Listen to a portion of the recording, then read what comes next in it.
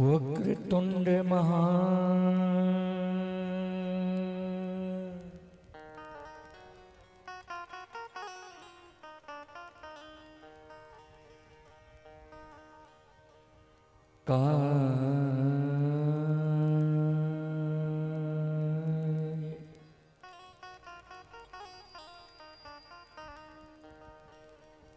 सूर्य कोटि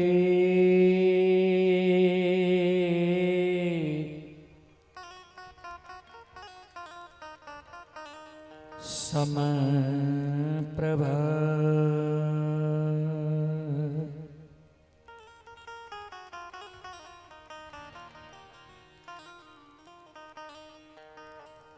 निर्विघ्नं कुरु मे देव।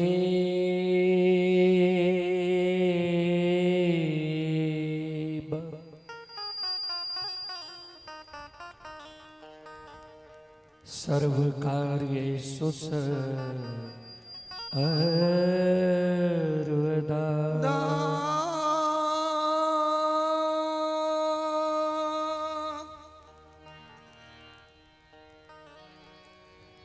या देवी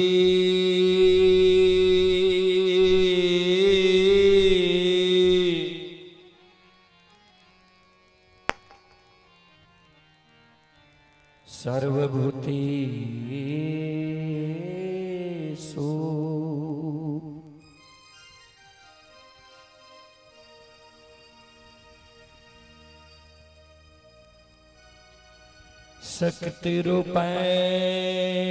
शक्तिरूपेण संस्थिता।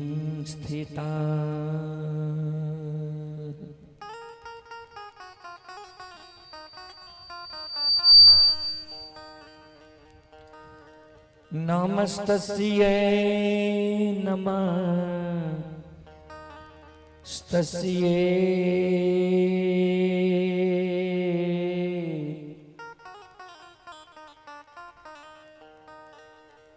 नमस्तस्यै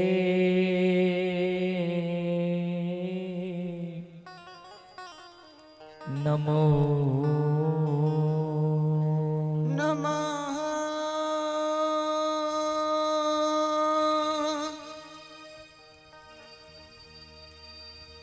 वंदो गुरुपाद कांज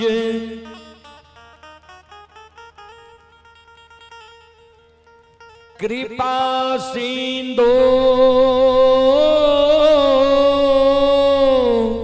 वोल्टेज कम ही है। नर रूप हरि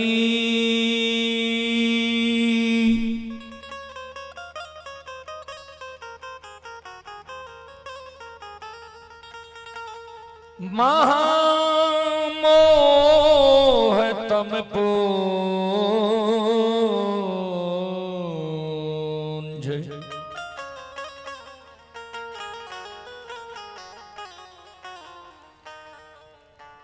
जासु बचन रवि करे करा।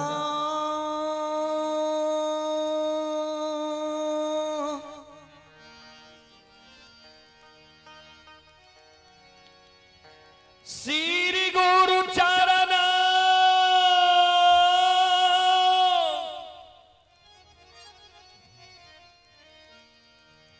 सरोज रज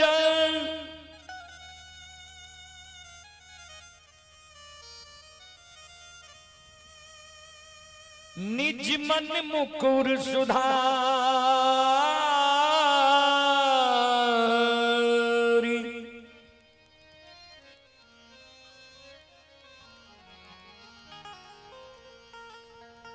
बरनो रघुवर बिमल जसो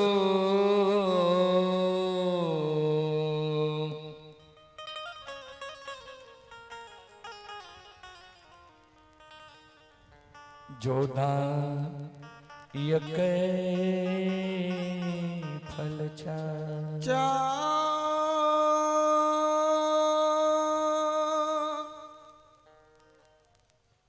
परम आदरणीय महानुभाव श्रोता सज्जन वृंद भक्ति स्थल पर उपस्थित भक्तजन, संतजन, गुरुजन, तमाम ग्रामवासी, भारत भूमि की गौरव गरिमा बढ़ाने वाली देवी तुल्य माता एवं शक्ति स्वरूपा बहनों की चरण रूपी गंगा में दासों के दास,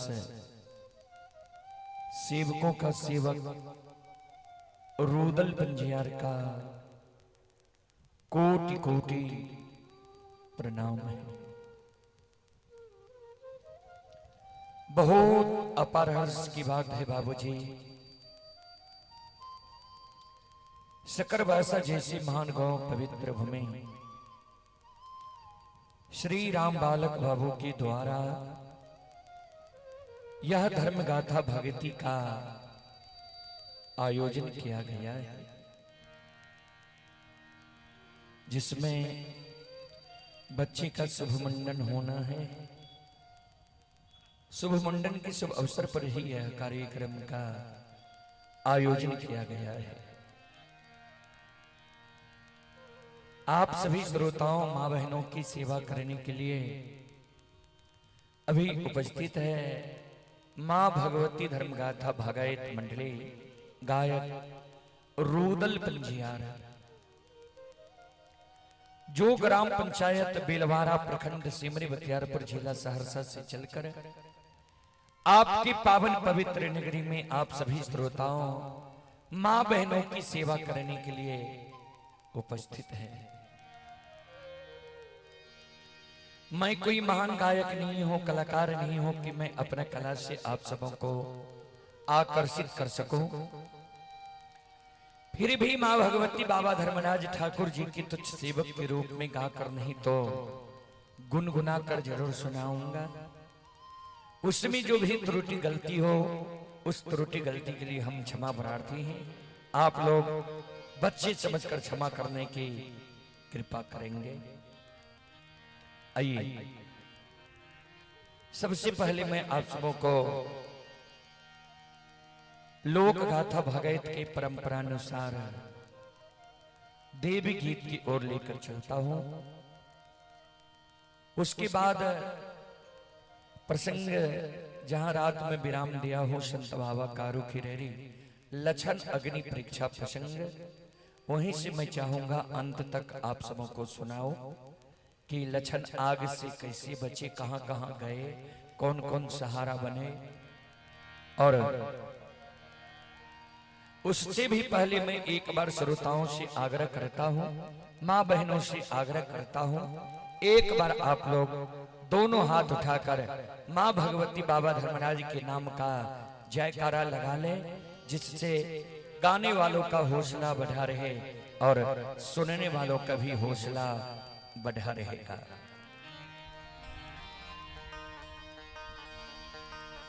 बोल बोल माता भगवती महारानी की, श्री दाता धर्मराज की, भक्त और भगवान की, महारुद्र बजरंगबली की, श्री कृष्ण चंद्र भगवान की, राजा रामचंद्र जी भगवान की। आई सबसे पहले देव गीत की ओर।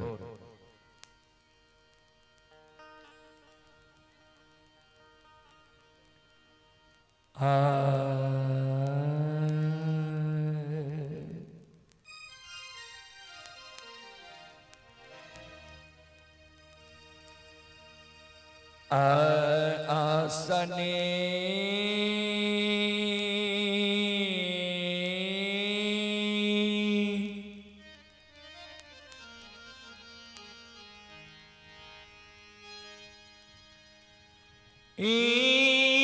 निपैते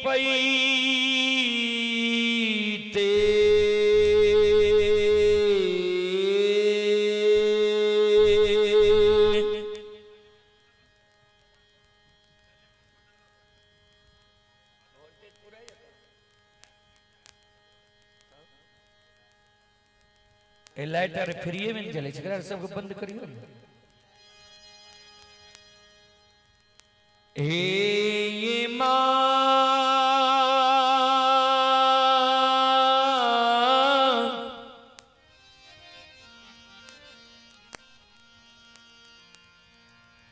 तार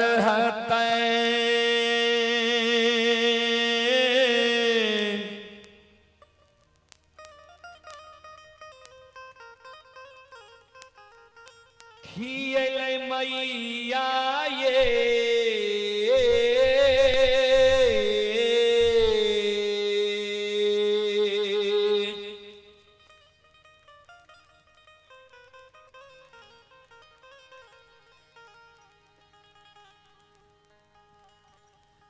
जाननी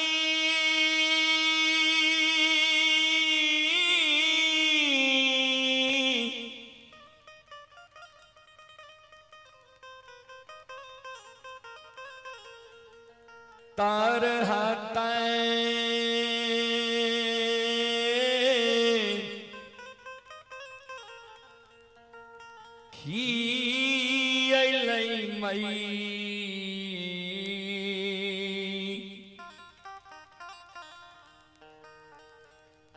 मैया आए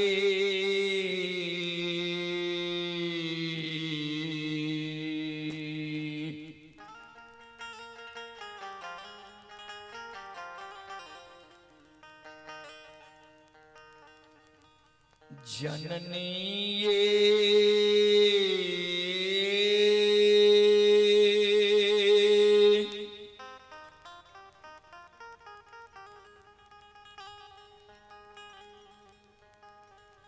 धूपा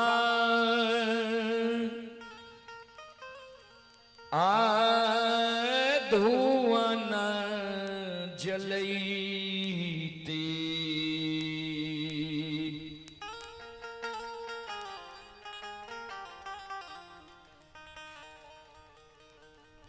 चुटकी जान आलल से तैयो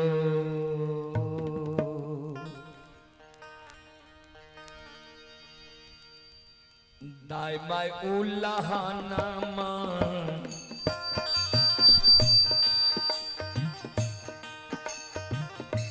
दै छै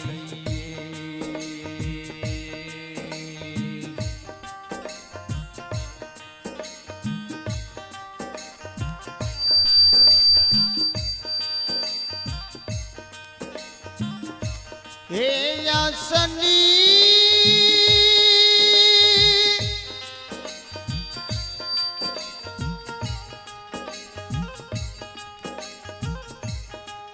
हे निपैते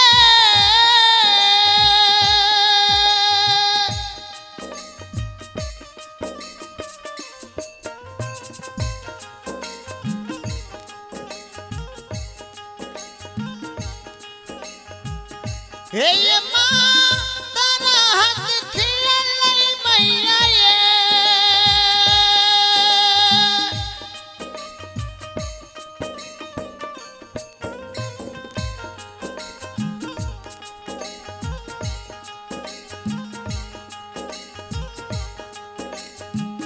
जननी तारा हाथ खिलई मैया ये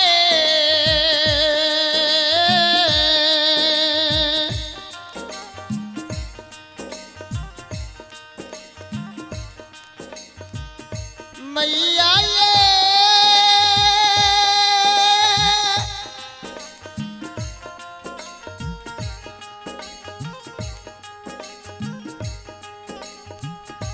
धूपा धूमा न जलैते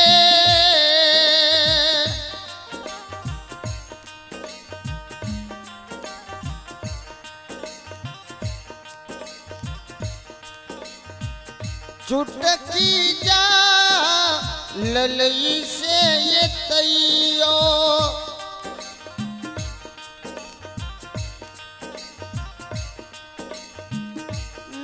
मैं उल्हनमा दै छैये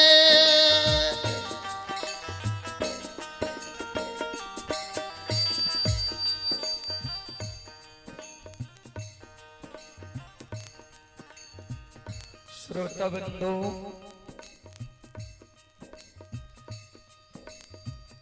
एक अबला एक बिचारी दुखियारी बांझी माँ जगत जननी जगदम्बे भवानी आदि शक्ति भगवती के गहवर के उसार पर जाकर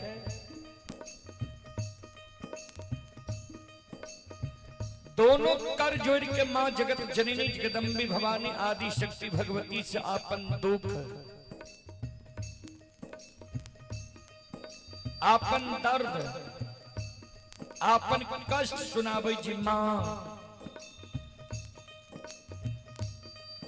अपनी के आसनी गहवर निपैत माँ हमर तरहत खिया गले अपनी के गहवर में धूप धुवन जलावत जलावत माँ चुटकी जैल गले अपनी के गहवर में प्रतिदिन फूल चढ़ावे चढ़ावे चढ़ावे के लेल फूल तोड़े तोड़े मां नाखून खिया गले प्रतिदिन गहवर में सांझ दे दे प्रत्येक सारी के आंचल जेल गले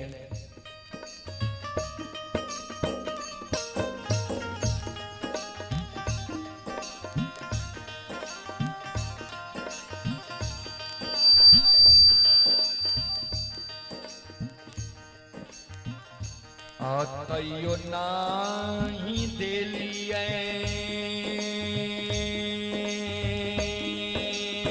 ए मैया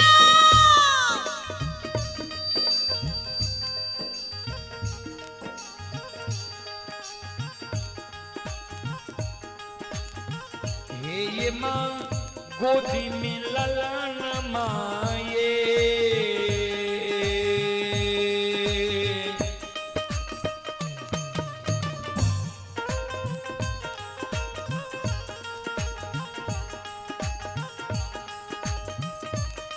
भागवती माँ गोदी में खिलन माये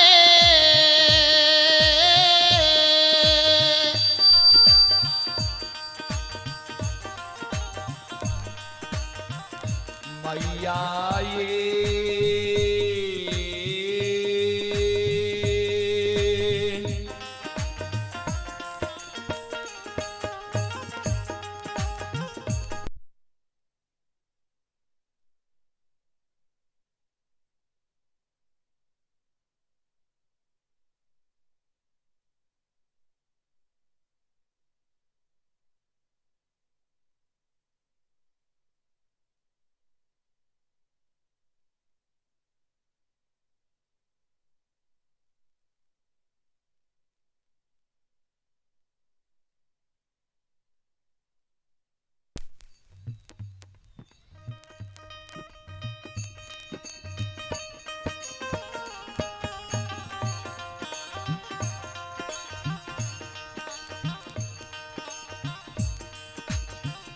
मैया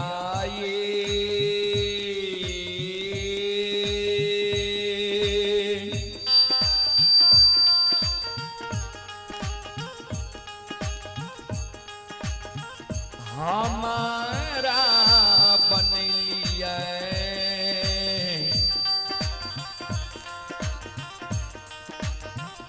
बांधी मरो छान निशी दाय माय उल्लाहनमा दै छैये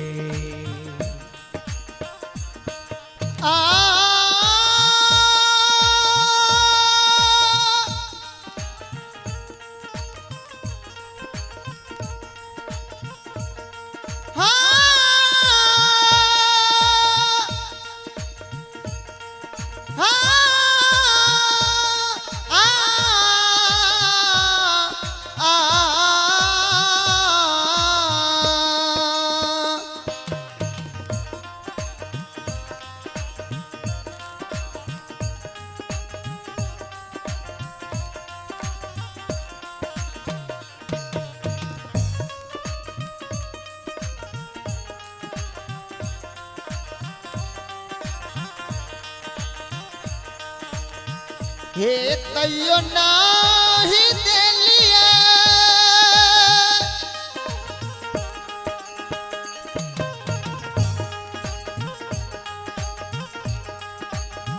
हे माँ गोदी में ललन माये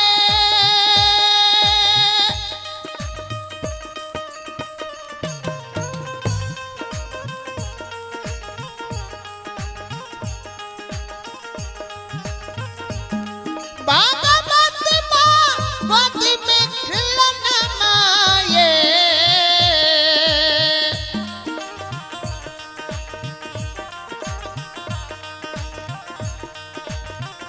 मैया ये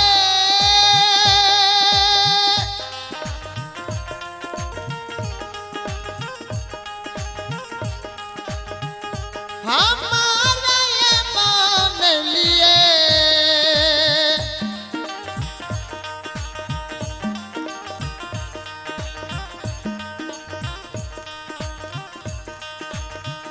बाजी मरो जनी से ये तैयो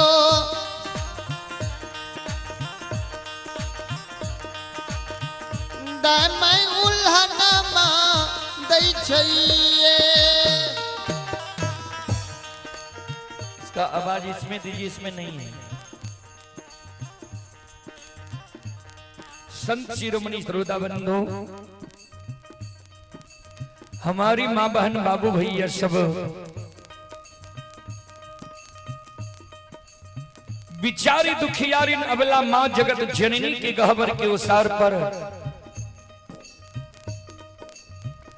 जार बेजार काने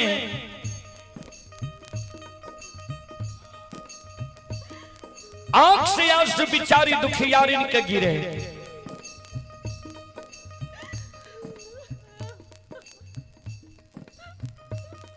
जी मां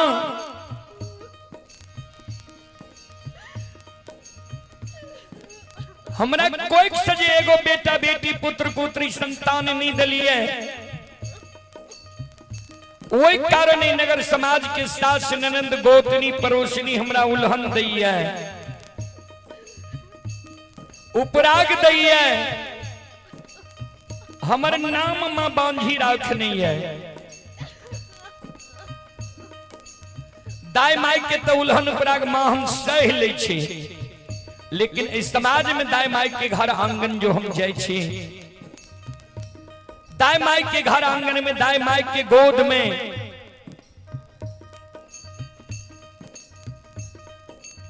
दाई माई के बेटा बेटी के हंसे की आवाज सुनै छियै।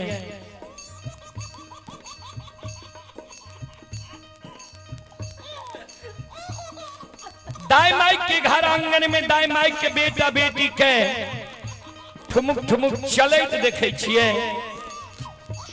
दाई माई के गोद में दाई माई के बेटा बेटी के हंस काने की आवाज सुनै छियै।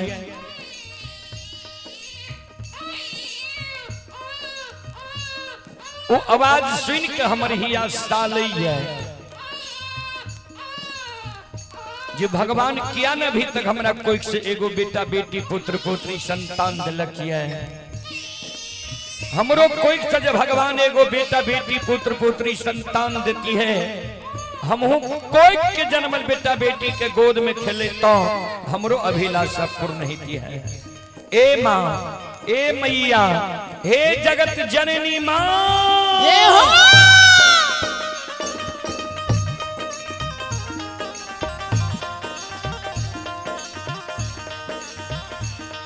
सबके अंगन माँ, हे मैया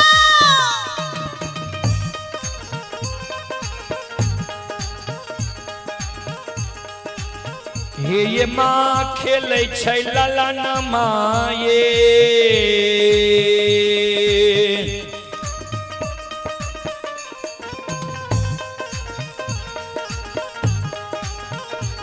बागमती माँ खेलै छै पलक माये।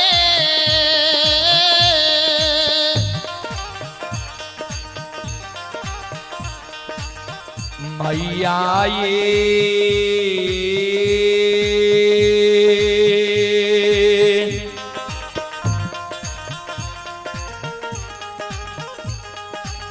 हमारो अंगनमा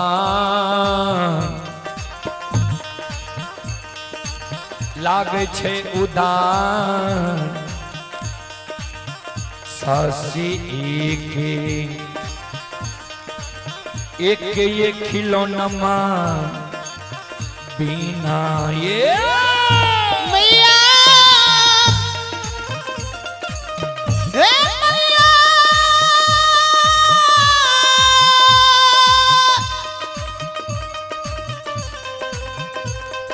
हे माया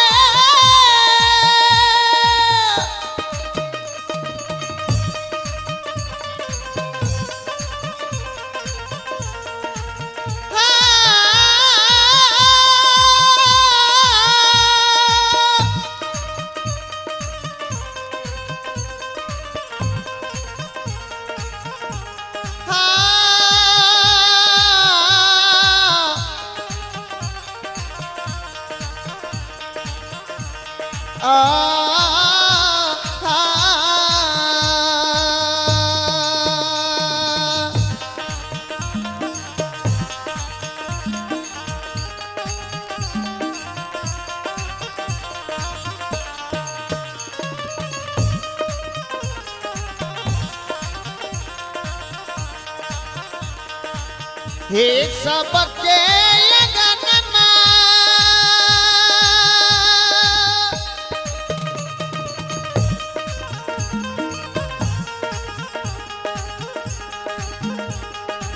हे ये मां खेल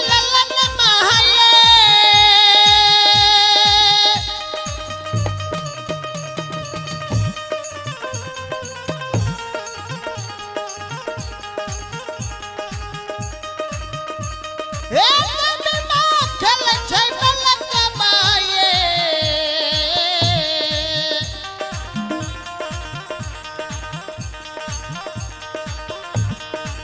मैया ये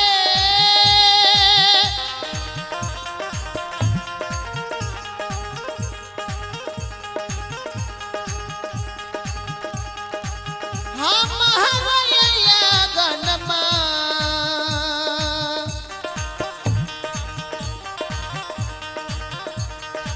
लगत से उदास से ये के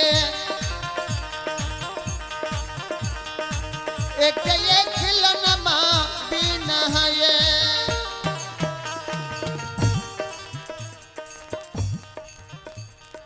माँ जगत जननी जगदम्बे भवानी आदि शक्ति भगवती के गहवर के ओसार पर जे बिचारी दुखियारी अबला जार बेजार कौन नहीं रहे।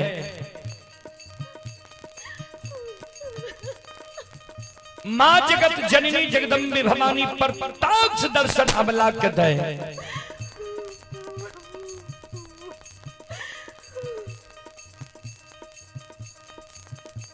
अबला के कहे बिचारी तोरा गोद में खिलौना चाहिए।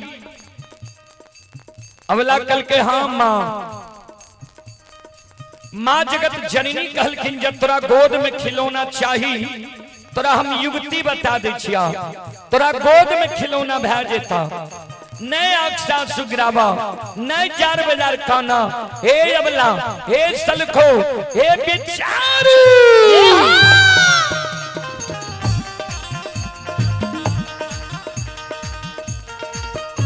रितेश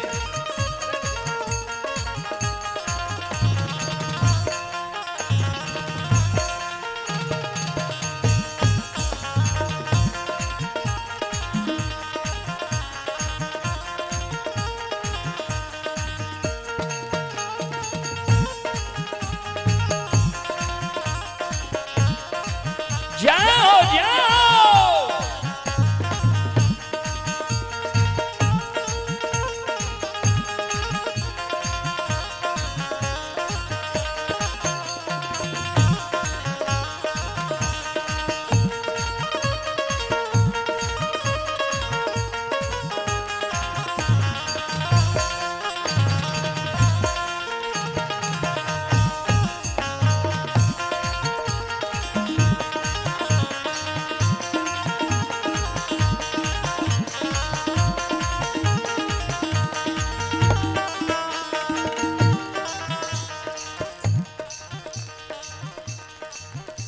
श्रोता बंधु, आइए अभी जो यह कार्यक्रम आप लोग देख रहे हैं, यह कार्यक्रम Rudal Panjiyar YouTube channel, Rudal Panjiyar Facebook page, Maithili hits Bhagat channel पर यह कार्यक्रम अभी लाइव चल रहा है। जो देश विदेश तक का लोग यह कार्यक्रम का अभी लुत्फ उठा रहे हैं। जनरेटर के कार्बन पर चर्चा करे। श्रोता बंधु, मां बहन, बाबू भैया सब उसी कड़ी में कुछ श्रद्धालु पुरस्कार भेजे हैं। आप हैं शविंदर कुमार यादव जी। शविंदर कुमार यादव जी ये ग्राम पिपराही, थाना लौकही, जिला मधुबनी के निवासी हैं। श्रद्धालु की ओर से श्रद्धा के साथ बड़े उदार दिल से 21 रुपए की पुरस्कार आए हैं। और आप हैं विभूति पासवान, उदयपुर परबत्ता, जिला खगड़िया। ये श्रद्धालु की ओर से 21 रुपए की पुरस्कार ऑनलाइन फोन पे के द्वारा आए हैं। श्रद्धालु को बहुत बहुत धन्यवाद, लाख लाख शुक्रिया, बहुत बहुत साधुवाद। और आप हैं विनोद कुमार, पिता मुनीश्वर पासवान।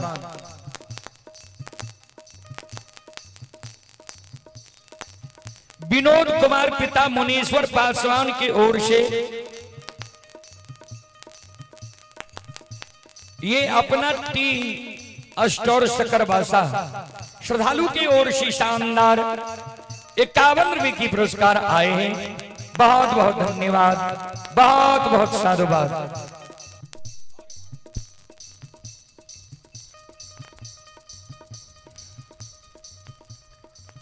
आप ही सुनील कुमार यादव, सुनील कुमार यादव जी की ओर से श्रद्धा के साथ बड़े उदार दिल से 51 रुपए की पुरस्कार ऑनलाइन फोन पे के द्वारा आए हैं। श्रद्धालु को बहुत बहुत धन्यवाद, लाख लाख शुक्रिया, बहुत बहुत साधुवाद। जय हो दानी श्रद्धालु की जय हो, उनके समस्त परिवार की जय हो, जय हो।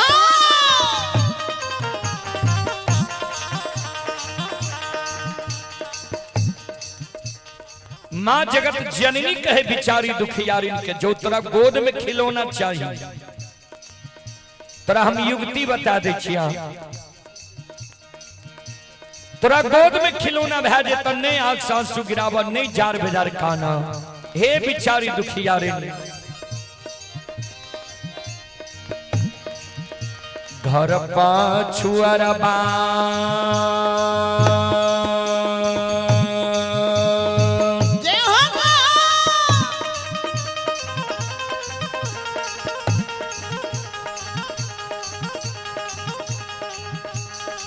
अबला बसे छ कुम्हार भैया हे,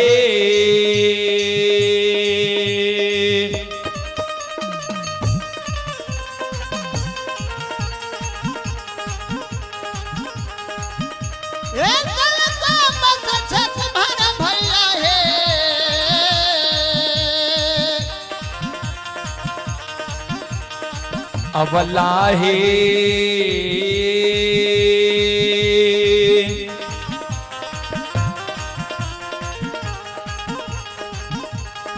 मिट्टी के बालकबा,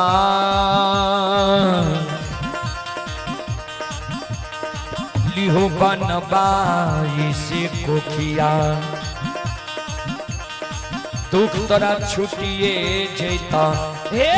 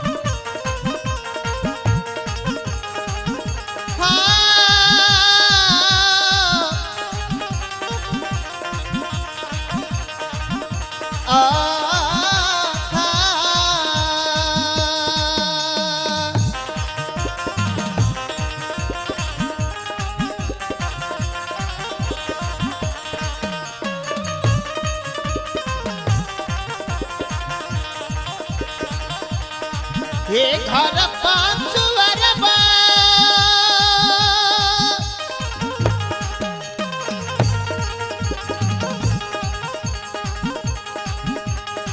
अबला मत छक तुम्हारा भैया है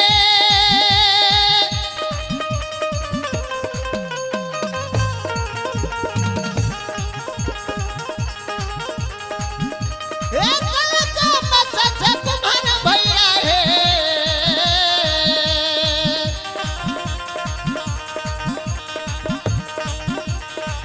अबला है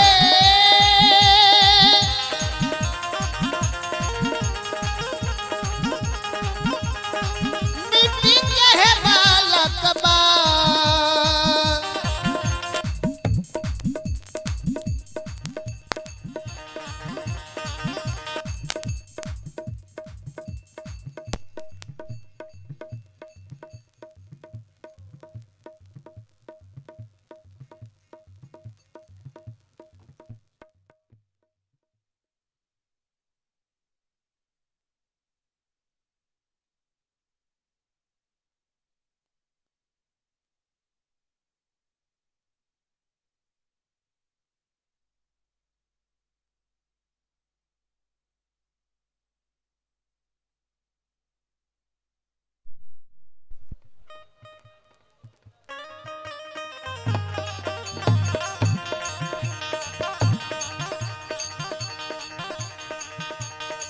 अबला है मिट्टी के है बालक बा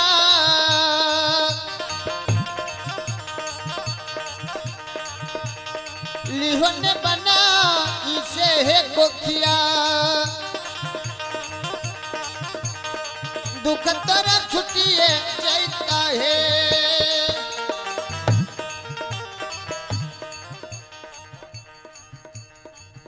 श्रोताबंधो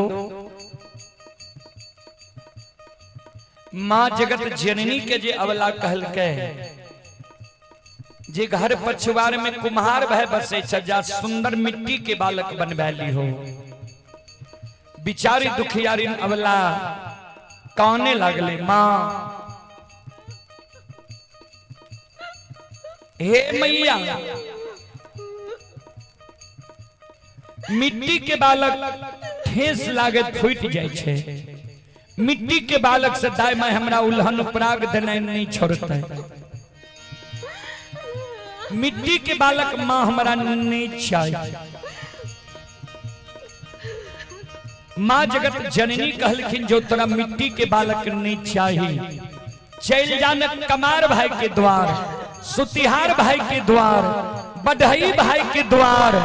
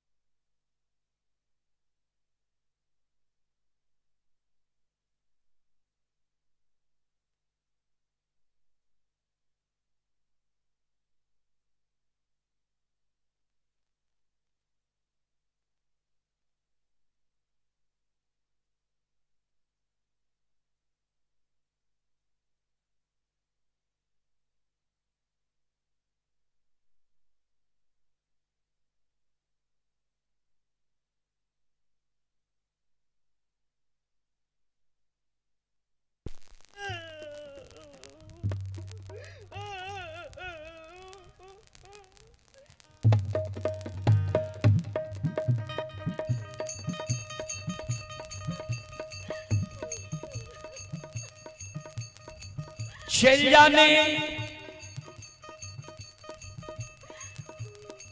कमार भाई के द्वार सुंदर काठ लकड़ी के बालक बनवैली हो बिचारी अबला काने लगले माँ काठ लकड़ी के बालक भी हमरा नहीं चाहिए। माँ जगत जननी कहलखिन से किया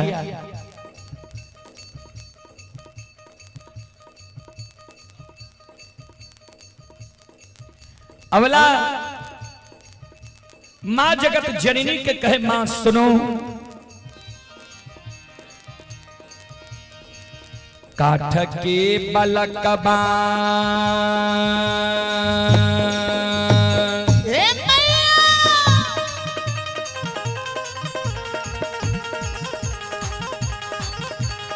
हे ये मां हिले छै नहीं डोले छै ये,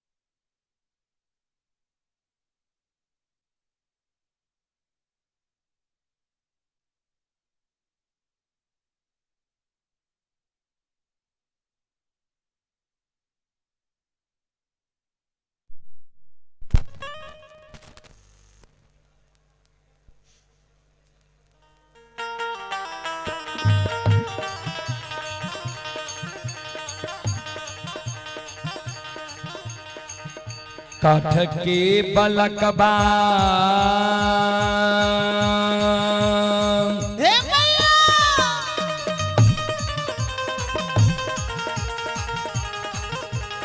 हे ये मां हिले छै नहीं डोले छै ये,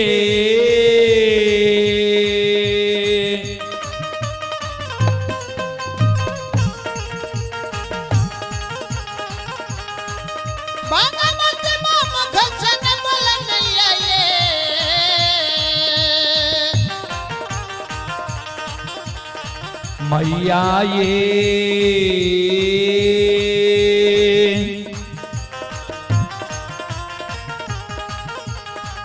नहीं पिए छै बत्तीसो,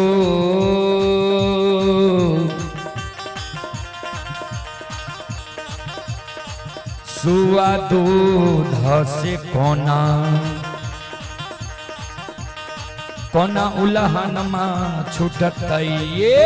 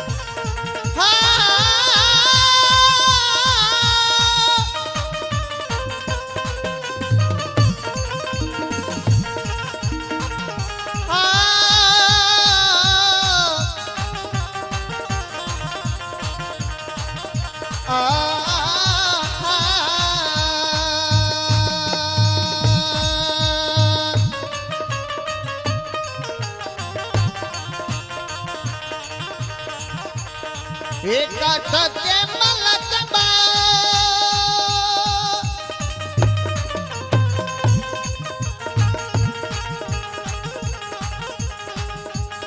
हे ये मां हिले नहीं छै डोले नहीं छै ये,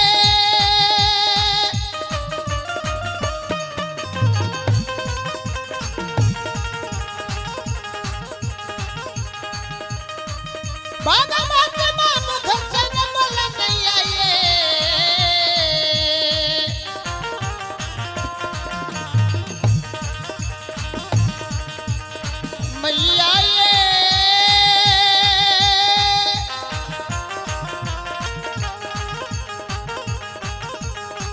नहीं पिए बत्तीसो,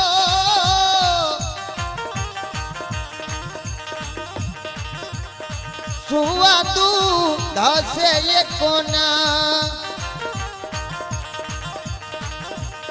कोना उलहना मां छूटत ये,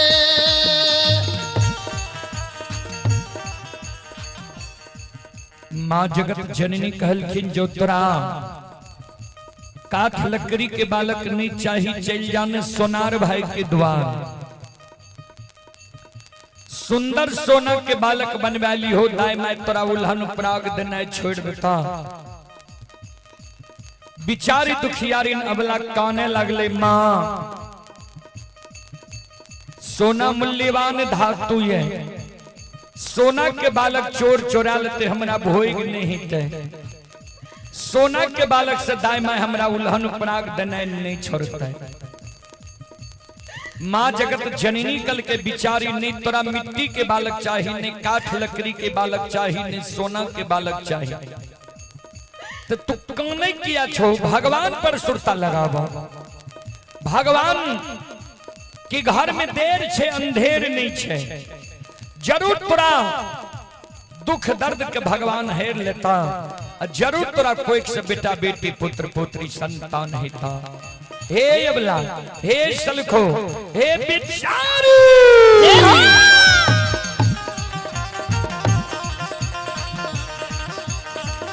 धीरज बांधा धीरा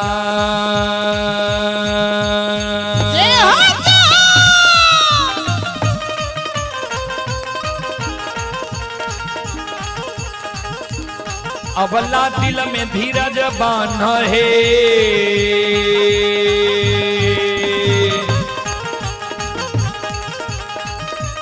बेचारे दिल में धीरज बांधा है।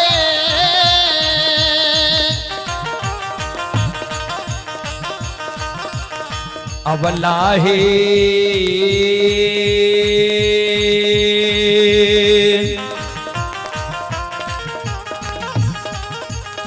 भगवान देता गोदी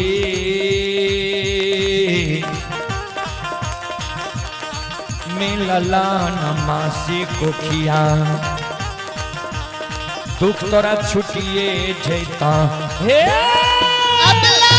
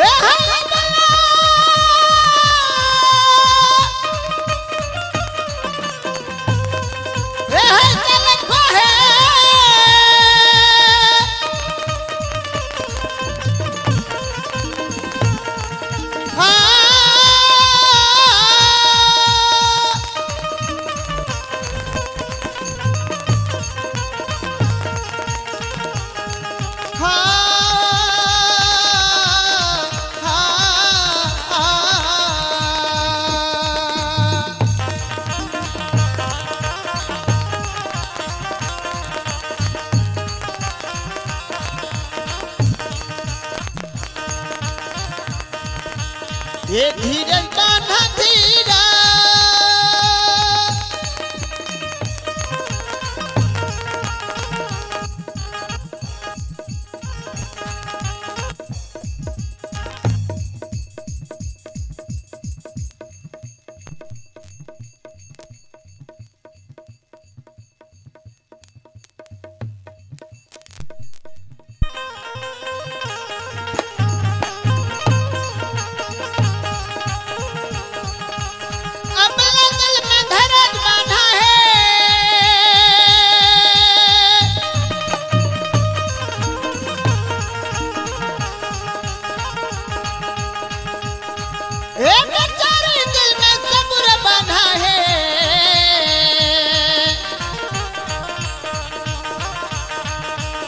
अबला भगवान देता गोदी में ललान माँ से लोगा रोगौल्लाहन माँ छुटता है। अबला भगवान देता गोदी में ललान माँ से लोगा रोगौल्लाहन माँ छुटता है। लोगौल्लाहन माँ छुटता है, लोगौल्लाहन माँ छुटता है, लोगौल्लाहन माँ छुटता है, लोगौल्लाहन माँ छुटता है, लोगौल्लाहन माँ छुटता है, लोगौल्लाहन माँ छुटता है।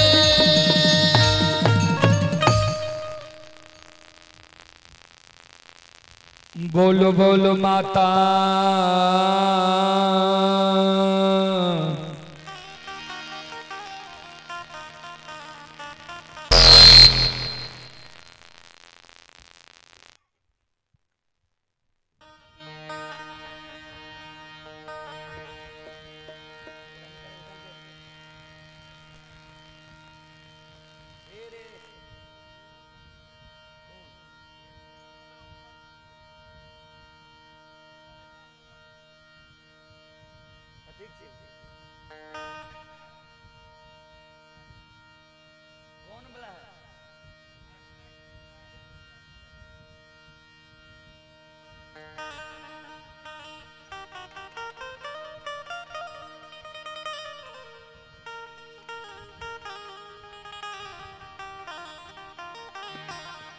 हेलो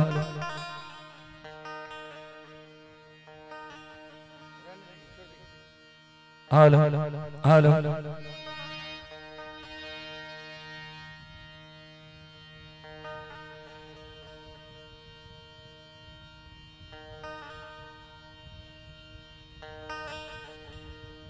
हेलो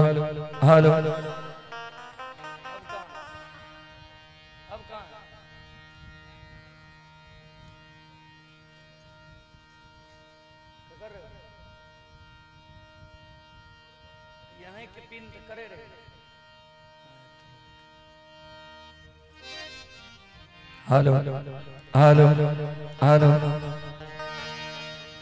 हेलो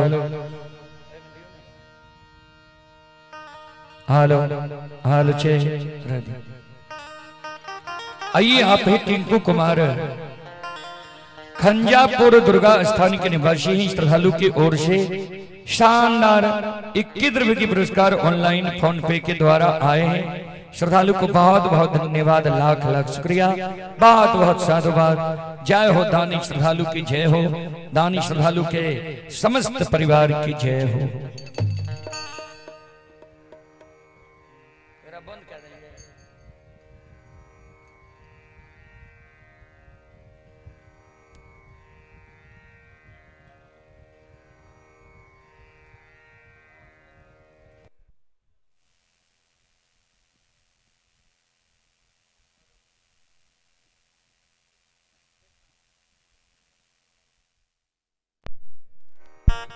बढ़िया करियो नहीं, बार बार छूटे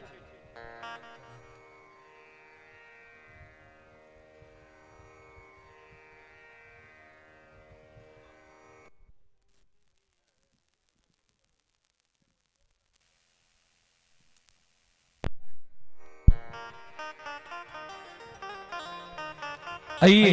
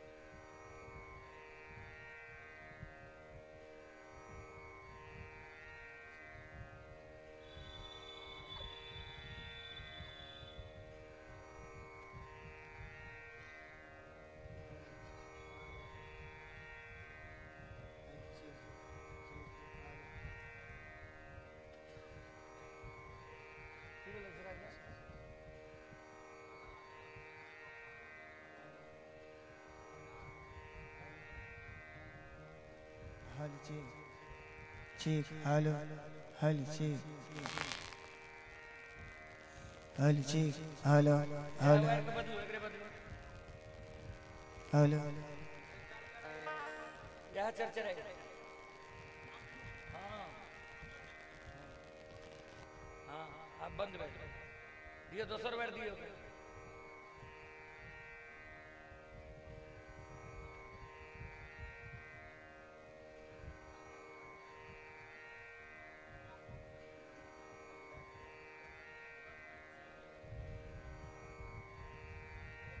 हेलो हेलो चीक आवाज बढ़ियो ना, आवाज कहाँ है?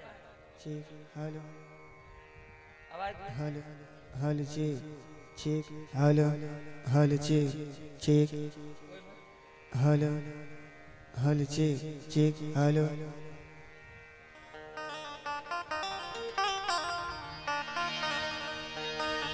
अब प्रसंग की ओर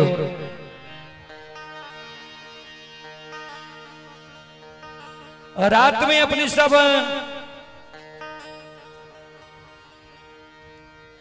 सुन लिए जे कारू बाबा के पूजा करे के कारण बड़का भाई महीनाथ पंडित छोटका भाई लछन के लिए 7 गा चंदन के चेला चिरा के ढेर लगा दिल के एक बाजे में दियो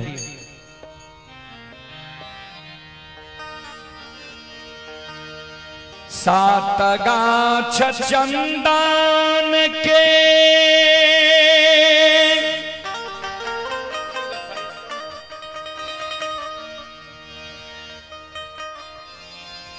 चेला चीर के ढेर भै गेलैये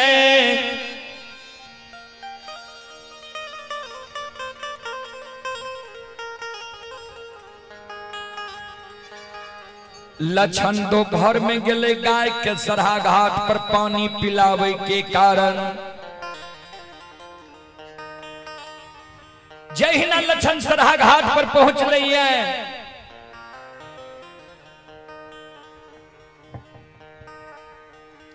लछन के नजर पर गले सात गाछ चंदन के चेला पर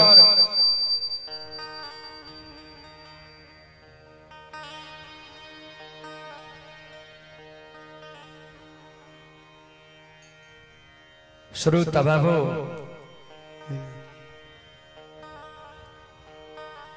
लछन गाय के लहथा बथान पर रोई के दिल के चल गए सरहा घाट पर मंगरू पंगरू दोनों भाई चेला चिरे रहे दोनों भाई के बगल में जाके खड़ा भ गए हे हो मंगरू भैया क्या चेला चिरे छो के कहल को चेला चिरे ले हे कारू भैया के निशानी सात का चंदन रहे क्या कारू भैया के निशानी के काट कर श्राप कर रहलो है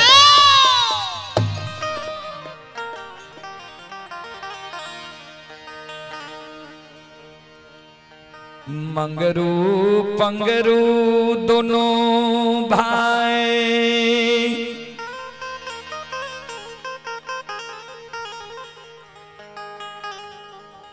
लछन के बगल में बैसा लई छई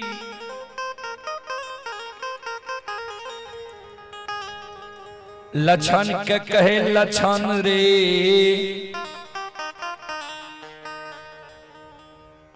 जहाँ और सूर्य भगवान उगई छई वहाँ और मानव प्रणाम करई है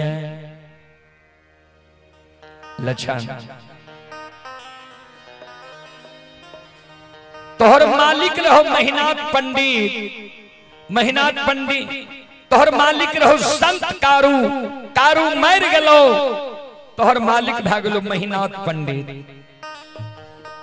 पंडित जे कहे छो तू क्या न मान लै छी लछन कल के भैया माने वाला बात कहते तब न मानबे जे बात हम जीवन उपरांत नहीं मानबे से बात हमरा बड़का भैया कहिए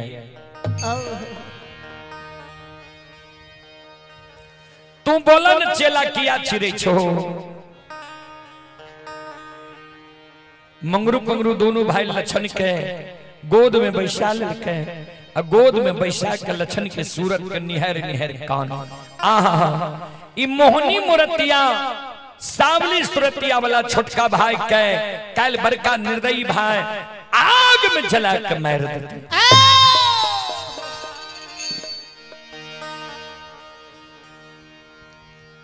दोनों भाई काने कैन कैन के लछन के कहे लछन सोन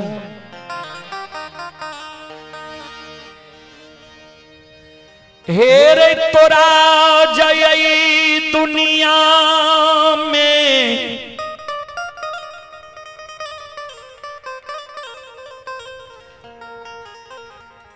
जिंदा रहना छोयई महपुरा नगरी के धन संपत्ति के लोभ के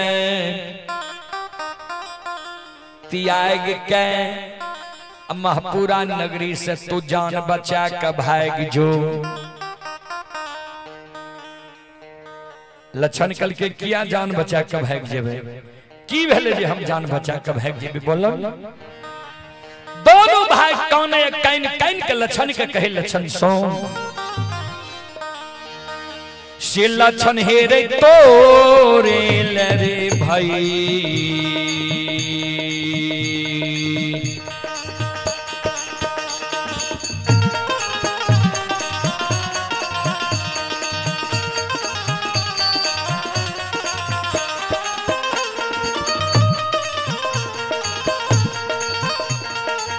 रे लरिलबा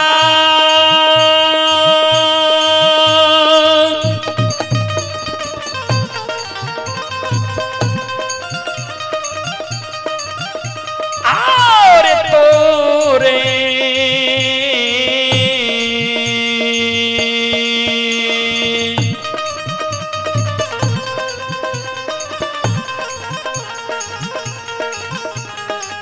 रेल भैया रे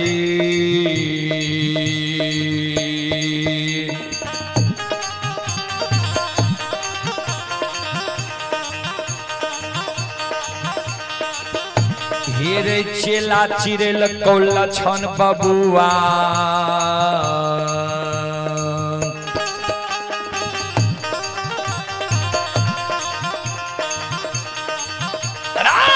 मार दे तो काल्हा आग में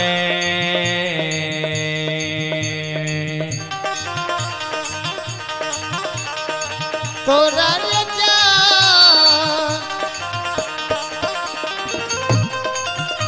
रे जला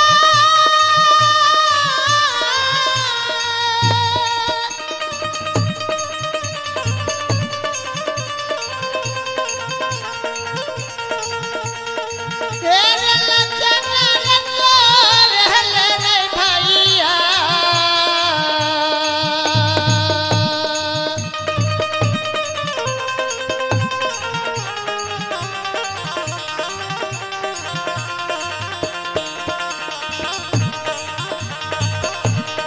तेरे दुलरुआ रे तोर हले रे भैया जाओ जाओ जाओ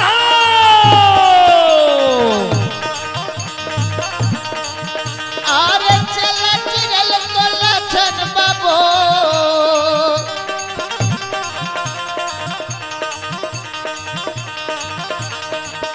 हेरे मारे का दुश्मन काला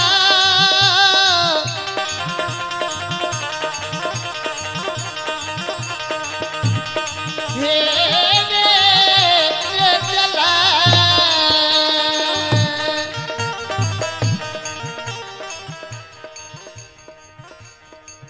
आइए श्रोता बंधु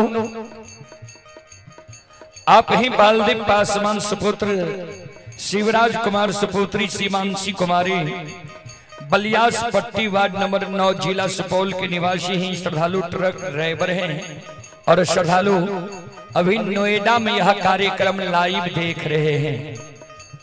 श्रद्धालु की ओर से श्रद्धा के साथ बड़े उदार दिल से शानदार 21 रुपए की पुरस्कार ऑनलाइन फोन पे के द्वारा आए हैं। श्रद्धालु को बहुत बहुत धन्यवाद, लाख लाख शुक्रिया, बहुत बहुत साधुवाद। जय हो दानी श्रद्धालु की जय हो, उनके समस्त परिवार की जय हो।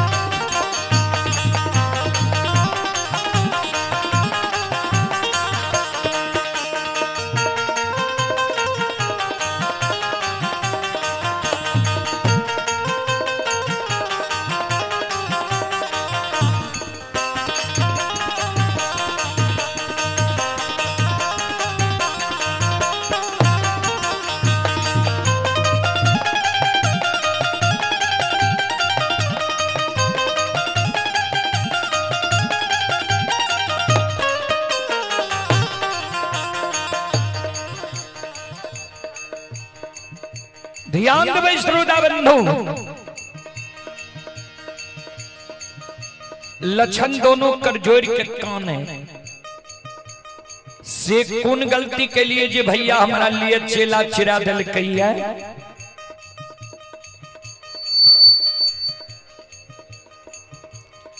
मंगरू पंगरू दोनों भाई कल के जे भाई के मुहा मुही तू बोल गल, हाँ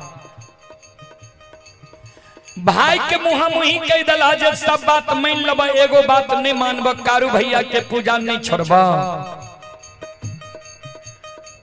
लक्षण कल के हम की जाने के लिए जे एक बात से भैया के एक बड़ा क्रोध है विजेता है किया ना हमरा भैया के बुझा दल समझा दल जे भाई के कहीं भाई आग में जला के मार लकैया मंगरू पंगरू दोनों भाई कल के उत्तरा लिए भाई रहती हो तब ने ये बात बुझती हो हेरे महीनाथ पंडित तोरा लिए अब भाई नहीं रहलो या भाई से कसाय बन गलो या महीनाथ पंडित के बुद्धि ज्ञान विवेक हरा गलो नष्ट भा गलो या तोरा जाई दुनिया में जिंदा रहना छो महापुरा नगरी से तू जान बचा के भाग जाओ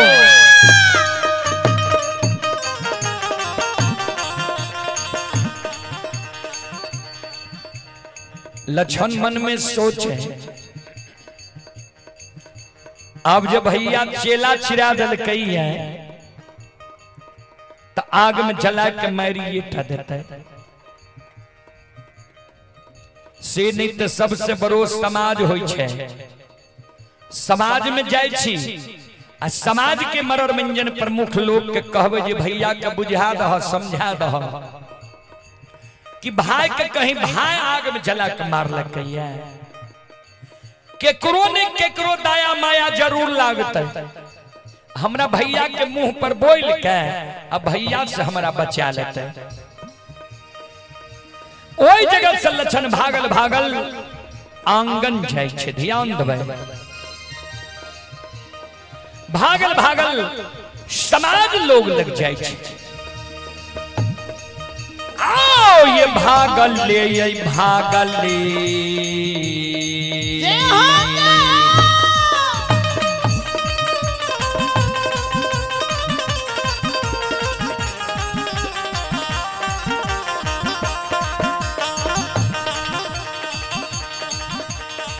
हो लरी लबा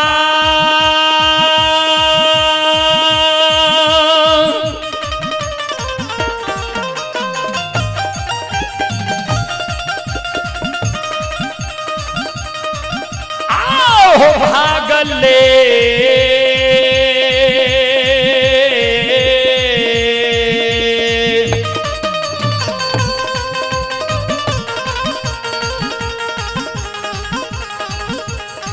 ले हो भागल ले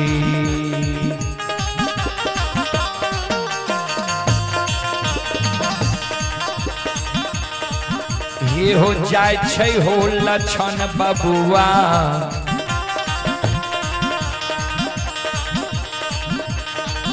आओ जाय समाज के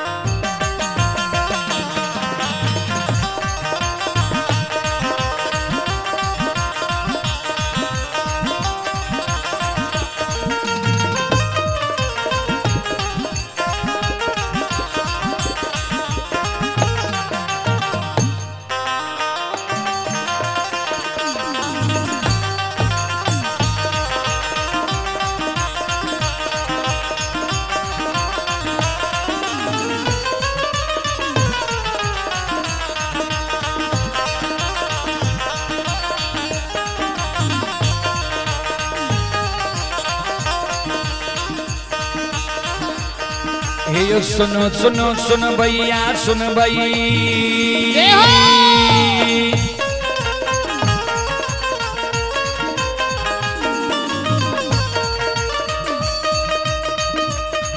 हे यो सुनो सुनो सुन भैया सुन भई यो गवैया बज भैया सुन भई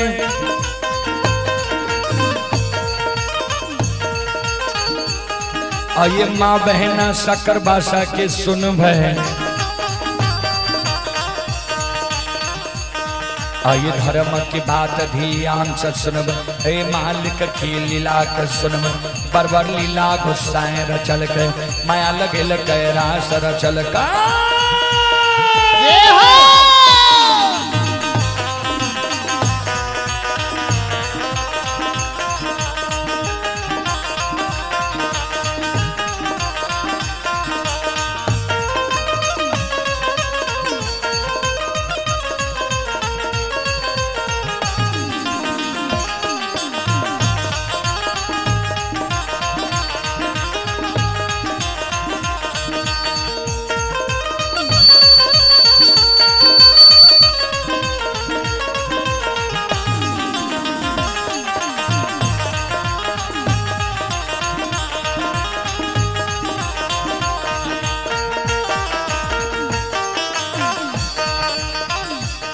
हे यो भाग के बेर भगवती के सुमरा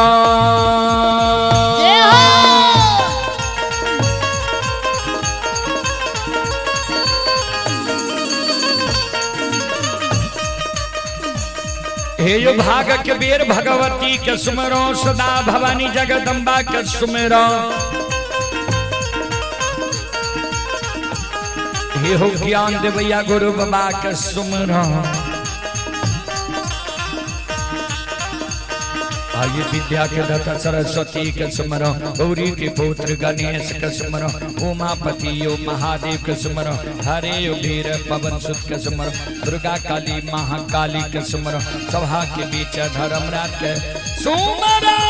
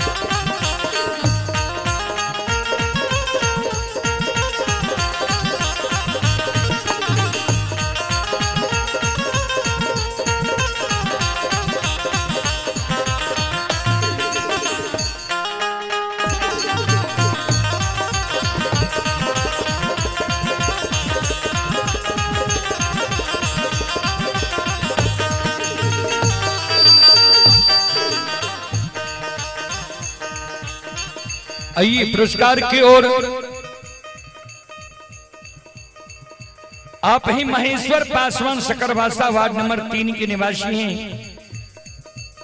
महेश्वर पासवान जी की ओर से ऑनलाइन फोन पे के द्वारा शानदार 51 रुपए की पुरस्कार आए हैं।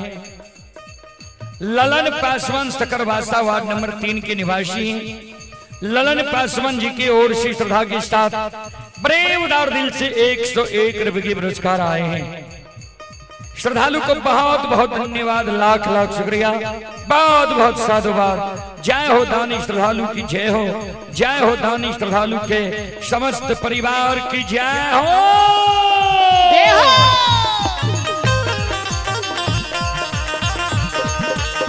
और ललन कुमार के ओर से शानदार 21 रुपए की पुरस्कार आए हैं। श्रद्धालु को बहुत बहुत धन्यवाद, लाख लाख शुक्रिया, बहुत बहुत साधुवाद। जय हो दानी श्रद्धालु की जय हो, उनके समस्त परिवार की जय हो, जय हो।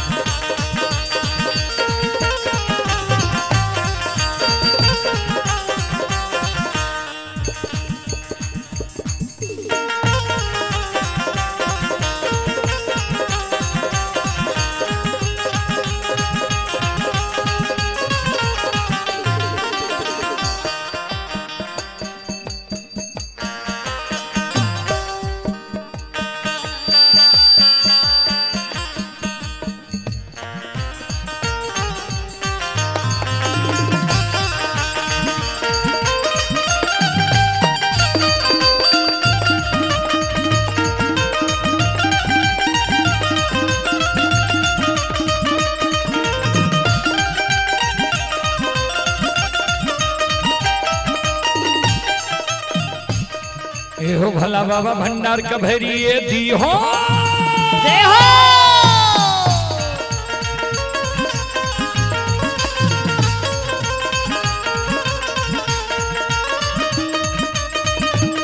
हे हो भला बाबा भंडार का भैरिए दी हो, ज्ञान के दीप सरस्वती जलई हो। आइए तन से ने भूलता मन से ने छोड़ता,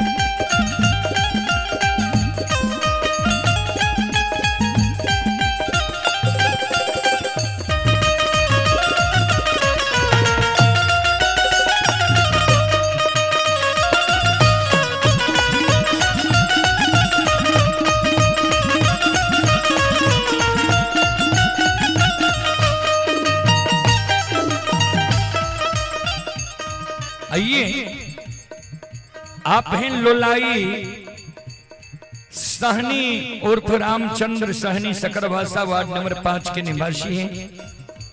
श्रद्धालु की ओर से 101 रुपए की पुरस्कार ऑनलाइन फोन पे के द्वारा आए हैं।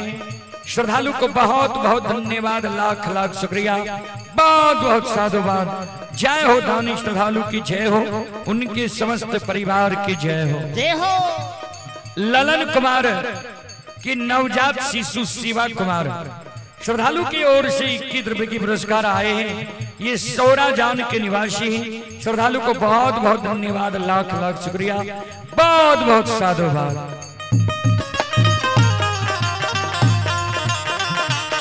ये जो भक्ति के बस भगवान बसे जय हो।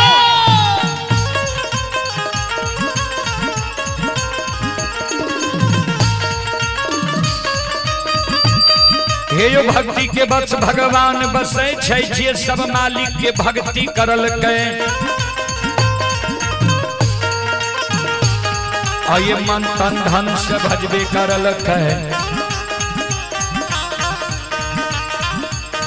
आइए ओकर बेड़ा पार करल के। घड़ी में भोर बसे उठबे पल में परले मचाइए दै छा।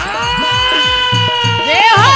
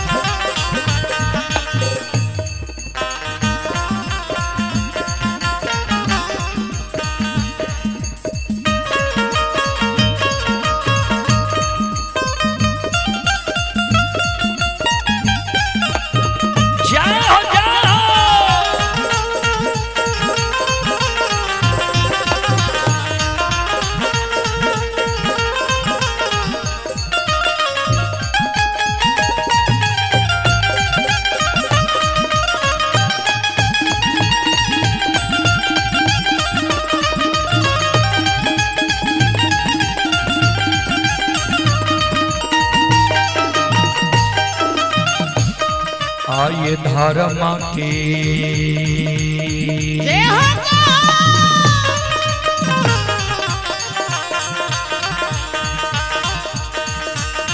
हे यो बाबा धर्म के लीला।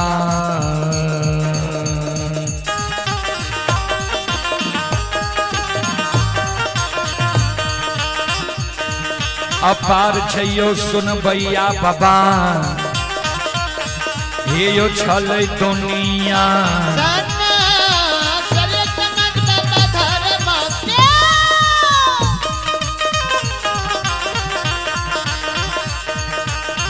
लिहिला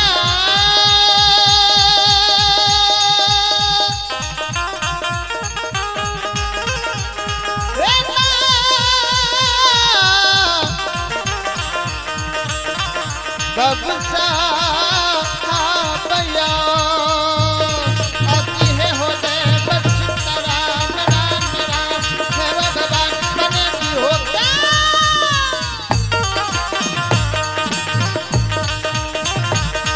आया धर्म के लीला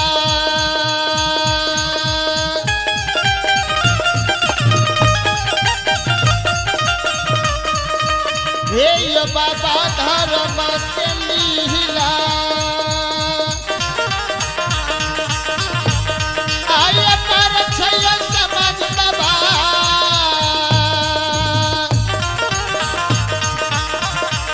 हे चल दुनिया सना सना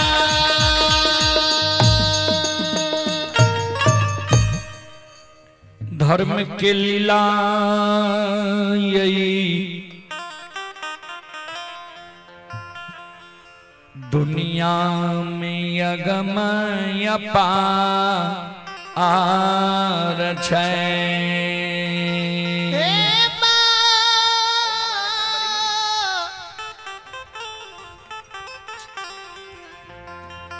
बबुसा भैया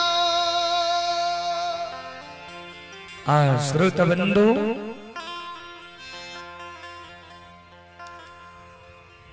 ओई जगत से भागल भागल लक्षण जाय छे समाज में समाज के घर घर आंगन आंगन जाके सबके लक्षण कहे जे भैया हमरा लिए चेला चिरा दिलकै है अपने सब हमरा भैया के बुझा दियो समझा दियो जे भाई के कहीं भाई आग में जला के मार लकै है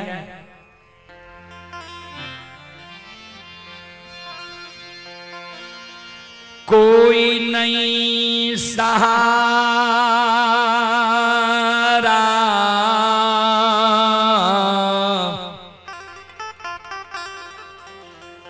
लक्षण के महापुरा नगरी में होई हे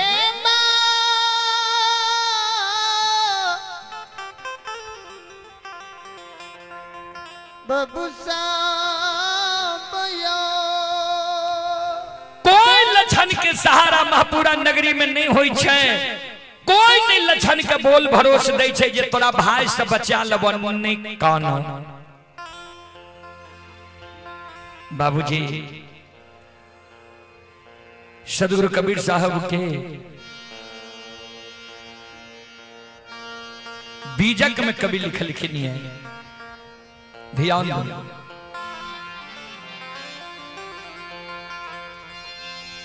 सबे सहायक सबल के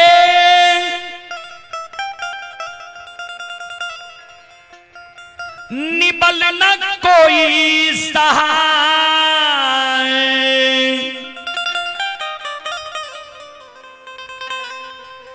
पवन जगावत आग को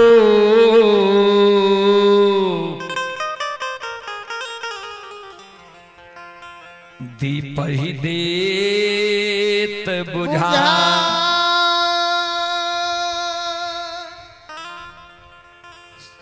सबे सहायक सबल के समाज में सब मोहगरे लोग के सहायता करे छे बाबूजी गरीब के सहायता करे वाला क्यों नहीं उदाहरण दलखिन है पवन जगावत आग को आग छे सबल कवि लिखलखिन ये सबल में दोष नाही गुसाई रवि पावक सुरसरी की नाई आग सबल छे एक घर में आग लग जाए पवन नाम छी हवा के, हवा चले लागते, एक घर से हवा वो आग के 50 घर में पहुंचा देते, धधका दे छे हवा आग के। दीप छे गरीब, दीप जले छे, हवा चले लागते, दीप के हवा बुझा देते, वह हवा आग के धधका दे छे, वह हवा दीप के बुझा दे छे। फिर लिख लखनी है, कबीरा बात गरीब की,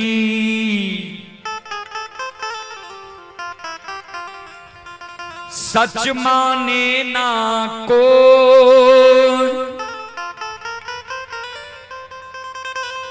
धन्यवान की झूठ में,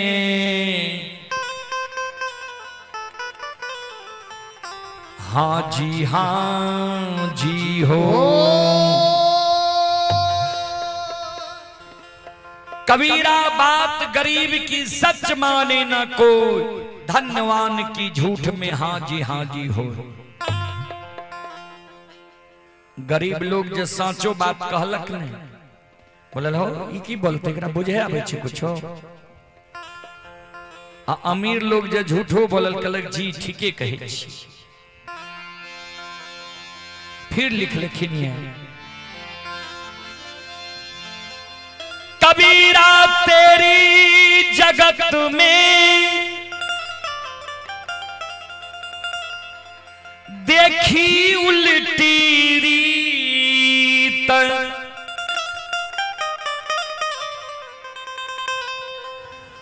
पापी मिलके राज करे,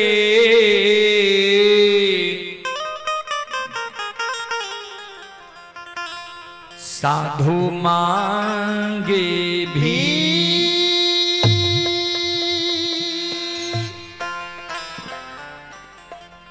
कबीरा तेरी जगत में देखी उल्टी रीत,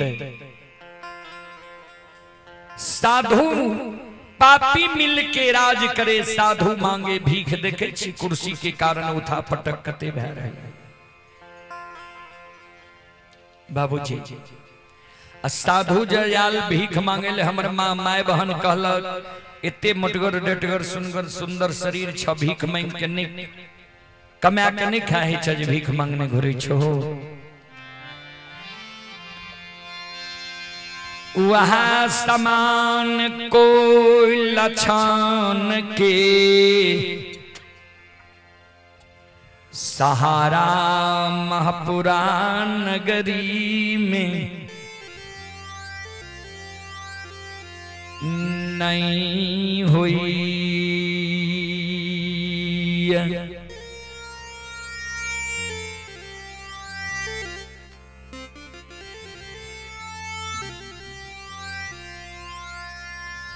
कोई जो लछन के सहारा नहीं होई छे, लछन मन में सोच लके चेला चिराग लइए, समाज के कोई लोग हमरा भाई के मुंह पर बोले ले तैयार नहीं छे।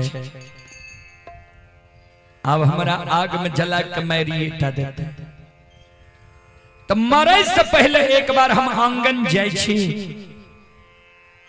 आंगन में माई के चरण में प्रणाम क्या लेवे, माई के कह देवे जे माई गे ए छोटका बेटा से तू आप धीरज बांध ले, काली छोटका बेटा ए संसार से विदा भय जेतो।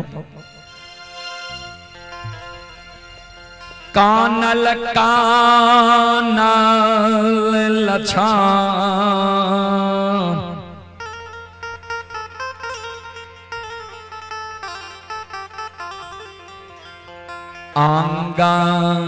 आंगन जाय छै।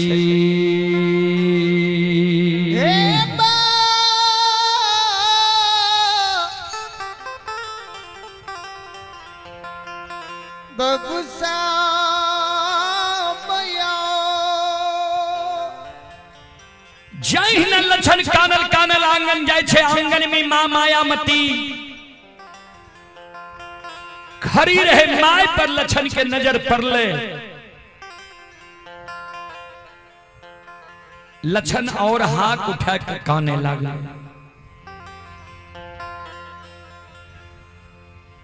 माय के चरण में लछन गिर जाय छे, भैर बांध के माय के चरण के पकड़ ले।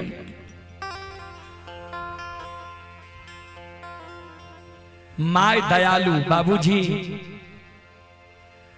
पुत्र को पुत्र हो जाई,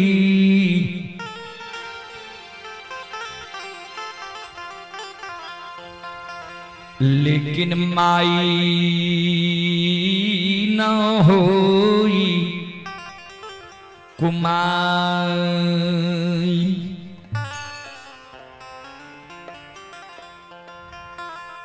पुत्र कुपुत्र भा जाय छे, लेकिन माय कभी बेटा बेटी के लिए कुमाई नहीं होय छे।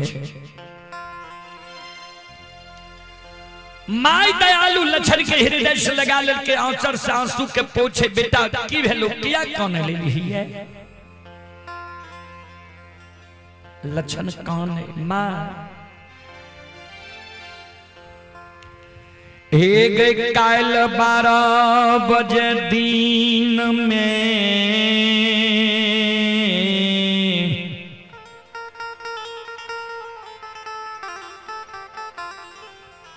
ए दुनिया से विदा आ भेजबो।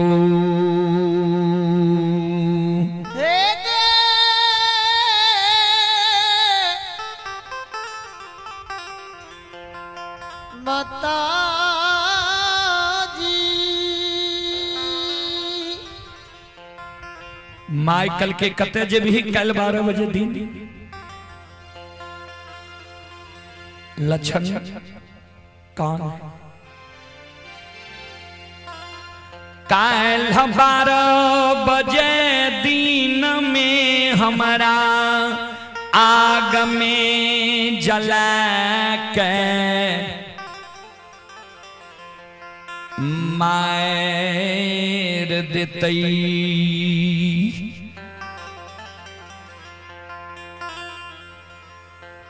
माइकल के तोरा कल 12 बजे दिन में मार, आग में जला के मार। क्या दुश्मन है दुनिया में पैदा ललका जो हमरा छोटका बेटा के आग में जला के मार?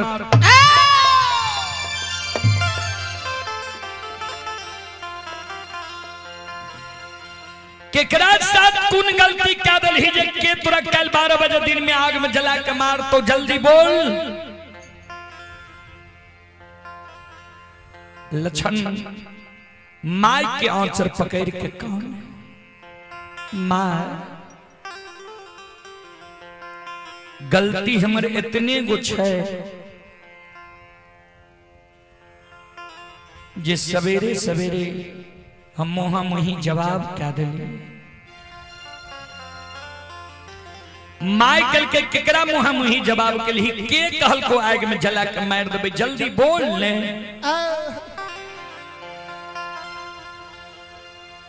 लछन के आंसू गिरई है,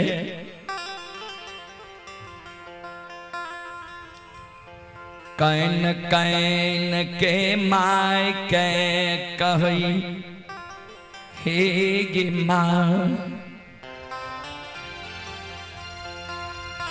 आ भाईया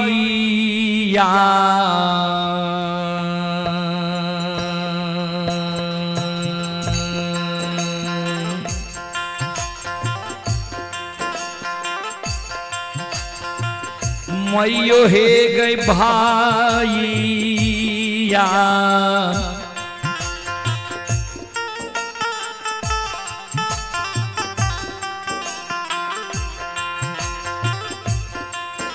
आगे बान ले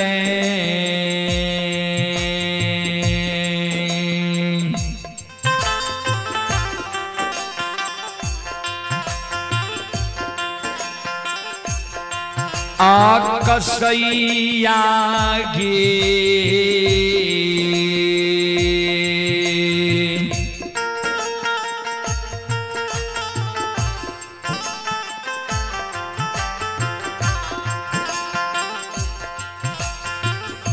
माता जी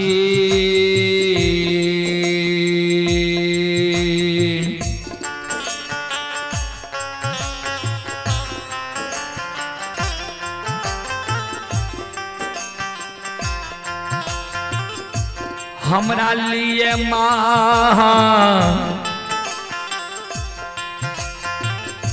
पूरा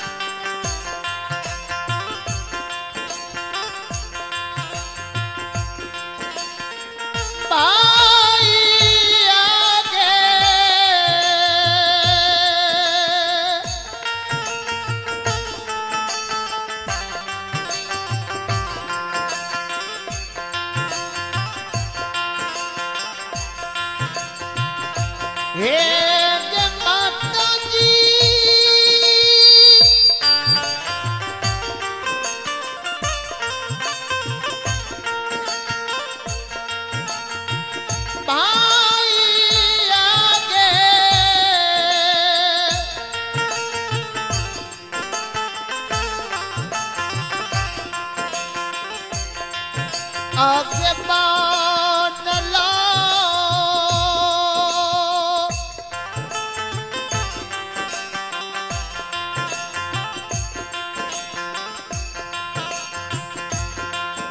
आपको सही आगे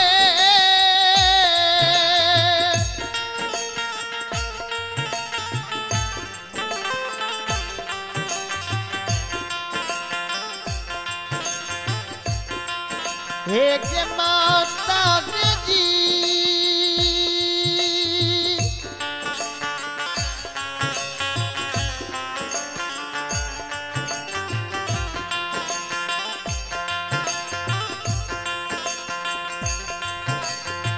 हमरा लिए माँ पूरा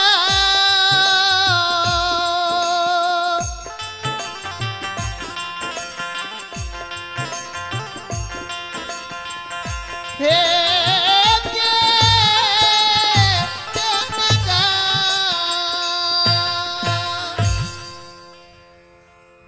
माँ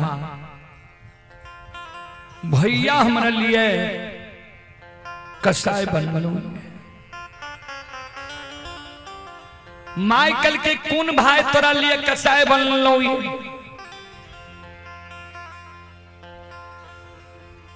लक्षण कल के जे भैया के तू काशी में पढ़ा के ज्योतिष पंडित विद्वान आचार्य बनी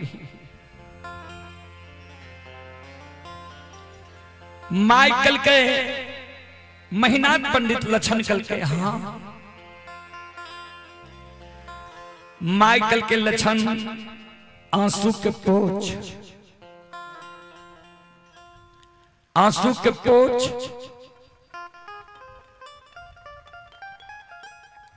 एहनो हो छे भाई के कहीं भाई आग में जला के मार लग गई है महीनाथ पंडित तोरा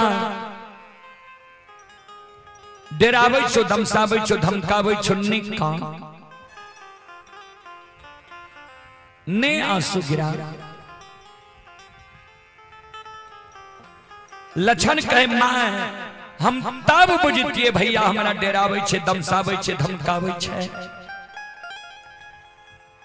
जब उ बेमनमा भाई हमरा लिए चेला नहीं छे।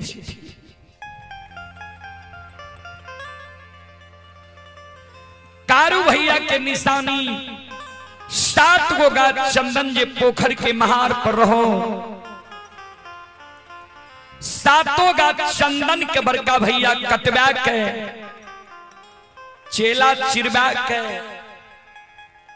अघनुआ लार के ढेरी के तरह सरहा घाट पर चंदन के चेला के ढेर लगे।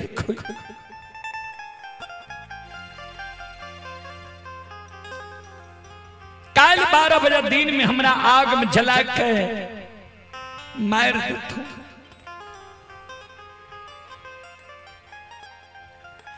अभागा बेटा से तोरा जे दुख कष्ट भेले तो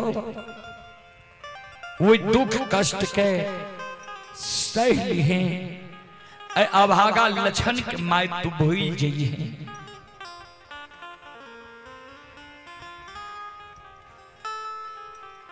माइकल के चेलो चिरा दिल को ये मेहनाथ पंडित तोरा आग में झलबैले। जा मेहनाथ पंडित तोरा आग में जलबैले चेला चिरल कौए तो मेहनाथ पंडित के चेला चिरा ला रही जिते।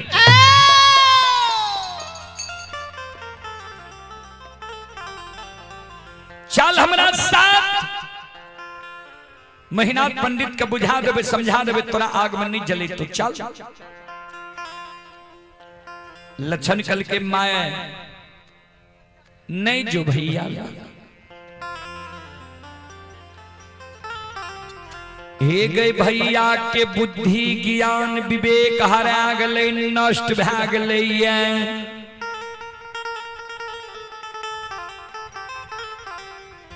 भैया तोहरे को गो बात नहीं मानतो। माइकल के हमर बात नहीं मानते मेहनाथ पंडित। सुन तेलियो मिठाई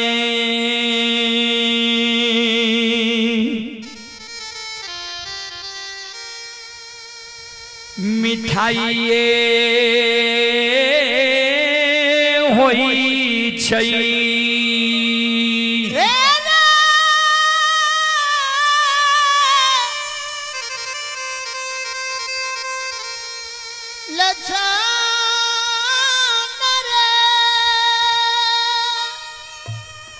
तेलियो मिठाई मिठाइए होई छई।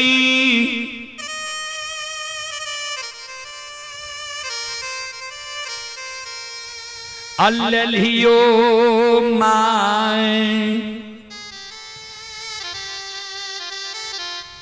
बेटा बेटी के लिए माइये होई छई।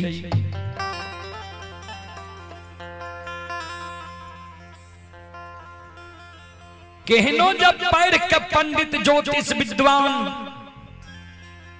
मेहनाथ बन लिए हमरे ने कोई से जन्म ललके। सुन तेलियो मिठाई लाके जब कोई कर कुटुमाइत रिश्तेदारी जाय छे कहलक मिठाई लाके एले रहे। जय बेटा के माय लेल छे बौक छे विकलांग छे अंधी छे बहिरी छे गुंगी छे। अगर वही माय के बेटा पढ़ लिख के विद्वान भै जाए समाज सेवी भै जाए मुखिया सरपंच भै जाए MP MLA मुख्यमंत्री प्रधानमंत्री भै जाए उल्लही माय के उ बेटा माय नहीं कहे छे। केहनो जब पैर के पंडित ज्योतिष विद्वान मेहनाथ बनले हमरे ने कोई से जन्म लेलके।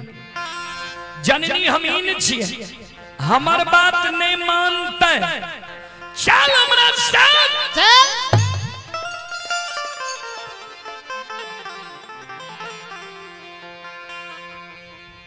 पुरस्कार की ओर आप ही Pramod tent house Sakarbasa Pramod tent house Sakarbasa के ओर सी श्रद्धा के साथ बड़े उदार दिल से ऑनलाइन फोन पे के द्वारा 101 रुपए के पुरस्कार आए हैं।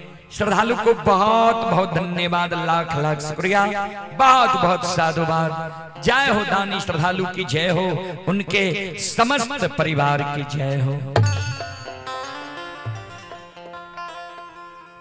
ध्यान दबे, आगे आगे माए, अब पीछे पीछे लछन। जय द्वार पर महीनाथ बाबा रहे, वही द्वार के ओर जा रहे हैं। वो द्वार के नजदीक जब लछन पहुंचले तो मन में सोचे, भैया तो वही ना हमरा पर क्रोधित भेल छे, भैया के नजर के सामने जेबे और हमरा पर क्रोधित भै जेते। माई के आंचर के छोड़ दिल के एगो घर में जाकर लछन छिप गले।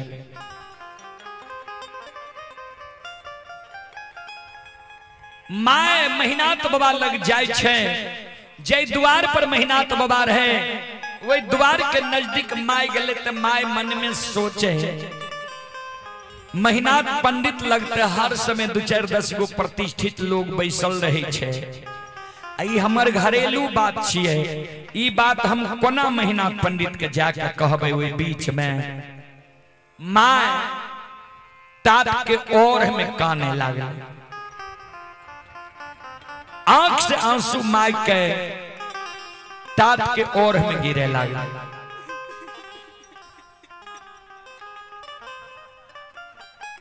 ध्यान देवे श्रोता सज्जन वृंद,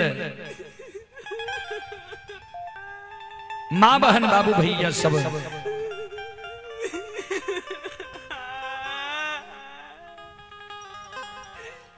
तात के ओर में जे माय काने रहे, माय के कानब के आवाज महीनाथ बाबा के कान में चली।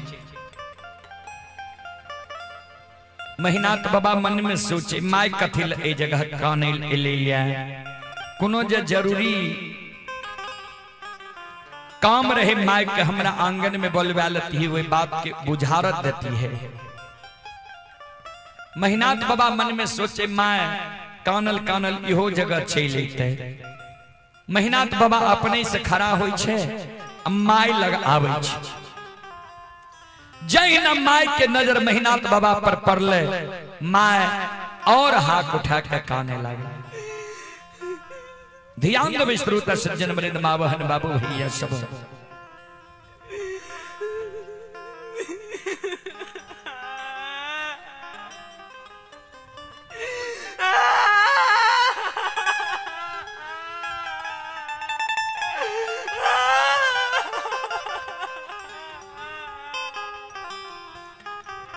महीनाथ बाबा माय के कहे, माय की भेलो, किया कान ले ली हमरा ला, किया तोरा आंख से आंसू गिरले लो, या कोनो बात रहे आंगन में हमरा बोलवा लेती ही।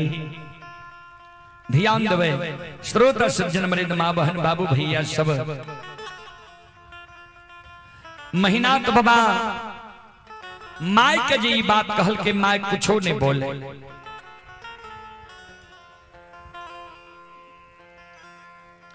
माय कुछो नहीं बोले। ध्यान देवे महीनाथ बाबा के ससुराल रहे सहरसा जिला नवहट्टा प्रखंड परसबन्ना गांव। कारू बाबा के ससुराल रहे दरभंगा जिला बहेरी प्रखंड आमा बिजुलिया गांव। 6 महीना से कारू बाबा के धर्मपत्नी विधवा बहन के महापुरा नगरी में रहे। बाबूजी महीनाथ बाबा माय के कहे, माय परसबन्ना वाली तोरा कुछ कहे दिल को, या बिजुलिया वाली दुल्हन कोनो उल्हन पराग दिल को, जे कानल हमरा लगेली ये की भेलो तोरा, किया तोरा आंख से आंसू गिरे छो, किया काने छ।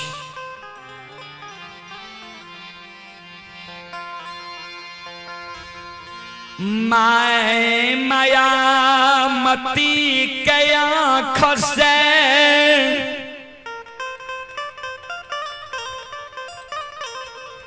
आंसू गिरई छई कैन कैन महिनाथ बाबा के कहई हेरो महिनाथ आकांगा थी ले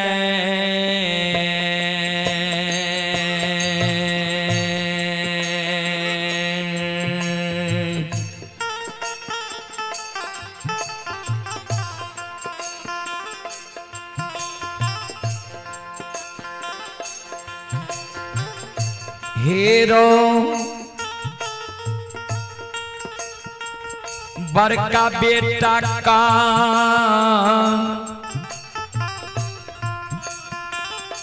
थी ले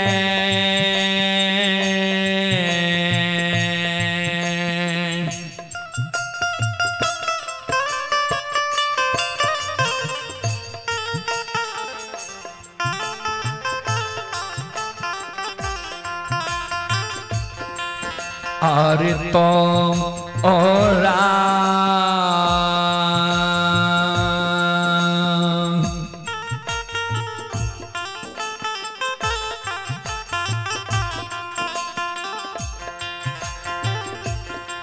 आप पर है लियो रे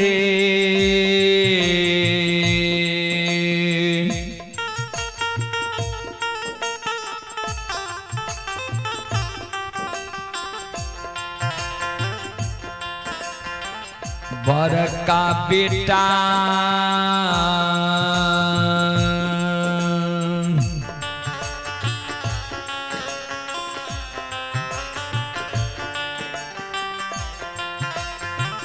बेटा हेर का सीरे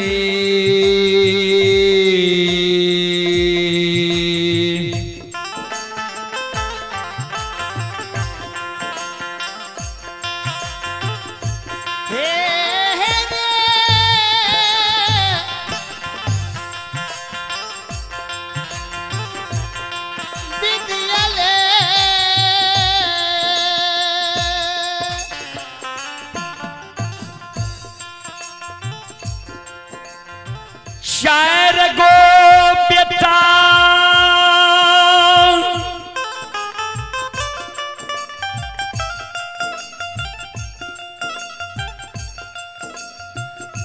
भगवान आई बुढ़िया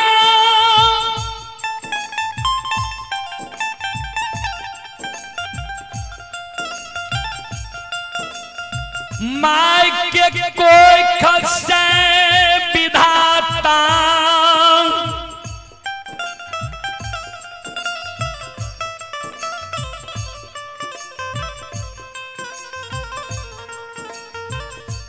ए महापुराण नगरी में भगवान दिल के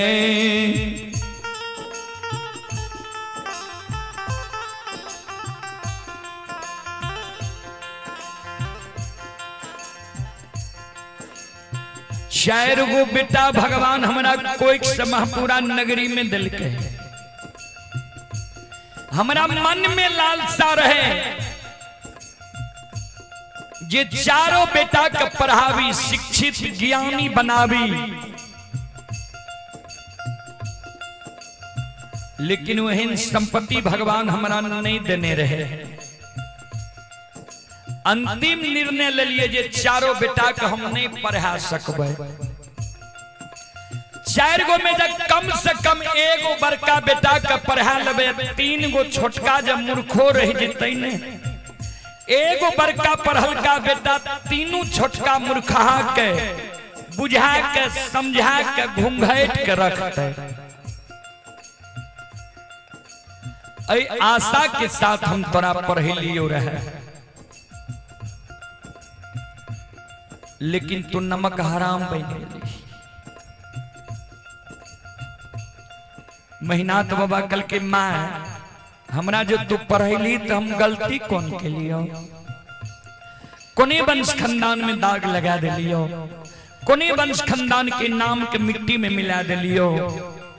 बोल।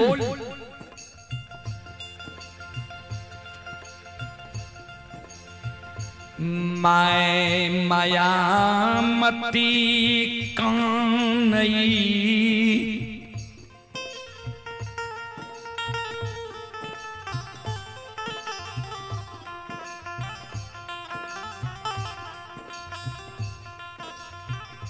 आए छोटका बेटा लछन के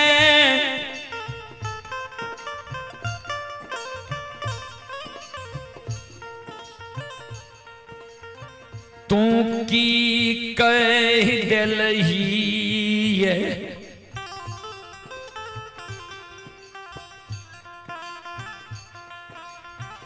जे आय लछन ने भोजन करे छे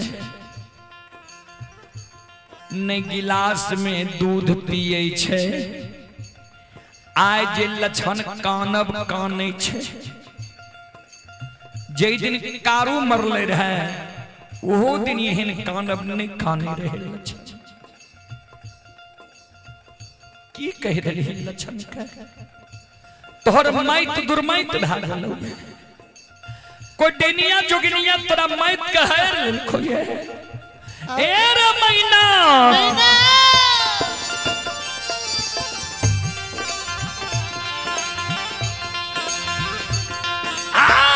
रे किया रे मैता रे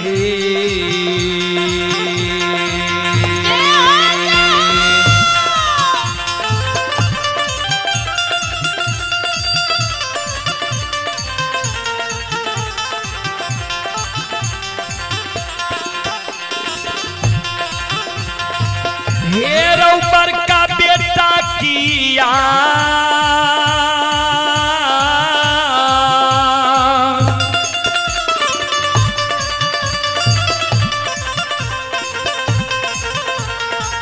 यारे मैता रे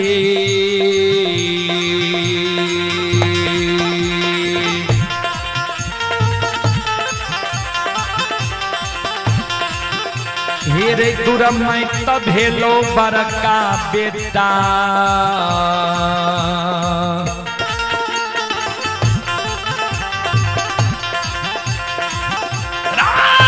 बेटा महापुरा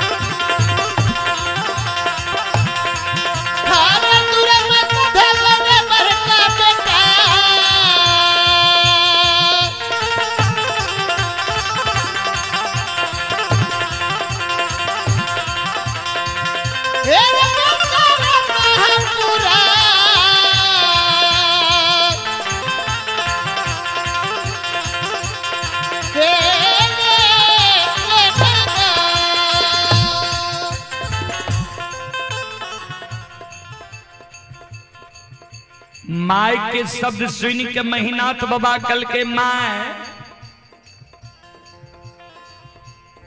हम समझ गलियो तू कते लिही है लक्षणा के पैरवी में हमरा लगे है जाओ लक्षणा के पैरवी में हमरा लगे ले तब भले अइले हमरो सारी बात तू सुन ले दुश्मन कारू के पूजा करे छो, जय कारण बन गो महिषी के विद्वान ब्राह्मण लोग हमरा हंस दुष के मारे है। जे जय वंश में काशी के पढ़ल पंडित ज्योतिष विद्वान आचार्य, वो वंश में भूत के पूजा होता है। दुश्मन लक्षणा के हम कहलियो कारू के पूजा छोड़ दे, नाम लेना भूल जो। हमरा मुहा मुही कह दिल को सब बात मान लब, एगो बात नहीं मानब। सब बात मान लब, एगो बात नहीं मानब। कारू भैया के पूजा नहीं छोड़ब। जो कारू के पूजा दुश्मन छोड़बे नहीं करतो तो दुनिया में जिंदा रह के की करतो। वे दुश्मन ले 7 गो गाछ चंदन के चेला चिरा दिलियो है। काल 12 बजे दिन में वो दुश्मन के हम आग में जला के मारबो। तू जे मैं हमरा लगल ही ये विश्वास के साथ जे महीना पंडित के कहबे भाई छियो आग में नहीं जलाई, तो तू हमर वचन आय तू ध्यान से सुन ले।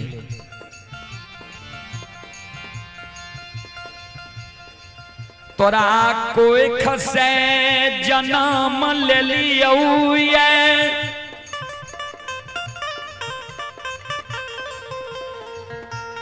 जय दिन से बुझे समझे वाला भेलिए, वही दिन से सारी बात तोहर मान लियो ये। फिर तोहर बात मानबो, लेकिन आज लक्षणा के विषय में हमरा कहबी जे भाई छियो आग में नहीं जलाई, तो तू ध्यान से सुन ले।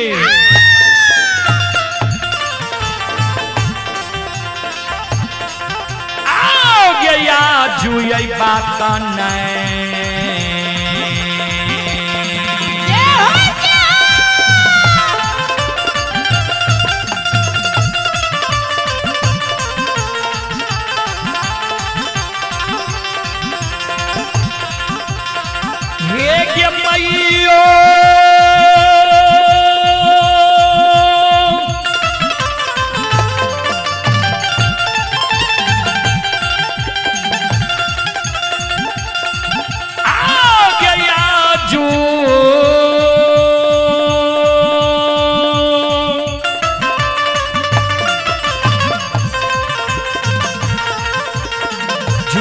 बात नहीं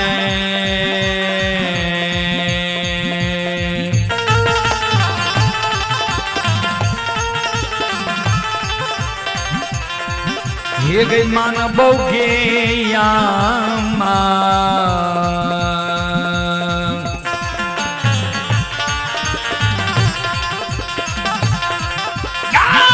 मयो महापुरा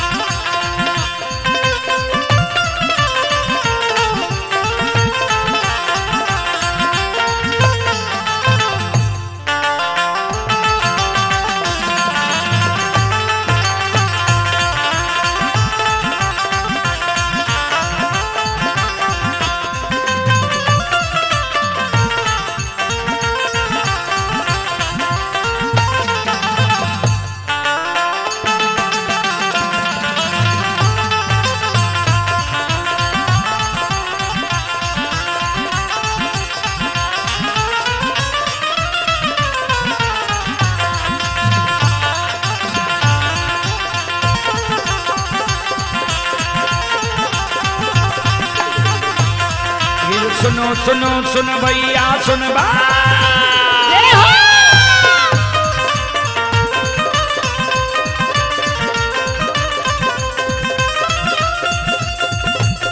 हे सुनो सुनो सुन भैया सुनबे यो गबैया बजबैया सुनबे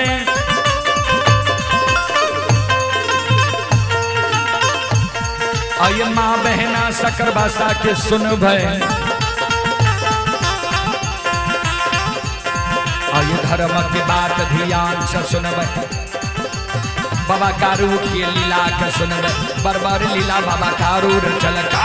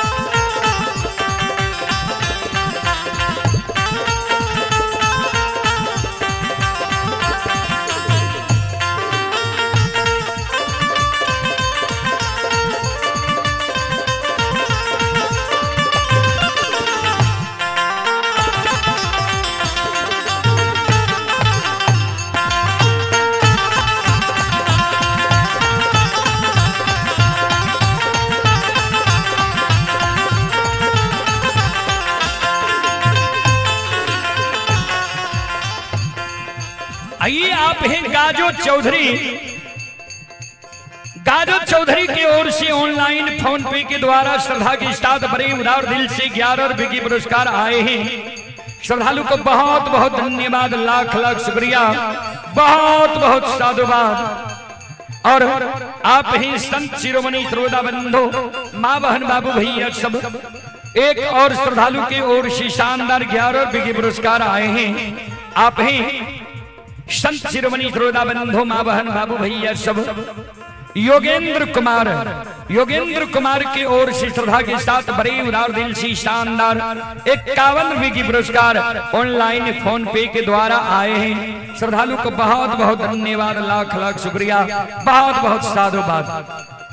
और आप ही जगदम्बी महतो ये शकर भाषा के निवासी हैं।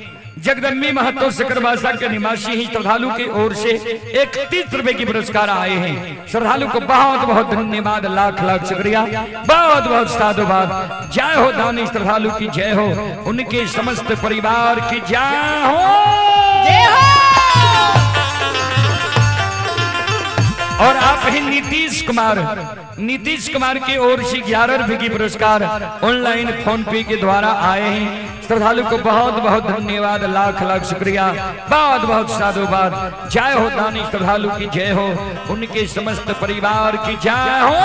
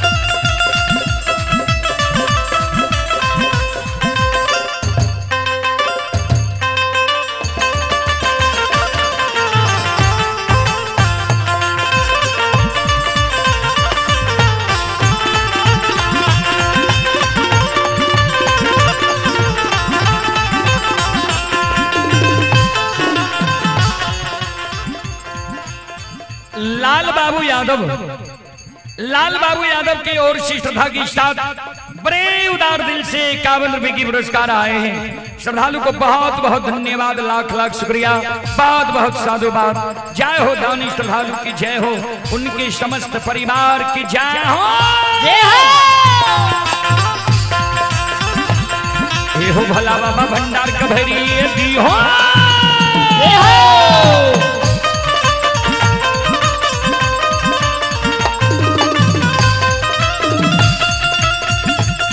हे हो भला बाबा भंडार का भैरी दी हो ज्ञान के दीप सरस्वती जलई हो आइए तन से नहीं भूलता मन से नहीं छोड़ता आगे शरीर में सबैया सेवक कर दी हो सेवक के मन के मनोरथ पूरी हो बिगड़ल काम कभी मल बनई हो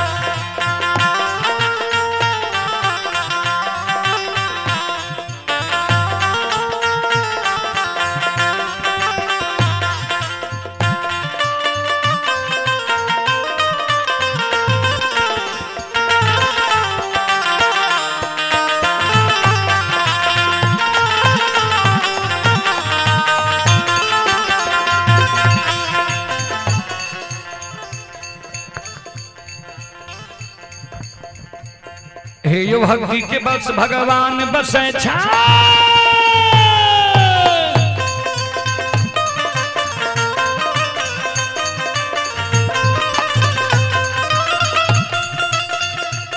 हे यो भक्ति के बस भगवान बसे छै जी सब मालिक के भक्ति करल कै आइए ओकर बेड़ा पार करल कै आइए घड़ी में घोर गोसाई उठबै छै पल में परले मचाइए दै छै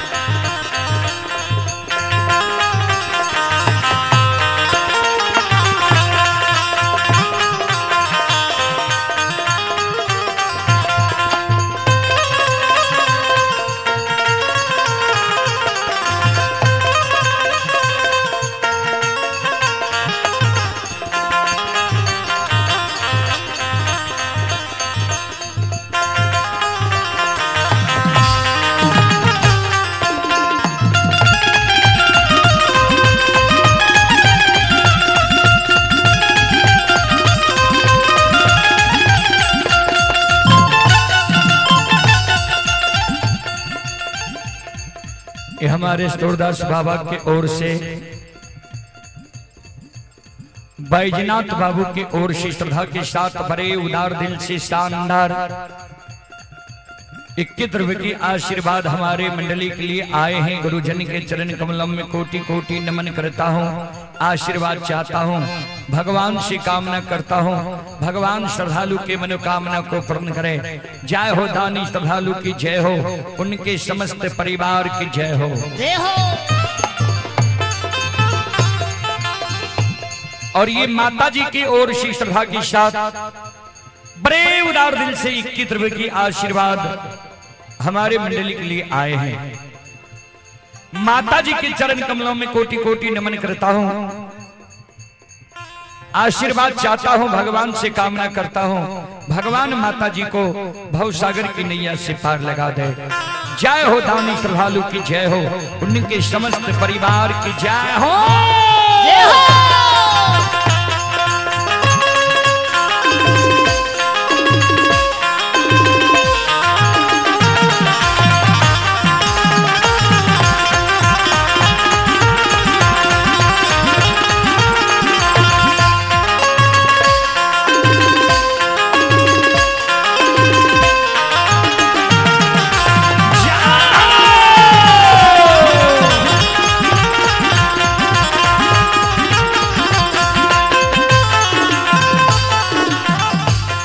आहो दानी की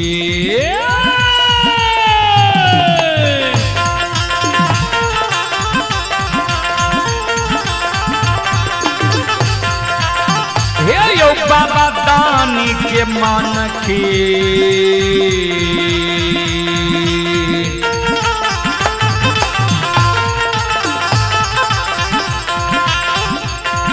मनोरथ हो कारू बाबा,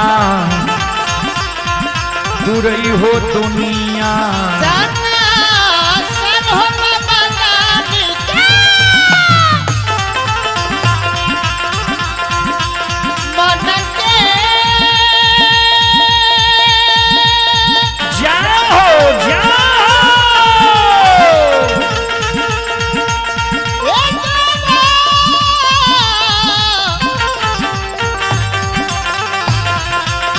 करू बाबा हो आती है होले बसी करा हे भगवान बने दी हो आयो दानी के मन के।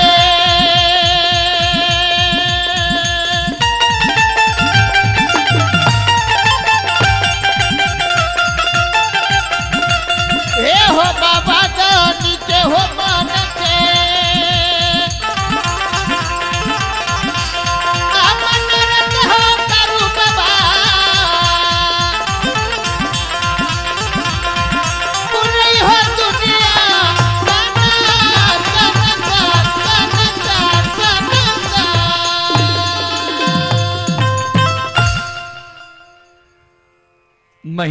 नाथ बाबा जी कहल के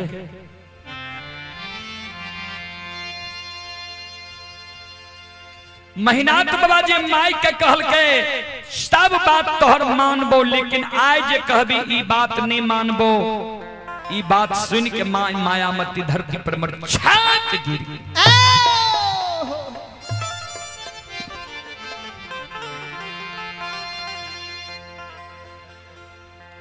महिनाथ बाबा भी चल जाए छे द्वार पर, माय धरती पर मूर्छा के गिर गले। लछन जे छिपल रहे दौड़ के एले, माय के भर बांध के पकड़ लेलके, उठा लेलके। माय कहलियो न भैया लगन नहीं जो, कहलियो रे तोरा जे भैया के बुद्धि ज्ञान विवेक हरा गले, नष्ट भा गले, तोहर बात नहीं मानतो। चल भैया हमरा आग में जला के मार देते, मर जेबे हमरा कारण। जे भैया तोरा एगो कठोर वचन कह देतो, उ जे हम सुन जेबो, पहलिए मैं हम जहर विष खा के मर जेबो। माय के साथ लगेने लछन आंगन जाय छे।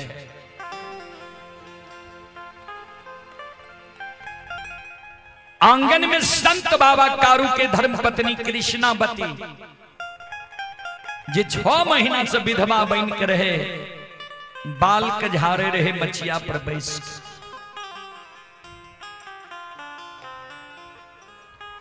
लछन भाभी मां के चरण में गिर के काने लागले। भाभी मां, भाभी और देवर के नाता आज ट्वीट था। कृष्णावती कल के किया भाभी देवर के नाता टूटता है,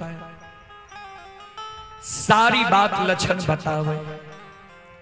जे कारू भैया के जे पूजा करे छिए, ओई कारण बड़का भैया महीनाथ पंडित हमरा लिए 7 गा चंदन के चेला चिरा के ढेर लगल कहिए। कल 12 बजे दिन में हमरा आग में जला के मारता। कृष्णावती कल के लक्षण सुना। भाई जी हमारा से ज्येष्ठ छे, भाई जी के मुहा मुही हम नहीं बोलबो, लेकिन तोरा हम बचे के उपाय अवश्य बता देबो। भाई जी जब तोरा पर क्रोधित भेल छा, भाई जी के आंख से ओझल महीना 6 महीना साल भर भे जा। कोनो कर कुटमैत रिश्तेदारी चल जा, नहीं कहीं जे बहुत हमरे नैहर बिजुलिया चल जा। 6 महीना साल भर रही हो, भैया के गुस्सा शांत भे जे तब तू लौट के चल हो।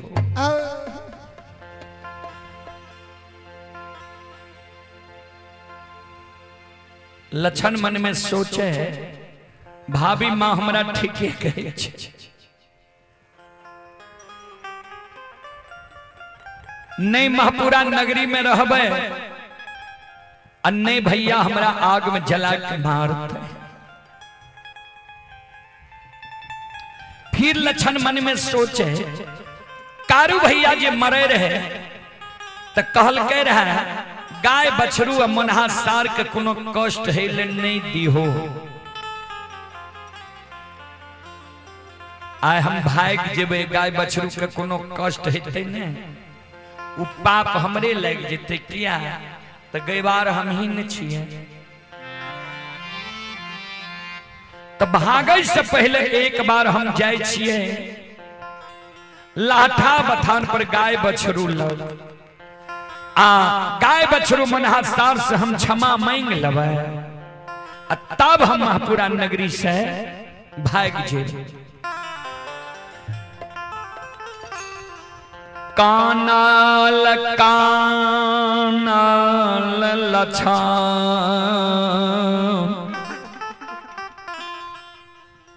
लाठा बथान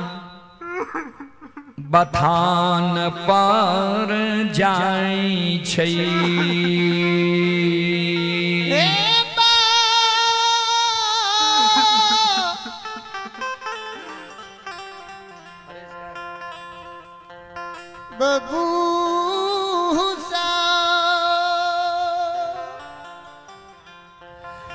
कानल कानल लछन लाठा बथान पर जाय छै।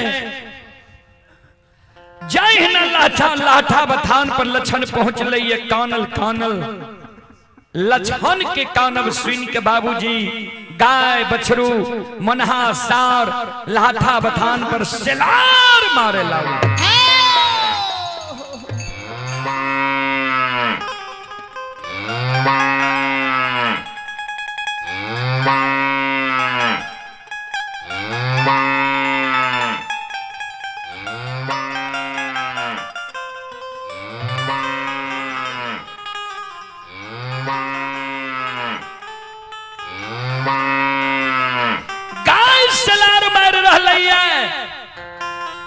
बछरू सिलार में रह लिये। श्रोता बंधु संत शिरोमणि श्रोता भगवान बड़ा शौक से संत बाबा कारू मनहा सार के पोसने रहे। मनहा सार कारू बाबा और लक्षण बाबा के बोली भाषा का बुझे रहे। अढ़ाई दिन के बोर रहे मनहासार लक्षण से।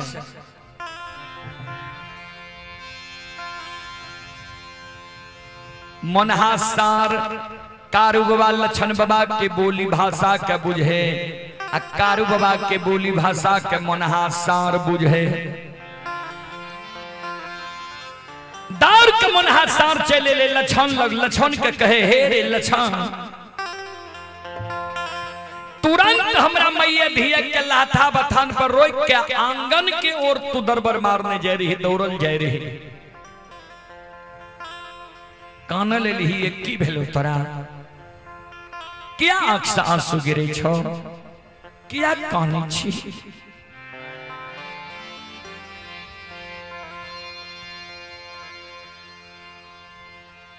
की तोरा भाभी मां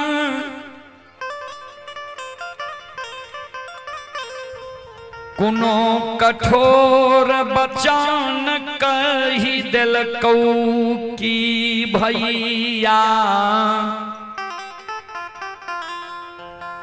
कारू के याद एलो ये जे तू कानल हमरा लगेली है। लक्षण मनहासार के गला में लटक गए, मनहासार के गला में लटक के कौन है? ए ओ मना भैया भैया नहीं भाभी लक्ष्मीनिया कुनो उलहान उपराग दिल कई अन्नई भैया कारू के याद अइलई।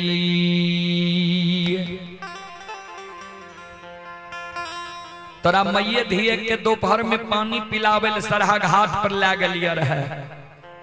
चेला के ढेर देखलो रे, हमरे लिए उ चेला के ढेर भेले। आए 12 बजे दिन में वही 7 गाछ बच्चा है, वो खिड़की से लाइन वाला तार के काटे छे, ओकरा पकड़ियो।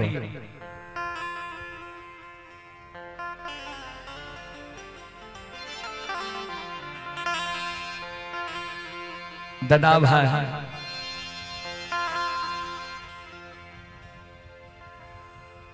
हे मनहा भैया,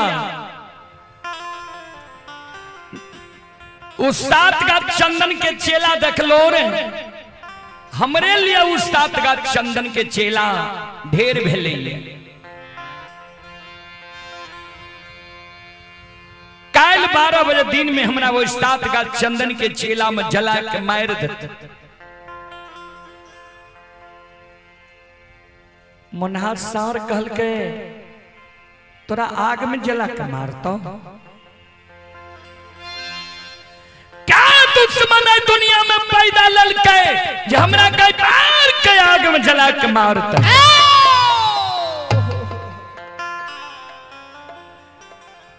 यह कारण तू कौन ले ली है? आंसू के पोंछ हमरा कान में बता जे के तोरा कल 12 बजे दिन में आग में जला के मारतो।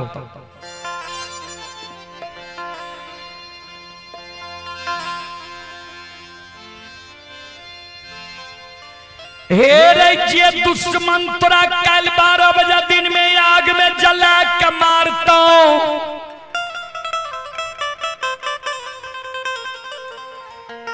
वही दुश्मन के नाम तू हमरा एक बेर कान में बता दे। ध्यान से सुनबे। मनहासार कहे लक्षण के जे तोरा कल 12 बजे दिन में आग में जला के मारतो, वही दुश्मन के नाम हमरा एक बेर कान में बता दे। वही दुश्मन के जिंदा रहे ले देबे तब ने तोरा आग में जलेता। लक्षण जे दुश्मन तोरा कल 12 बजे दिन में आग में जला के मार तो वही दुश्मन के नाम जो तू हमारा कान में बता दबी वो दुश्मन जिंदा रहते तब ने तोरा आग में जले तो से लक्षण हे रे आई रे दुश्मनमा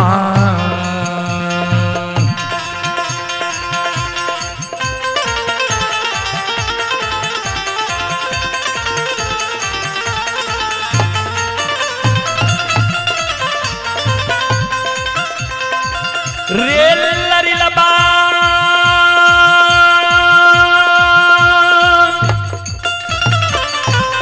नाल के टोन की आवाज भी हो ना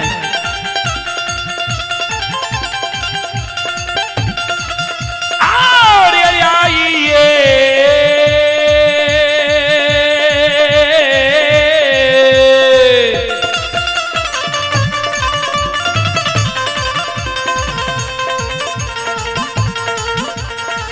ये दुश्मनमा के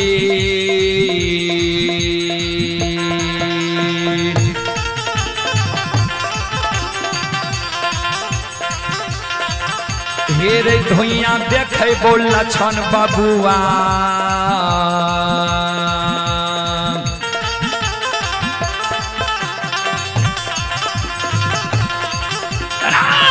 लक्षण महापुरा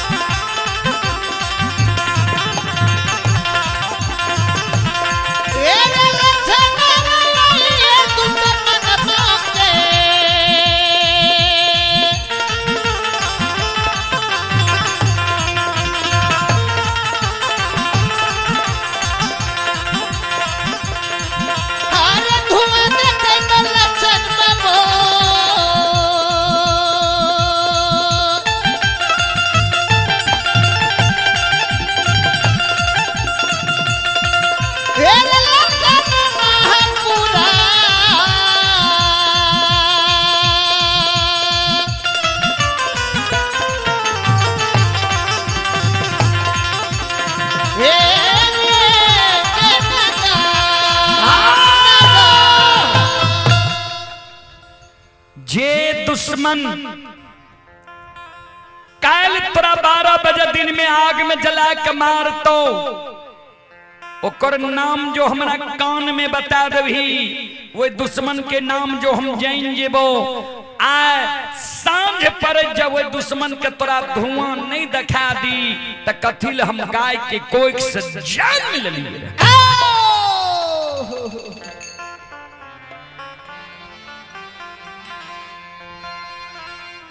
बाबूजी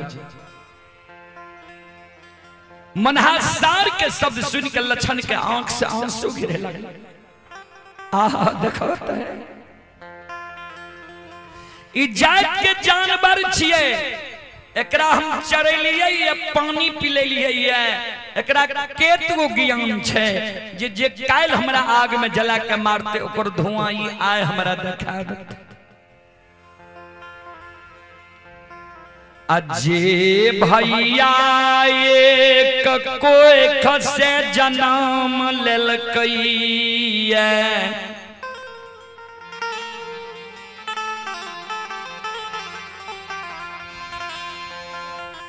ओई भैया के बुद्धि ज्ञान विवेक कते हरा गले नष्ट भए गले जे हमरा आग में जलबै ले तैयार छै यह कारण बूढ़ा बाबा सब कहे रहे मानव के सिर पोसे ते बांध लगावे आ जानवर के सिर पोसे ते बांध छोड़ावे फिर लक्षण मन में सोचे चिंता लक्षण के समाप्त भए गए हृदय में जब चिंतन करे लागले तब पाबै छे जे मनहासार तो हमरा बहुत बड़ा बात कह दिलक है।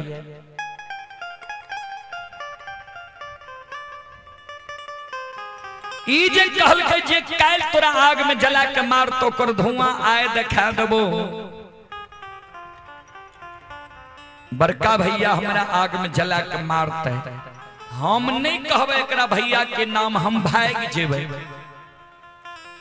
गाय जब बांधल रहते आ जेकरा जानकारी रहते ओकरा से कोई पूछ देते जे गाय किया बांधल छे, जानकारी रहते तो बोल देते जे महीनाथ पंडित के डर से लक्षण भाग गेले।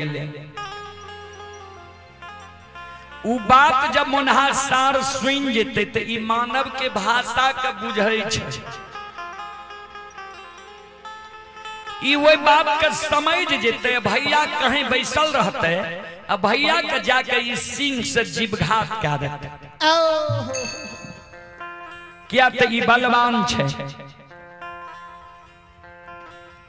भैया के जब मनहासार मार देते तो फिर हम भैया केकरा कहबे। भैया हमर के है।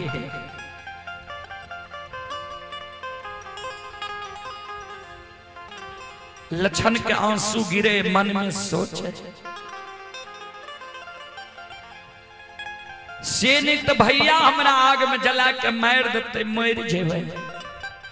लेकिन हम वो बोर भाई पर नहीं हाथ उठेबे, अन्ने लाठी उठेबे, अन्ने मनहासार से मरबे।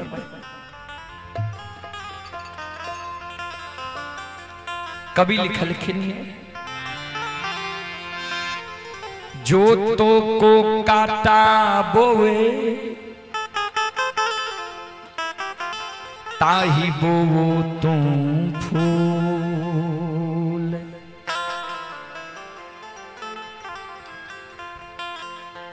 बड़का भाई 7 गा चंदन के चेला चिरा दिल के आग में जलवे के कारण। आ छोटका भाई मन में सोचे जे आप भैया के हम बचेबे कोना।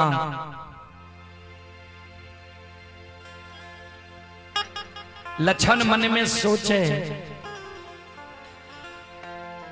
जे टूटलका झोपड़ी में लहठा बथान पर मोटगर रस्सी राखने छिए, वह मोटगर रस्सी में मनहासार के बांध दे छिए। मोटगर खुट्टा में एकरा बांध के चल जेबे।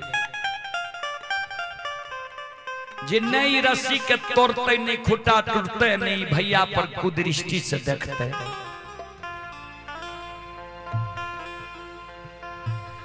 दार के लक्षण गले टूटल झोपड़ी से मोटगर रस्सी ले आए मनहासार के गला में आराम से लपेट दिलके। अब मोटका खुट्टा में लक्षण के बांध मनहासार के बांध के आ लक्षण अलग जाके खराब है जाय छै।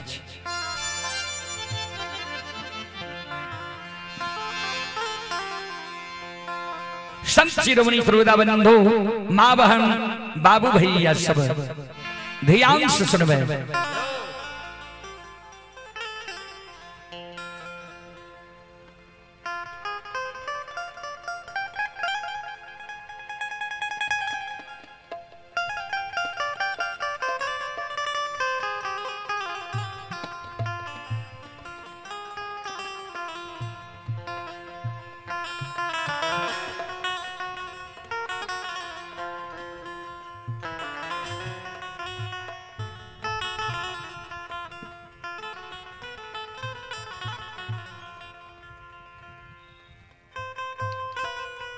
आइए पुरस्कार की ओर आप ही नीतीश कुमार जी की ओर से श्रद्धा के साथ बड़े उदार दिल से 51 रुपए की पुरस्कार आए हैं। और आप हैं राधा कृष्ण यादव सकरबासा के निवासी हैं। राधा कृष्ण यादव जी की ओर से श्रद्धा के साथ बड़े उदार दिल से 101 रुपए की पुरस्कार आए हैं। श्रद्धालु को बहुत बहुत धन्यवाद, लाख लाख शुक्रिया, बहुत बहुत साधुवाद। जय हो दानी श्रद्धालु की जय हो, उनके समस्त परिवार की जय हो।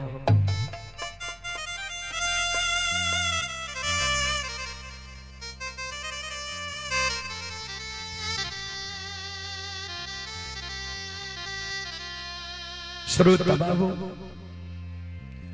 ध्यान दो।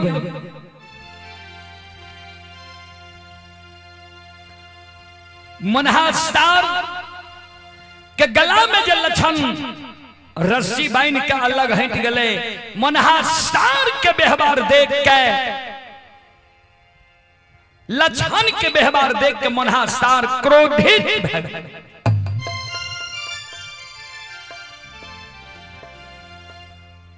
लछन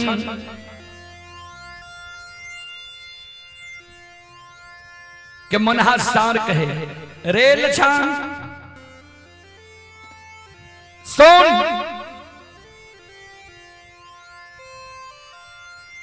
हे रे माघ महीना पलवा जंगल में हमर जन्म भेलई।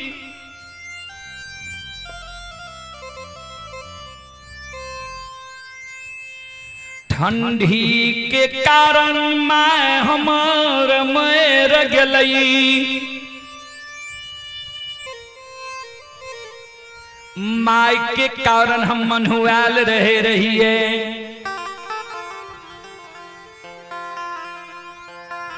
वह कारण कारुबा हमर नाम मनहा राख लके।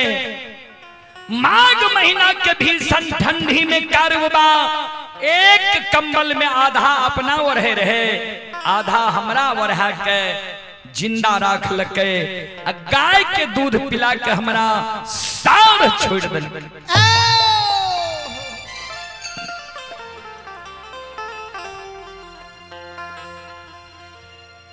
अपना जीवित जिंदगी में कारू बाबा कहिए ने हमरा गला में रस्सी लगेल के, अन्य खुटा में बांध। आए दुश्मन हमरा गला में रस्सी लगा के खुटा में बांध दिलिए। अगर आए तू कारू बाबा के सहोदर भाई नहीं रहती, हम कारू बाबा के अगर पालल पोसल नहीं रहती है, तो ई रस्सी के तोड़ के तोरा हम जीवित कर देती हो।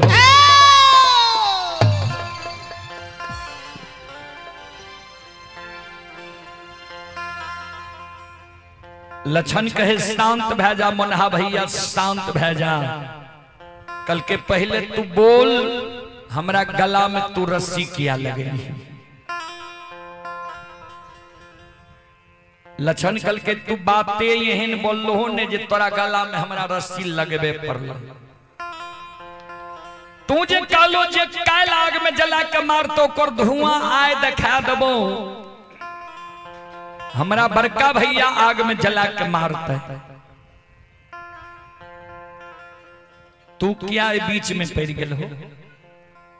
मतांतर हमरा दोनों भाई में छे, कोनो जगह जमीन के हिस्सेदारी के झगड़ा नहीं छे, विचार के झगड़ा छे। हम कहे छे कारू भैया के पूजा करबे, आ बड़का भैया कहे छे कारू के पूजा नहीं करे ले देबो। यह बात के हमरा दोनों में मतांतर छे।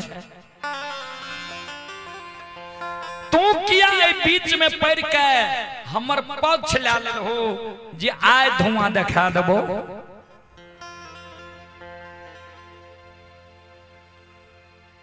मनहासार कल के भाई तोरा लिए चेला चिरा दिलको, आग में जलवे ले तैयार छो। तू कही छी भाई,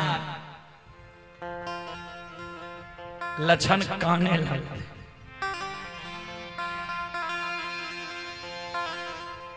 आए ने भैया हमरा आग में जलवे ले तैयार छे।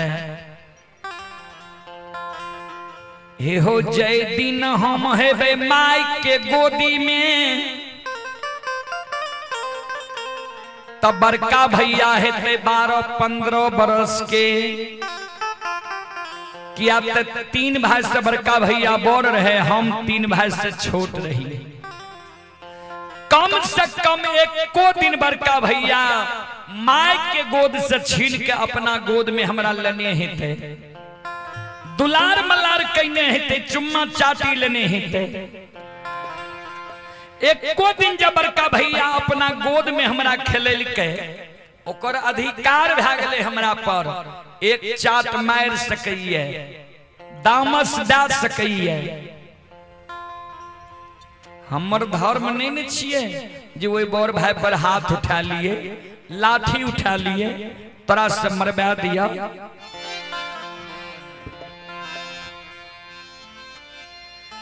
हे हो जे भैया हमरा गोद में खेलल के, दुलार मलार कैल के, चुम्मा चाटी लेल के, मनहावे भैया के कोना के।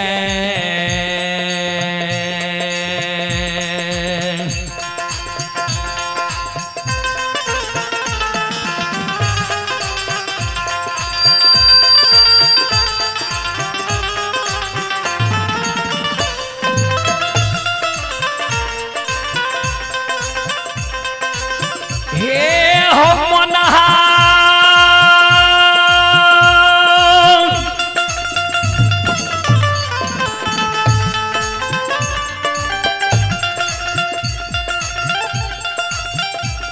ओए भैया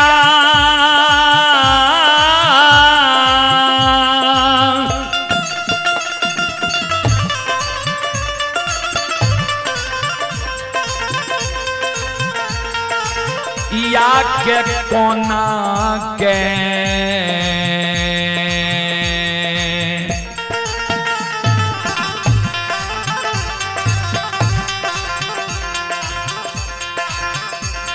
मरबई बई हो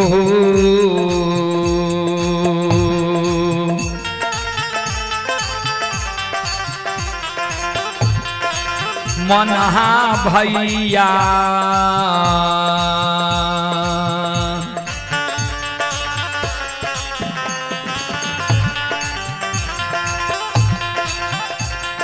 हो केकरा कहबै भैया महा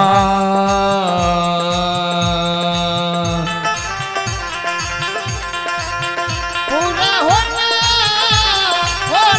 का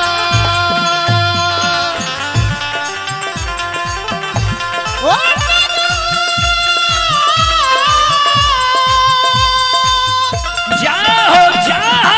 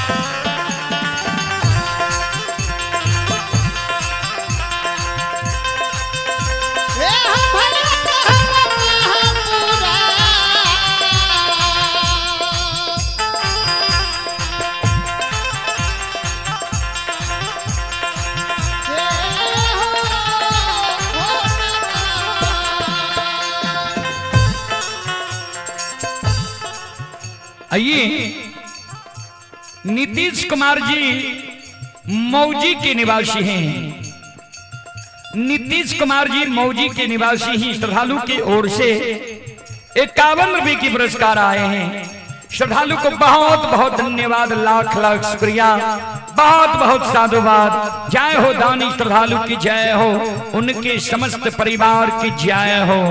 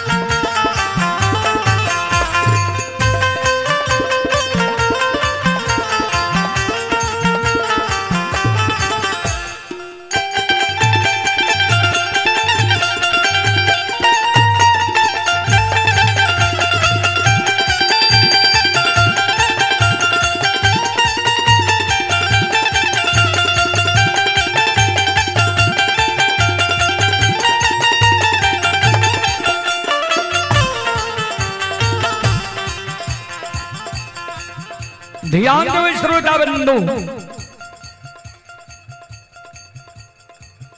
लक्षण कल के सुना भैया के आय महापुरा नगरी हम भैया के दौर से भागल जा रही है महापुरा से। हमरा भैया पर तू नजर उठा कर नहीं देखी हो, नहीं नजर उठा कर देखबो तो तोरा अच्छा नहीं तो कह के हम जाय छिया।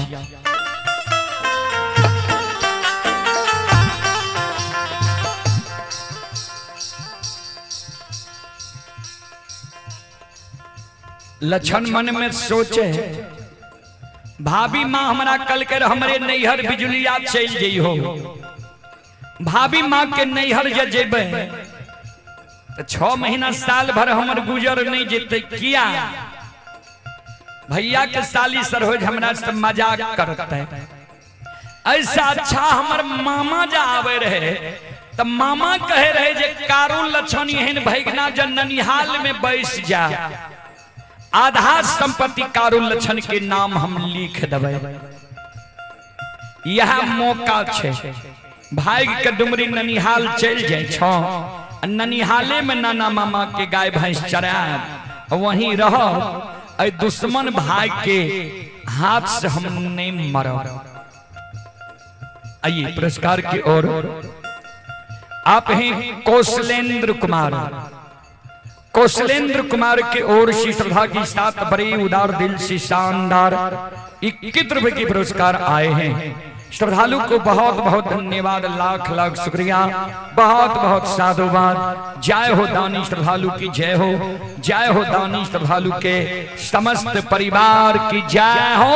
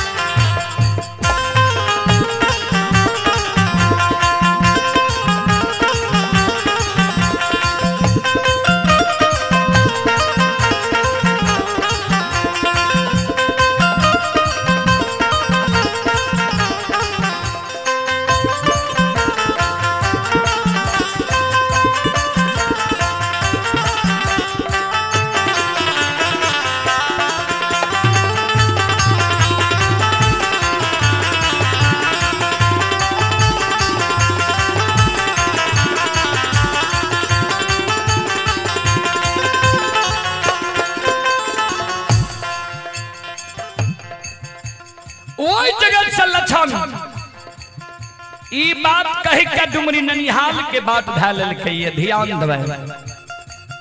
आओ ये भागल ले, ये भागल ले,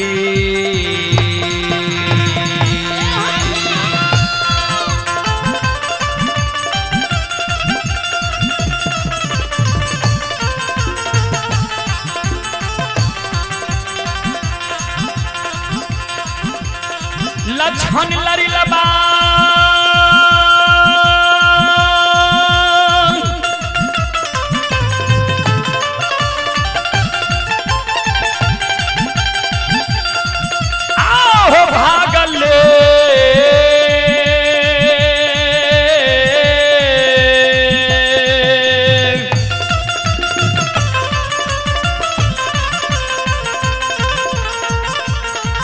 ले हो भागले,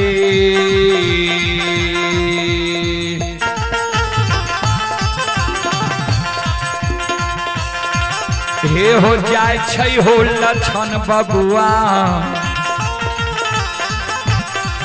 आओ चल डुमरी हो,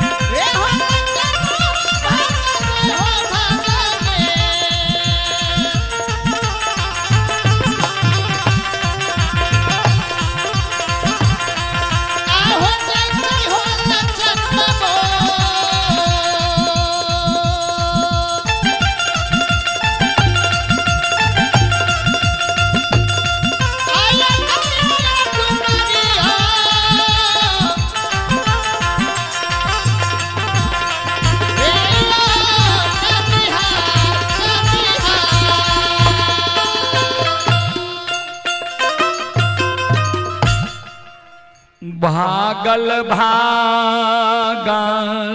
लछन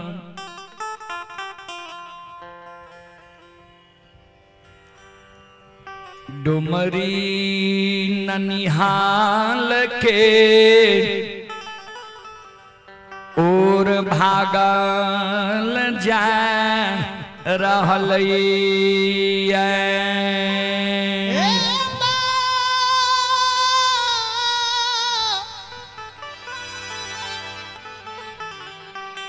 बाबू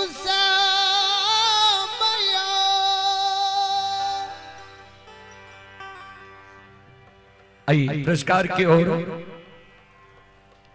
आप ही बीमल कुमार जी की ओर से श्रद्धा की साथ बड़े उदार दिल से शानदार 21 रुपए की पुरस्कार आए हैं।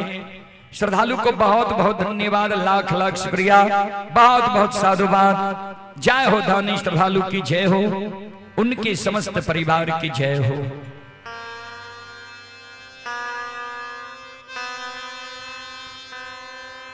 बाबूजी भागल भागल लछन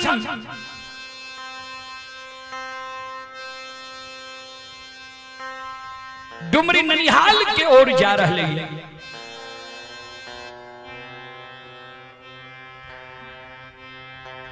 जाते जाते महापुरा से 2.5 किलोमीटर पश्चिम रहे मररिया खापे।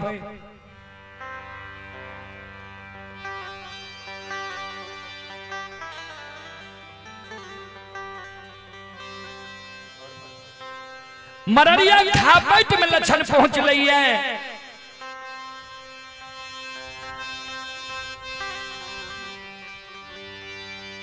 सूर्यास्त भै गले। लछन मन में सोच है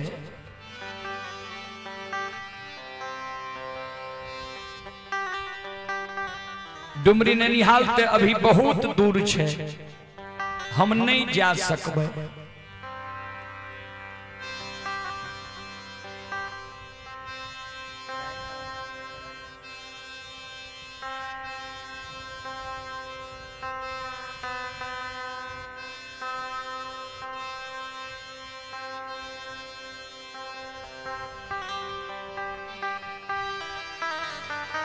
डुमरी ननिहाल बहुत दूर छे, नहीं जा सकबे। बाबूजी लछन मन में सोच है ननिहालो जे जेबै न त ननिहाल में हमरा भैया के मुंह पर कियो बोले वाला नहीं छे। भैया के जा आग में जलावे के मन हेते ननिहालो से बोला लेते, आग में जला के हमरा मार देते। ननिहाल में भी लोग सामने वाला के छोड़ के पिछले के गायर दे छे। जेकरा हमर दीदी दैया गायर दे में ही ते वो हमरा दादी मामा के भी गायर देते तो सहेल पड़ते डुमरी ननिहाल।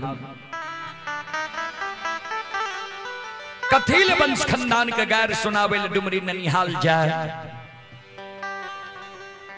जे कारू भैया मरई के बेर में कहलकई,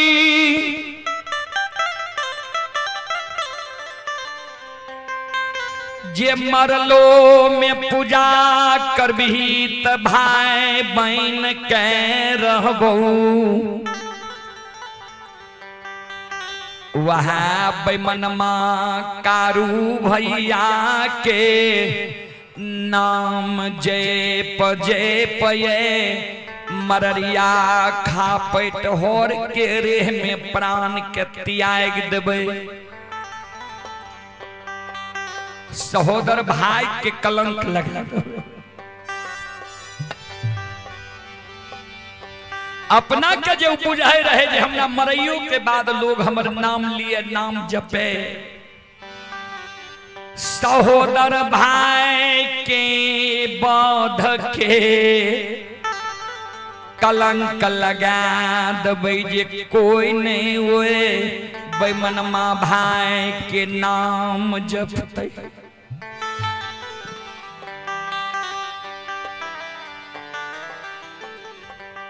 मररिया खा पैट में लछन हो रखे रे हमें मुर्घुसिया दे दई छई कनई छई कारू भैया हो हे हो जिंदा रहो गोद में बैसा के माखन मिश्री खुआ मलाई खिलावे रहो अब मर गेल हो जीव के जंजाल बन गेल हो फांसी के फंदा पर हमरा चढ़ा दिल हो से बेईमानमा हो तो रे ये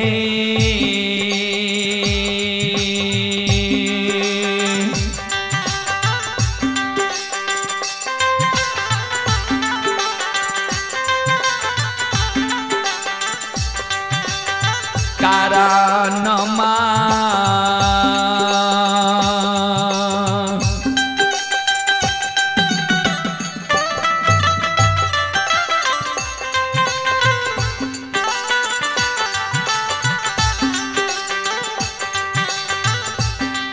हे हो तेजई छियै हो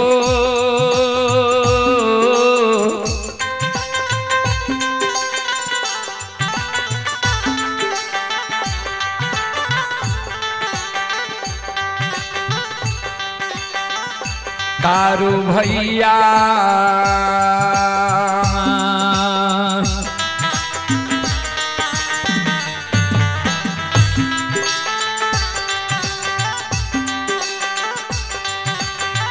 आज दिन में हो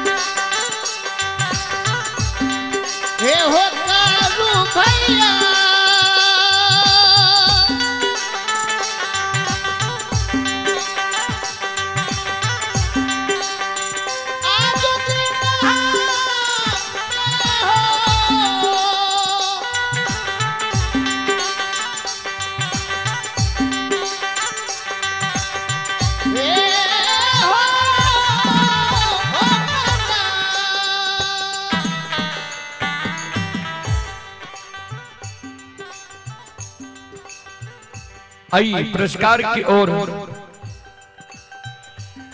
विनोद कुमार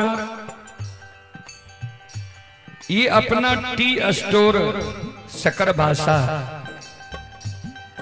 श्रद्धालु की ओर से श्रद्धा के साथ बड़े उदार दिल से 51 रुपए की पुरस्कार ऑनलाइन फोन पे के द्वारा आए।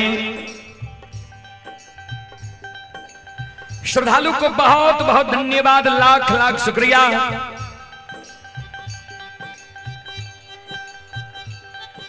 बहुत बहुत साधुवाद। जय हो दानी श्रद्धालु की जय हो, जय हो दानी श्रद्धालु के समस्त परिवार की जय हो।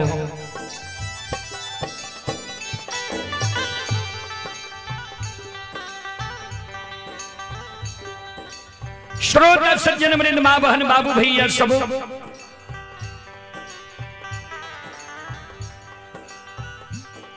ध्यान दें।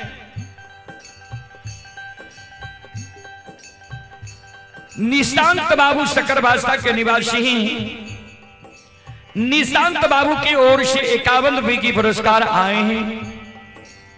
श्रद्धालु को बहुत बहुत धन्यवाद, लाख लाख शुक्रिया, बहुत बहुत साधुवाद।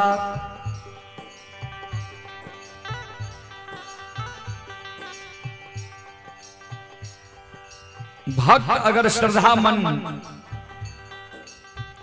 पवित्र आत्मा से भगवान के स्मरण करे छे ने, भक्त पुकार करे में देर करे छे, भगवान आवे में देर नहीं करे छे बाबूजी। शाम से लछन के कानत कानत सवेरे 6 बज जाए छे। 3 टाइम लछन के अन्न के कारण बीत गए। ये कहबे कोना सवेरे में पूजा नहीं कल के, भोजन भी नहीं कल के, किया तो संकल्प लेने रहे जा तक पूजा नहीं करबे ता तक भोजन नहीं करबे। शाम में डर सभा के लैया सवेरे 6 बजे छे। लछन के भूख से पेट पीठ में समा गए। 12 वर्ष की उम्र में। श्रोता बाबू, लछन जे काने रहे वही समय में संत बाबा कारू, बाबा बैद्यनाथ धाम भूत बंगला में धुनी रमीने रहे, आसन जमीने रहे। लछन के कानव से बाबा ओघरदानी नक्षेश्वर नाथ के आसन डोल गए।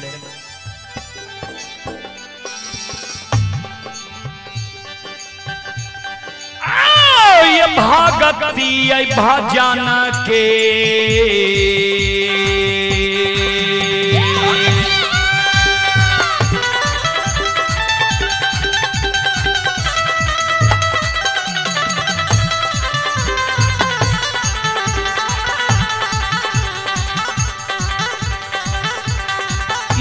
सुन भैया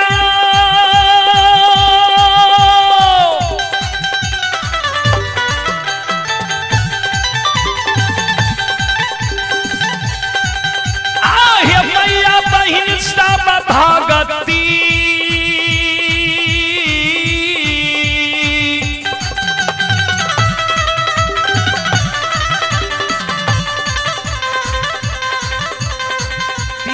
भजन के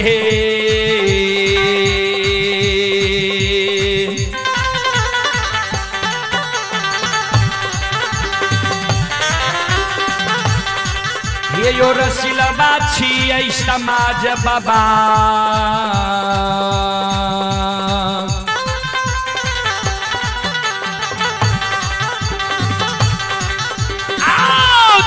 ईश्वरा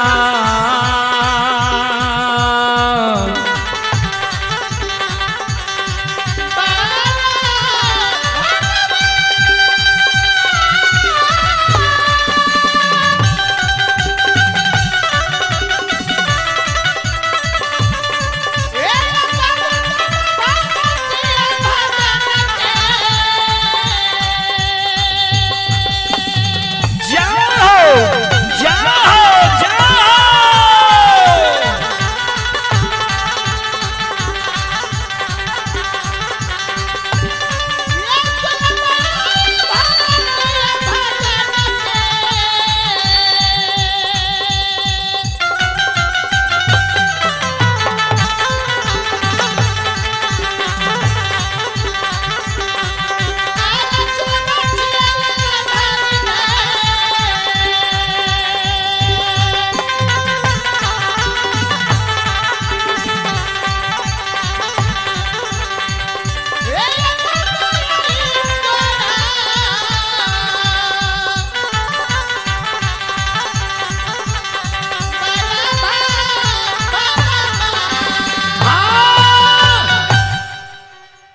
भक्ति के बस में बाबूजी भगवान बस है, भक्त के बस में है भगवान, भक्त के बस में है भगवान, भक्त बिना वो कुछ भी नहीं है, भक्त है उसकी शान, भगत के बस में है भगवान।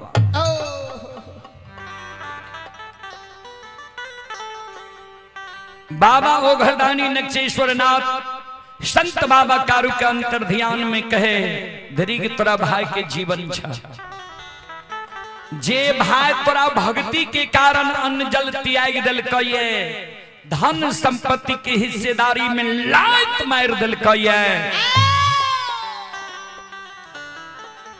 उ भाई तोहर अन्न जल के कारण प्राण त्याग रहल ये, तू धुनी रमैनी छो।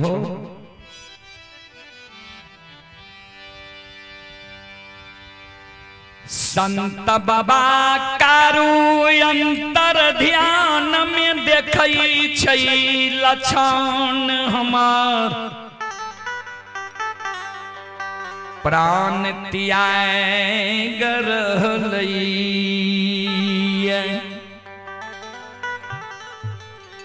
श्रोता बाबू जहिना ढेन गाय बछरू के कारण बहियार से हुकरल लावे छे द्वार पर, ओई समान संत बाबा कारो बाबा बैद्यनाथ धाम भूत बंगला से ध्यान दो। आबायु के बेग से आवे छे हो कारू बाबा, आबै छई मररिया नहीं हो खा पाए,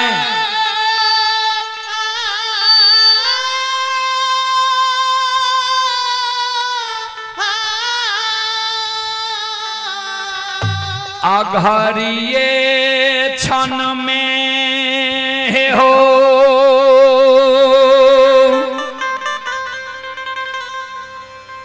पहुँच गेलई लक्षण के न जाहो दी।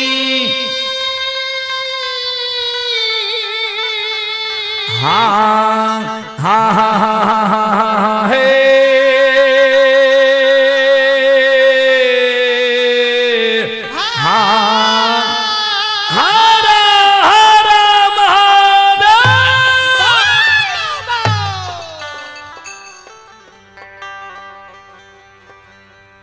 घड़ी क्षण पलक में संत बाबा कारू लक्षण के नजदीक पहुंच गए। ध्यान देवे अपने संबंध में सोचबे जे ई कौन भाषा में भगत गेलिए, तो अपने सब कारू बाबा स्थान जे महापुरा जाए हेबे ने, तो वहां के संत समाज गबैया सब यह भाषा में भगत गावे छी। हमर तो बुझियो गेल हेबे ओकर नहीं, हमहू सब नहीं बुझे छी। यह कारण जो रास्ता से ब्राह्मण बवार जाए ने एकरा नहीं बुझे तो कहे ओ अहिना ई सब ढकरैत रहे छे, कुछो गावत रहे छे। जब अय भाषा में वो विषय के लावल गेलैये तो आब आयल कलक तहन एक दिन हमरा दलान पर नहीं प्रोग्राम क देबे, तो हमरा सबके तो बाबूजी 6-6 महीना पहले बुक रहे छिए, तो कहलो हमरा से दिन बनेबे, जै समय में छुट्टी में रहबे उस समय में यहाँ के कार्यक्रम हम कह दे। संत बाबा कारू मररिया खा पेटावे छे लक्षण जे होर के रेह में मुरघुसिया देने रहे, आंख बंद रहे। संत बाबा कारू भैर पांज के लक्षण के पकड़ के अपना गोद में बैसा लेलके।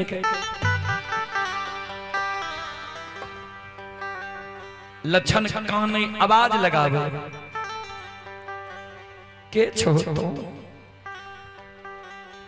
लक्षण मन में सोचे लागे छे महीनात भैया के भेजाल कोई दूत छिए।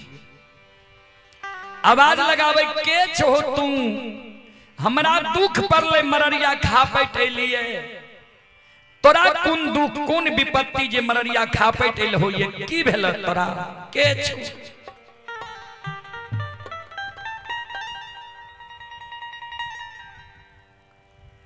कार बाबा लछन के कहे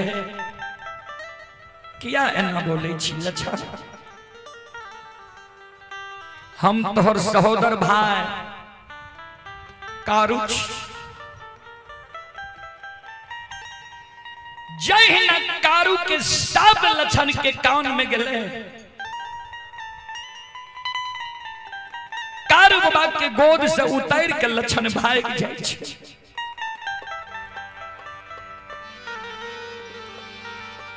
कौन है कारू भैया हमर मर गेलई,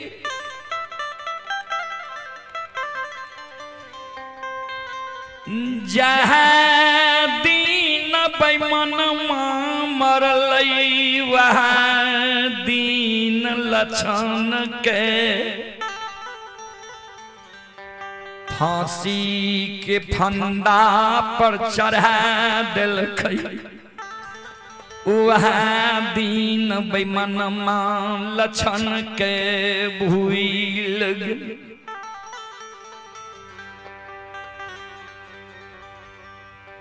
कारू बाबा कहे लछन तोरा हम नहीं भूल लियो, तोरा नहीं फांसी के फंदा पर चढ़ेलियो, किया घर द्वार के छोड़ के मररिया खा पैठ एली है, की भेलो किया कानै छी।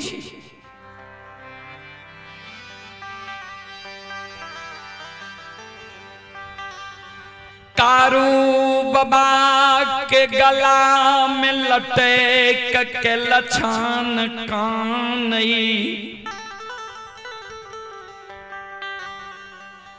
तू जे जिंदा में हमरा कहलो हो रहा, जे मरलो में पूजा करबही त भाई बन के रहबो। वह बात से हम हृदय में गांठ बहिन लेलिए, जे जा तक कारू भैया के पूजा नहीं करबे ता तक भोजन नहीं करबे। तोरे पूजा करे के कारण बड़का भैया तोरा हाथ के लगाल 7 गाछ चंदन के कटबा के आ चेला चिड़ा के सरहा घाट पर अघनवा लार के ढेरी के तरह ढेर लगेल कहिए। आय 12 बजे दिन में हमरा 7 गाछ चंदन के चेला में जला के मार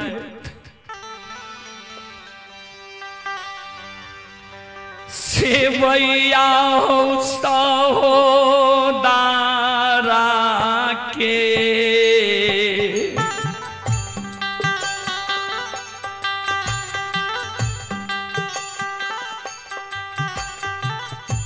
नाता हो।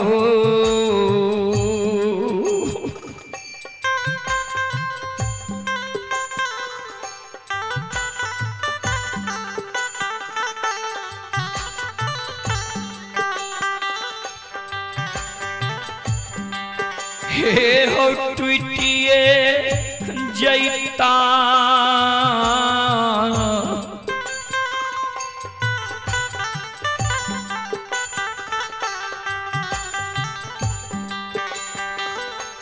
कारू भैया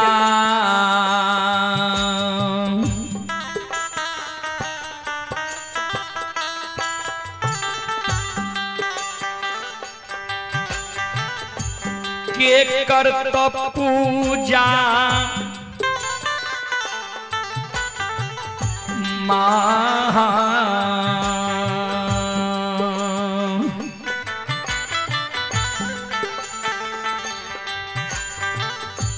पूरा हो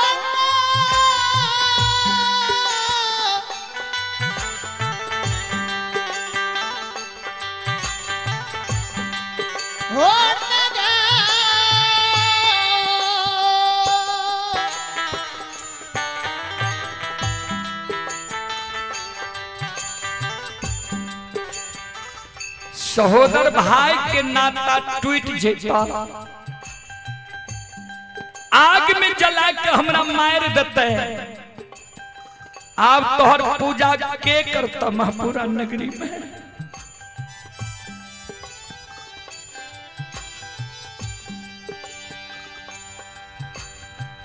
कारू बाबा लछन के आंसू के पोछे रे दुश्मन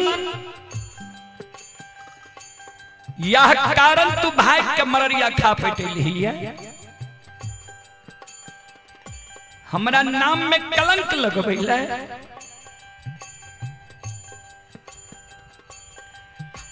हे रे माई के कोई से जन्म ले लही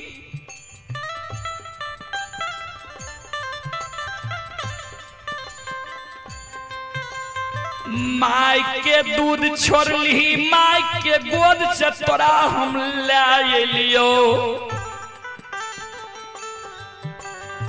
गोद में बैसा के माखन मिश्री खुआ मलाई खिले लियो अब पेट लगा के माई के तरह सुते लियो सब दिन हमरे संग साथ में रहले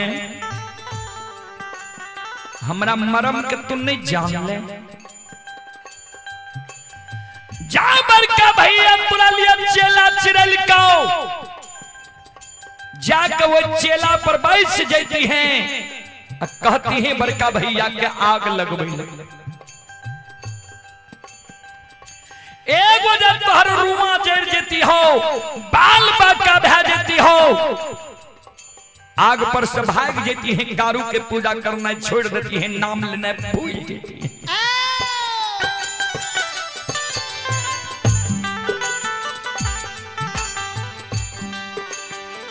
चल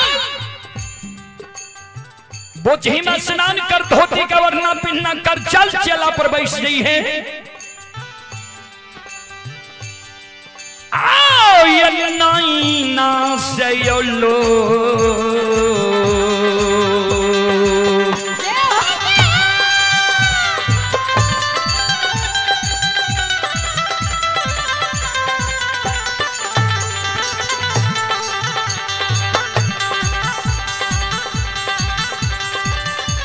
सुन भैया यो नैना से लोरा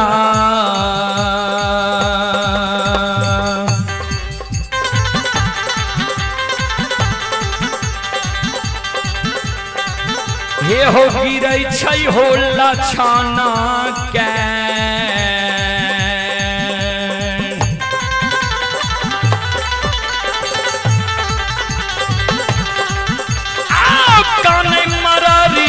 हो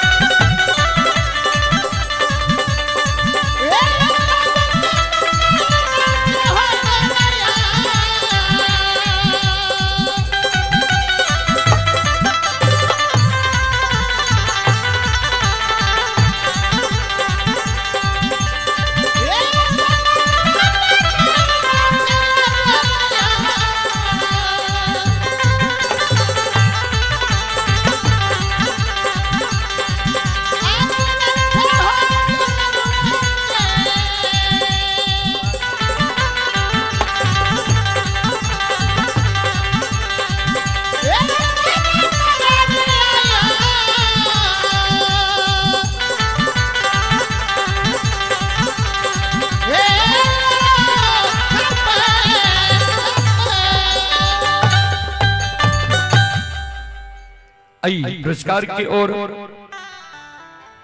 गंगाराम सहनी सकरवासा वार्ड नंबर 2 के निवासी हैं गंगाराम बाबू की ओर से श्रद्धा के साथ बड़ी उदार दिल से ऑनलाइन फोन पे के द्वारा 101 रुपए के पुरस्कार आए हैं रंजित यादव दूध समिति सकरवासा रंजित यादव दूध समिति सकरवासा के ओर से श्रद्धा के साथ बड़ी उदार दिल से ऑनलाइन फोन पे के द्वारा 101 रुपए के पुरस्कार आए हैं श्रद्धालु को बहुत बहुत धन्यवाद लाख लाख शुक्रिया बहुत बहुत साधुवाद जय हो दानी श्रद्धालु की जय हो दानी श्रद्धालु के समस्त परिवार की जय हो बाल बाल साक्षी दरबार की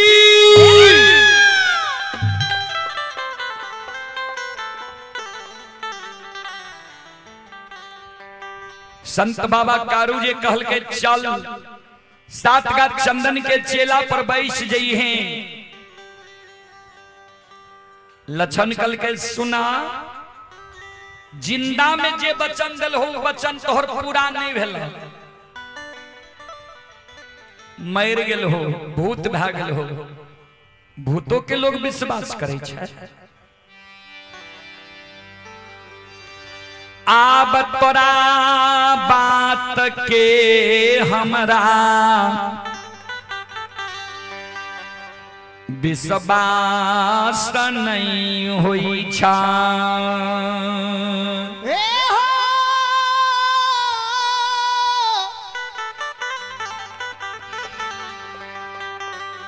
कारू भैया हो कारू बाबा कल के तो विश्वास तोरा कोना है तो से बोल। कल के जे ओ घरदानी नक्षेश्वर नाथ तोरा वरदान दिलका, जकरा वरदान से तू एत बड़ा महान बन गेल हो, ओ घरदानी नक्षेश्वर नाथ जे आय मररिया खापैत आवे हमरा कहे जे लछन चलो चेला पर बैस जई हो, तब जेबो नित नहीं जेबो।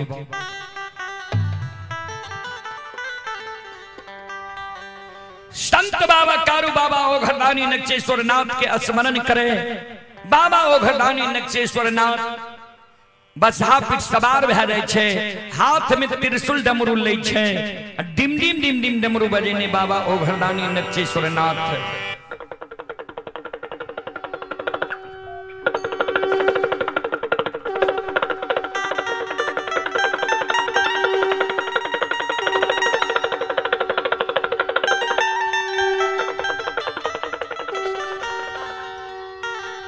डिम डिम डिम डिम डमरू बजेने बाबा ओ घरदानी नक्षेश्वर नाथ मररिया खा पेटावे छे। कारू बाबा और लछन बाबा दोनों भाई कर जोड़ के प्रणाम करे छे। बाबा ओ घरदानी नक्षेश्वर नाथ आशीर्वाद दे, जिया जिया कारू लछन, जा तक धरती धरातल चांद सूर्य माता पिता सत्य धर्म गाय ए दुनिया में रहते, ता तक तोहर नाम अमर रहता।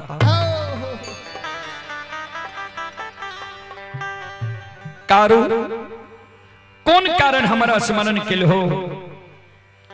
बाबा ओ घरदानी नक्षेश्वर नाथ कहे कि शब्द सुन के संत बाबा कारू कहल के लछन के कहियो न जाकर चेला पर बैस जाए, अन्यथा हमारा नाम में आए लोग थूकते।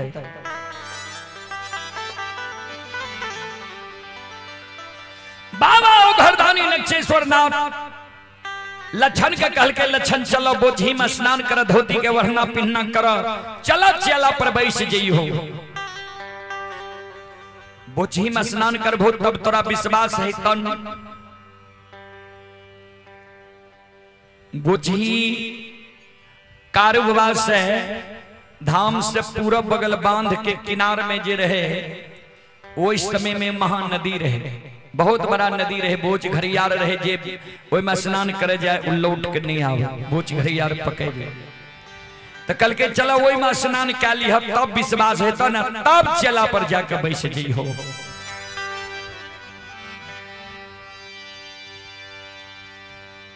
लछन कारू बाबा और बाबा ओ घरदानी के चरण में प्रणाम करई छई। धोती के वरना पिन्हना क्या लेल के ये ओई जगह से लछन महापुरा के बात धरे छी। ध्यान देबै संत शिरोमणि श्रोता बंधु, लछन दौरा ले ये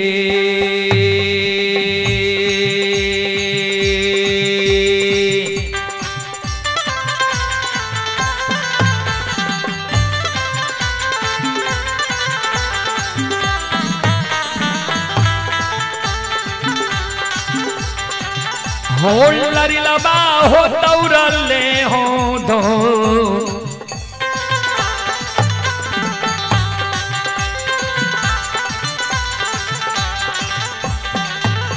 आहो दौड़ा ले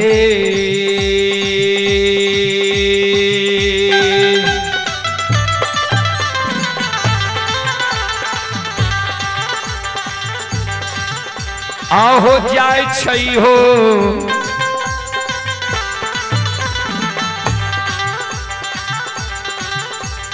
लछन बबुआ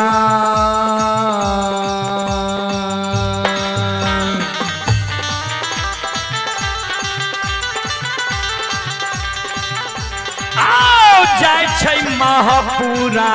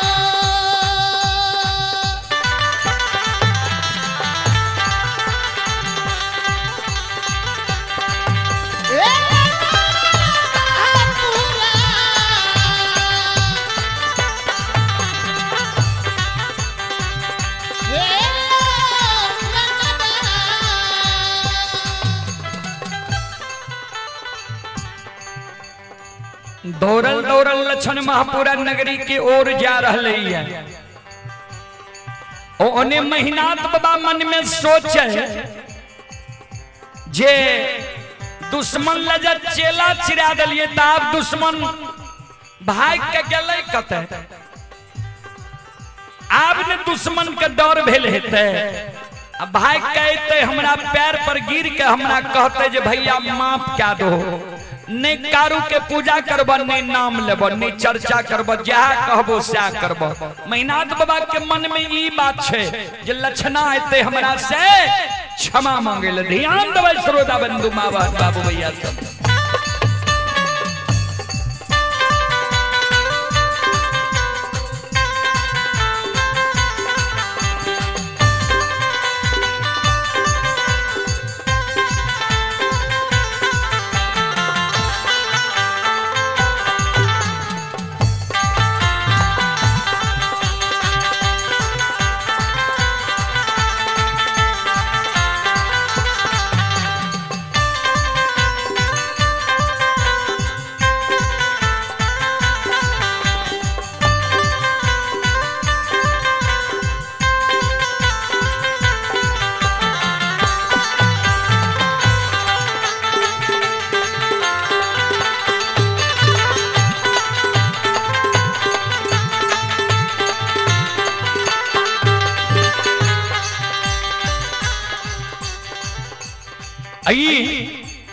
रिंकू देवी की ओर से श्रद्धा की सात बड़ी उड़ार दिल से शानदार 21 रुपए की पुरस्कार ऑनलाइन फोन पे के द्वारा आए हैं। श्रद्धालु को बहुत बहुत धन्यवाद, लाख लाख शुक्रिया, बहुत बहुत साधुवाद।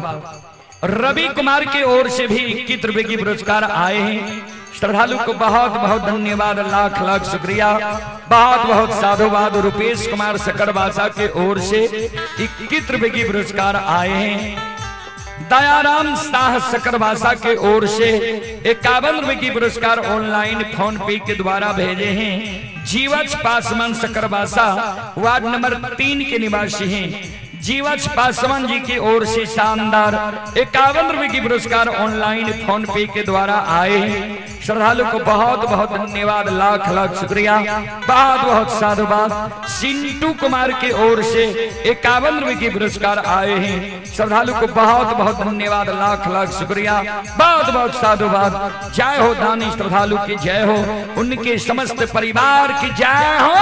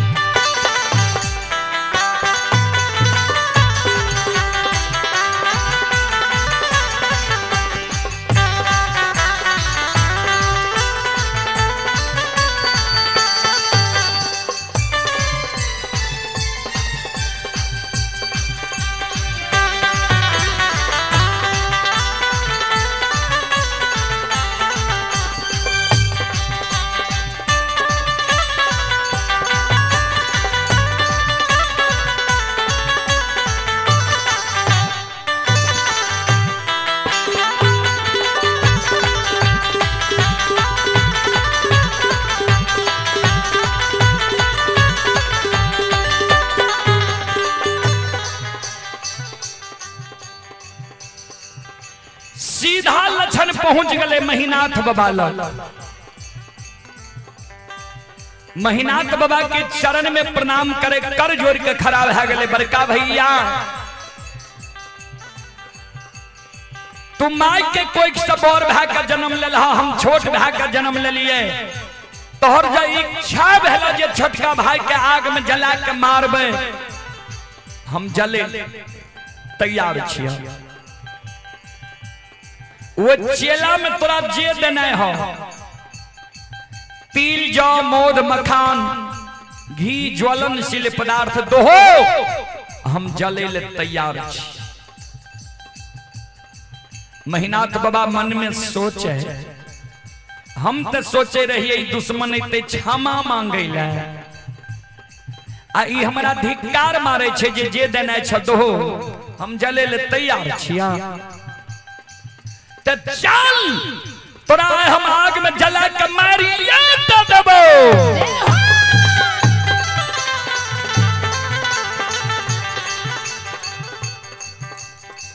श्रोता बाबू सीधा लक्षण 7 गाछ चंदन के चेला पर जाके बैस गए। अब महीनाथ बाबा जे छे 7 गाछ चंदन के चेला में आग लगबैले। आय 10-20 गांव में शोर भे गए जे लक्षण के महीनाथ पंडित आग में जलते। 10-20 गांव के लोग पहुंच गए लक्षण के अग्नि परीक्षा देखे ले। कहबे कौन कौन गांव के लोग तो ध्यान से सुनबे। बघौर, बरेटा, नहरबार, सिरबार, बीरबार, बीजबार, झारा, सिसौना, ऐना, मंगरौनी, बनगांव, महिषी, भागवतपुर, गमरोह, राजनपुर, घोकसम, तिलाठी, बिशनपुर, सब गांव के लोग पहुंच गए लक्षण के अग्नि परीक्षा देखे ले। बाबूजी ध्यान से सुनबे।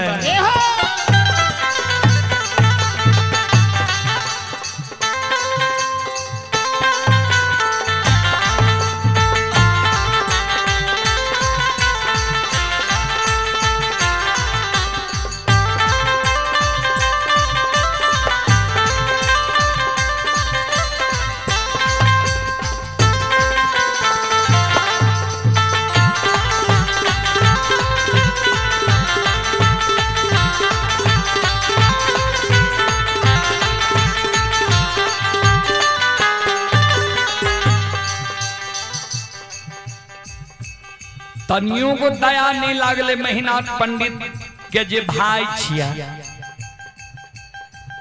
श्रोता बंधु भाई सन ही तन दुनिया में,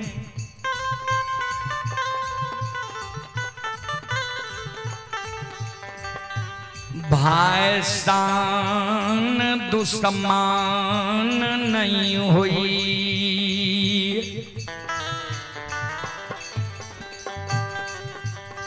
एक भाई अपन सहोदर सागा भाई के प्राण के रक्षा के कारण अपन सिर के कटवा ले छे।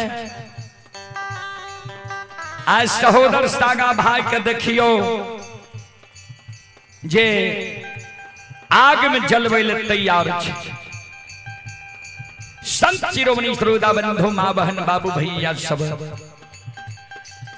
आओ ये भूमि है, ये भूमि के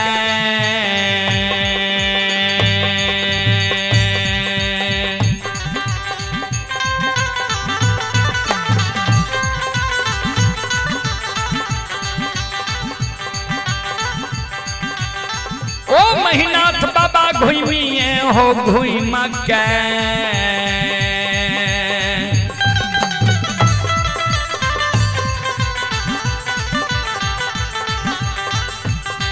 ये हो अगिया लगाबे महीनाथ बाबा हो बाबा 7 गाछा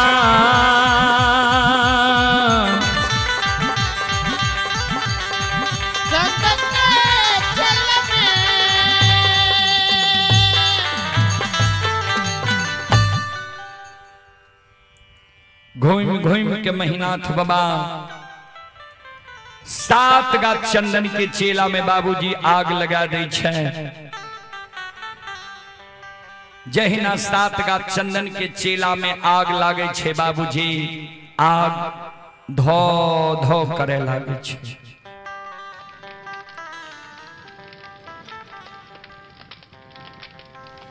दस दस हाथ के ज्वाला वो आग से चले।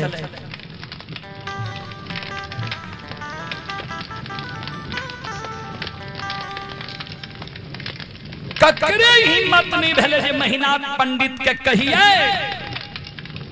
जे भाई छियो, भाई छिया आग में नहीं जला। संत शिरोमणि श्रोता बंधु मां बहन बाबू भैया सब कभी लिखल नहीं है। धर्म पर जो अटल रहे होगी उसकी जीत। धर्म पर जो अटल रहे होगी उसकी जीत। जे धर्म पर रहे छे, सत्य पर रहे छे, जीत धर्म और सत्य वाला के होय छे। बाबूजी धर्म और सत्य परेशान होय छे लेकिन पराजित नहीं होय छे। धर्म और सत्य पर रहे वाला के कभी हार नहीं होय छे।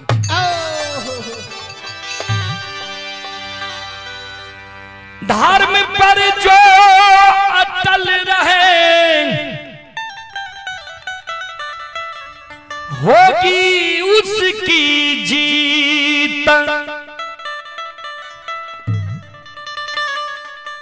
हो अन्यायी के लाशों पे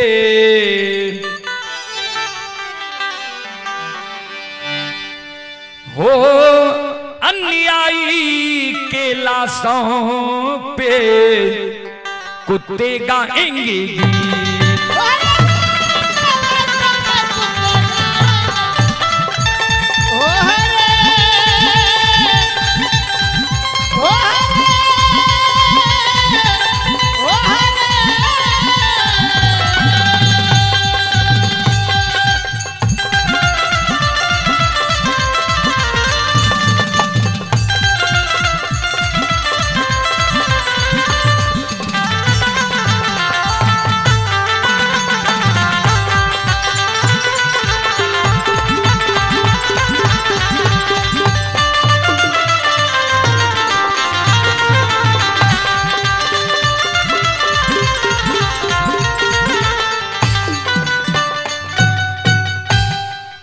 धर्म पर जो अटल रहे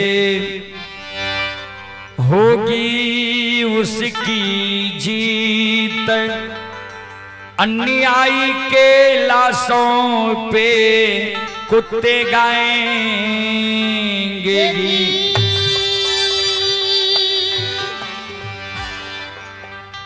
सात गांव चंदन के चेला जैर गले। संत बाबा कारू बाबा ओघरदानी के कहल के आपन ग्यार हम रुद्र के कहियो पवन बयार चला देते। बजरंग बली पवन बयार चला दिल के। सातों गा चंदन के चेला के राख उड़ गले।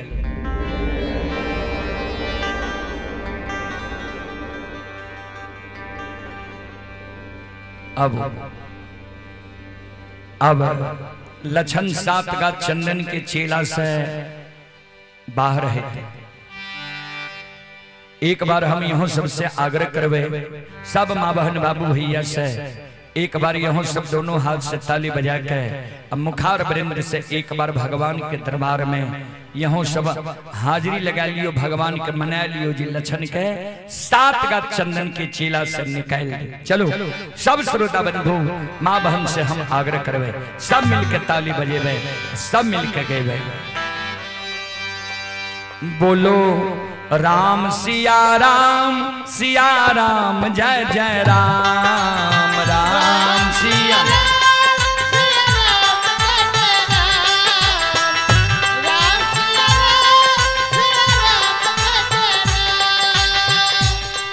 दोनों हाथ ऊपर करके सब श्रोता बंधु सब माँ बहन से हम आग्रह करवे दोनों हाथ ऊपर करके तब बजियो। कारण कभी लिखनी है राम नाम सुंदर करतारी संशय विहंग उरावनहारी।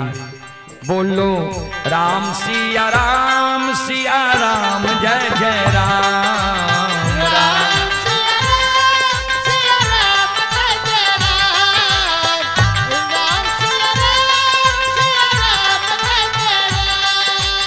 हो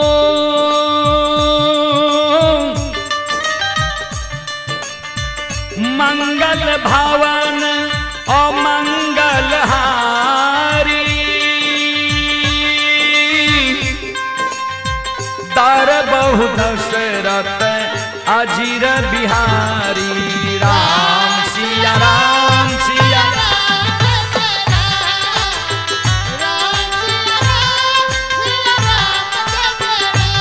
बोलो राम सिया राम जय जय राम राम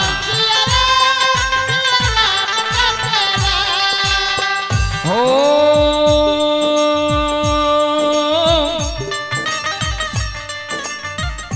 दीन दयाल बिरध संभारी हरहु नाथ मम संकट भारी राम सिया राम सिया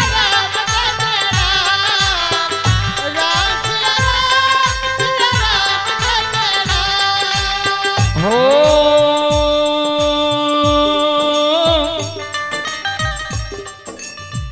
राम नाम सुंदर करतारी संसे विहंग रावण हारी राम सिया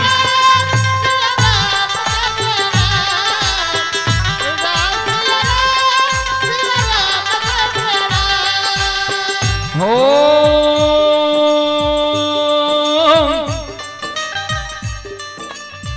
होई है वही जो राम रचि राखा को करी तार के बढ़ा वही शाखा राम सी दोनों हाथ उठा करके सब श्रोता माँ बहन सागर है जय हो जय हो जय हो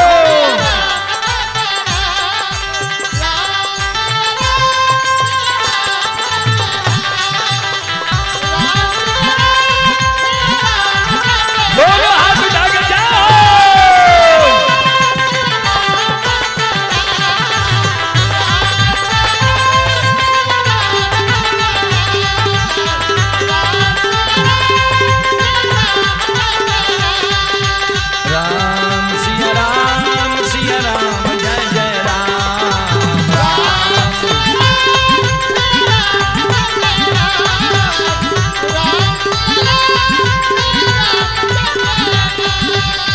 बोलो बोलो साक्षी दरबार की भक्ति और भगवान की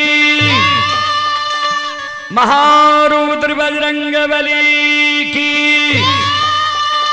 उमापति महादेव की बाबा डिहबार की संत बाबा कारू खिरहरी की श्रोता बंद हो सात गज चंदन के चेला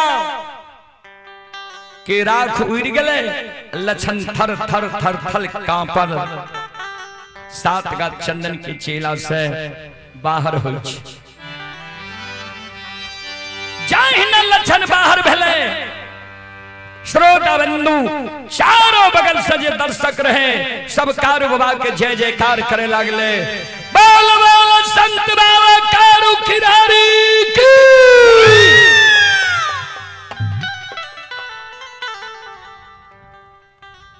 बाबूजी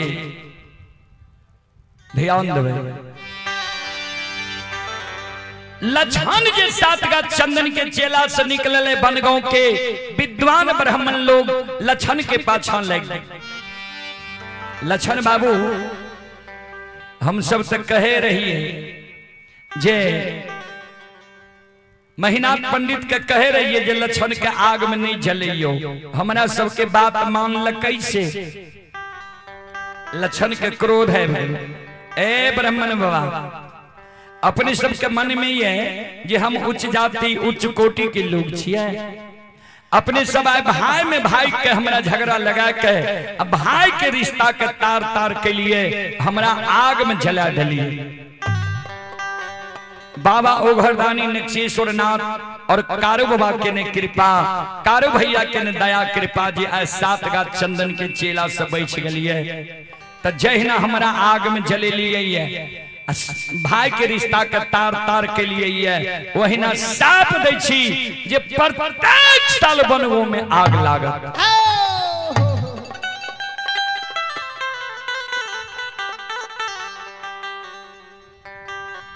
ब्राह्मण में वाक कर जोड़ के लक्षण माफ कह दी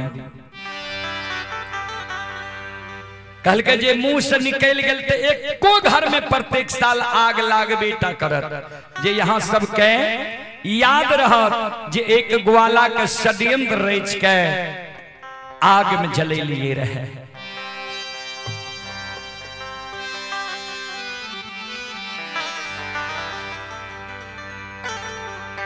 जाओ ब्राह्मण बाबा के लक्षण साफ दे दिल के महीनात बाबा दौड़ के चले ले लक्षण हम नहीं जाने रे जो तू एक बड़ा बलवान छे एक बड़ा धर्मात्मा छे।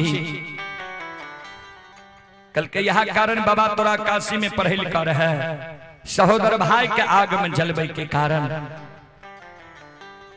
हे हो महापुरा धर्म देश तोहर आत्मा छ निर्दयी वाला तोरा यह निर्दयी आत्मा वाला मानव के बास महापुरा में नहीं हेते तोहर बास तोहर सासुर परस बनना में हेता अब परस बनने में तोहर वंश खंडान चलता।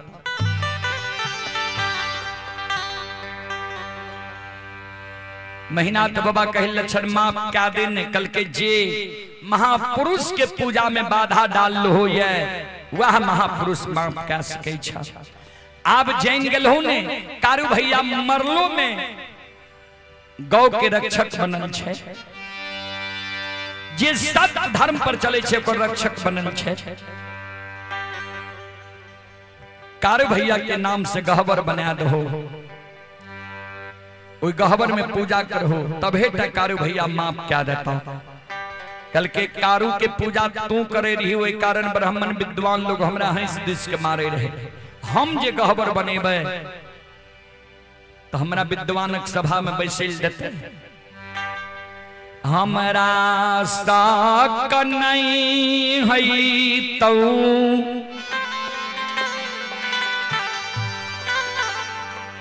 कारू के नाम से गहबर बनैबो।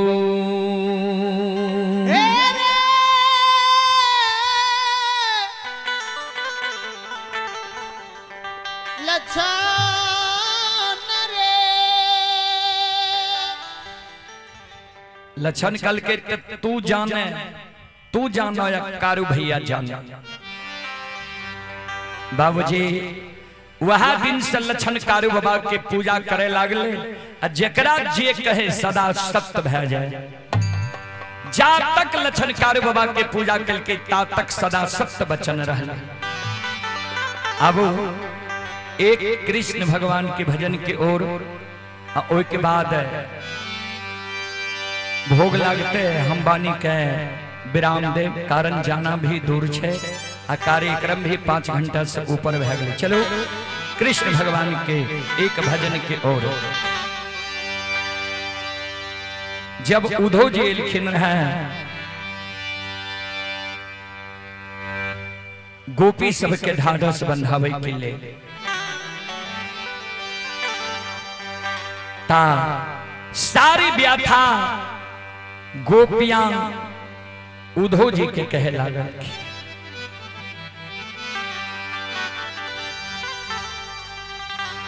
आरे जब से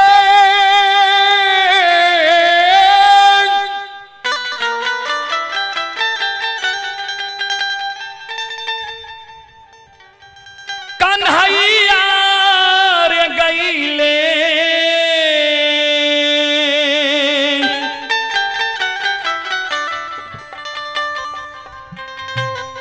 आरे गोकुला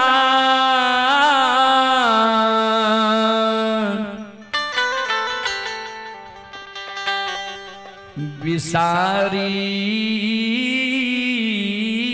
दिहले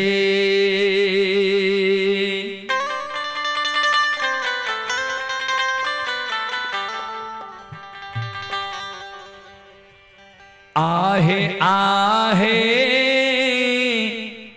ऊधो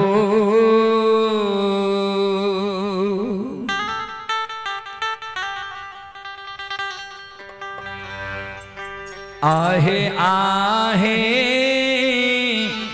ऊधो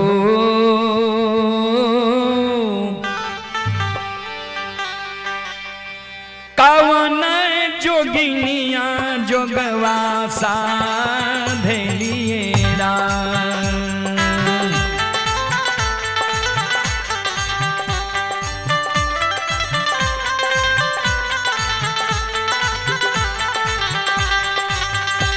आहे आहे ऊधो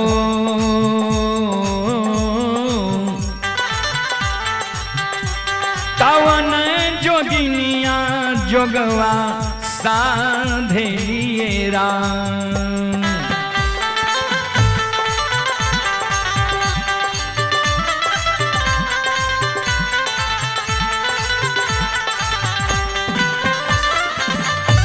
जब से कन्हैया गईले गोकुला बिसारी गईले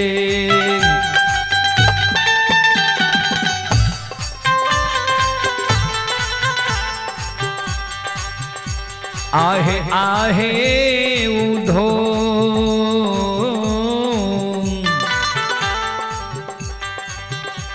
कवन जोगिनिया जोगवा साधेलाए राम आहे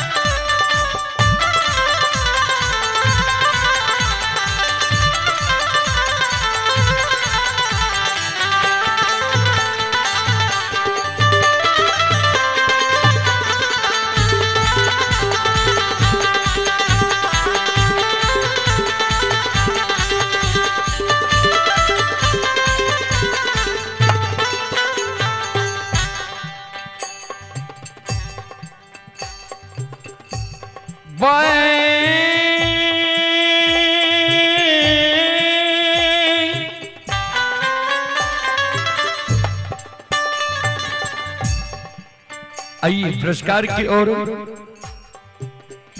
एक श्रद्धालु की ओर से 51 रुपए की पुरस्कार आए हैं। संतोष कुमार की ओर से श्रद्धा के साथ बड़े उदार दिल से 51 रुपए की पुरस्कार आए हैं और एक श्रद्धालु की ओर से 51 रुपए की पुरस्कार आए हैं। आप हैं आरती कुमारी। आरती कुमारी की ओर से संत शिरोमणि श्रोता बंधु मां बहन बाबू भैया सब राजवंशी पासवान सकर भाषा के निवासी ही श्रद्धालु के ओर से शानदार 21 रुपए की पुरस्कार आए हैं और पंकज कुमार के ओर से 51 रुपए की पुरस्कार आए हैं। मुकेश कुमार की ओर से श्रद्धा के साथ बड़े उदार दिल से 101 रुपए की पुरस्कार आए हैं। श्रद्धालु को बहुत बहुत धन्यवाद, लाख लाख शुक्रिया, बहुत बहुत साधुवाद। जय हो दानी श्रद्धालु की जय हो, उनके समस्त परिवार की जय हो।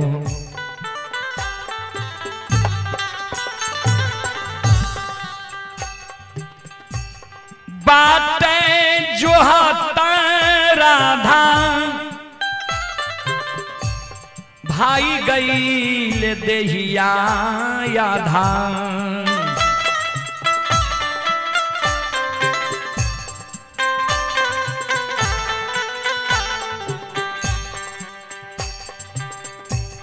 बातें जो हाथा राधा भाई गई देहिया याधा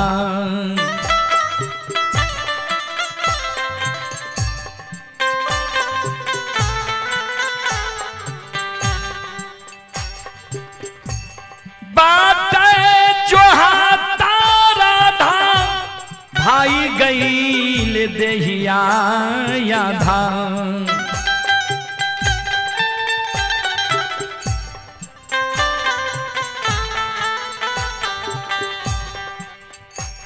आहे आहे उधो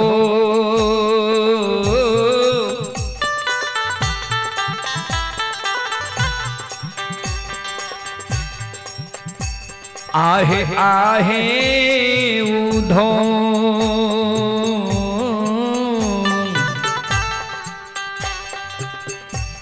पतिया बचत छतिया फाटे लैरा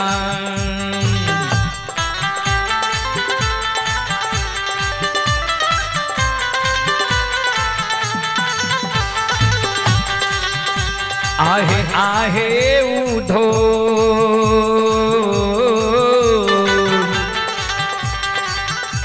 पतिया बचत छतिया फाटे लैरा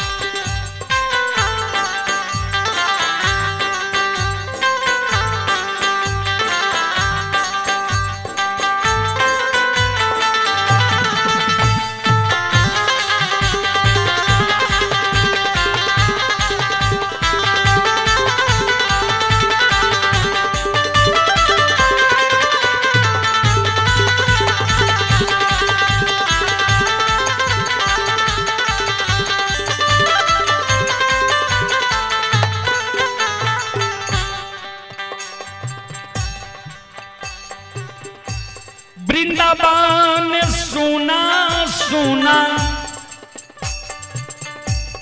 लागेला कन्हैया के बिना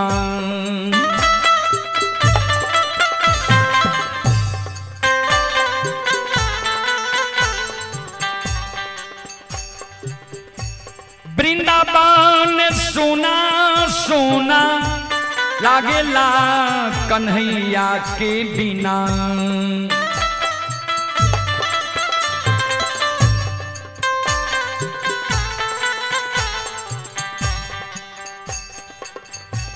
वृंदावन सुना सुना लागेला कन्हैया के बिना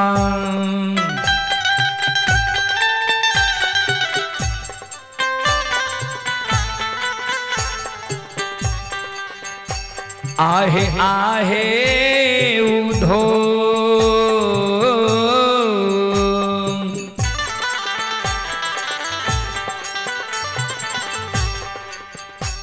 आहे आहे उधो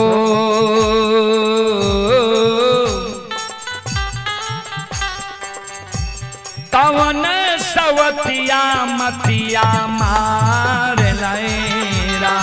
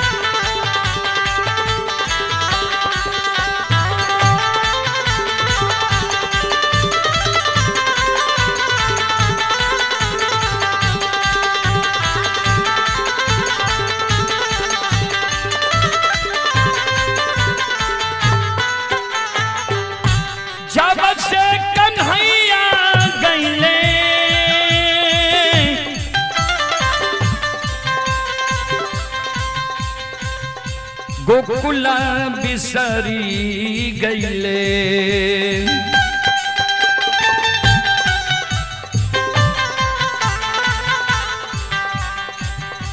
आहे आहे उधो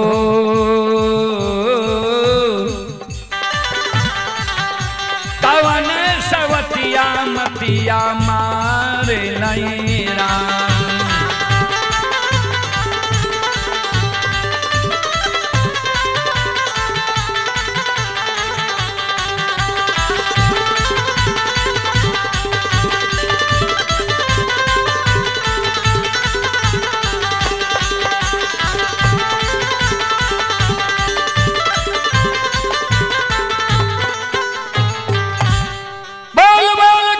चंद्र भगवान की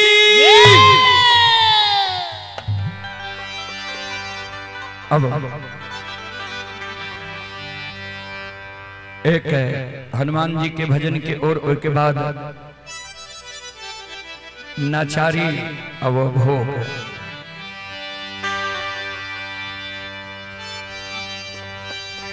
चीर के छाती अपनी बोले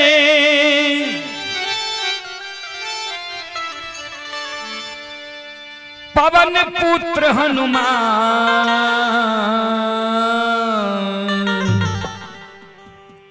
मेरे मन में बसे हैं राम मेरे तन में बसे हैं राम मेरे मन में बसे हैं राम मेरे तन में बसे हैं राम।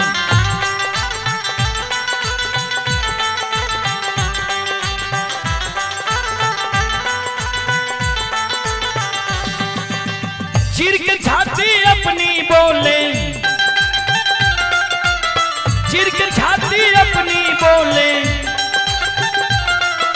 पवन पुत्र हनुमान मेरे मन में बसे हैं राम मेरे तन में बसे हैं राम मेरे।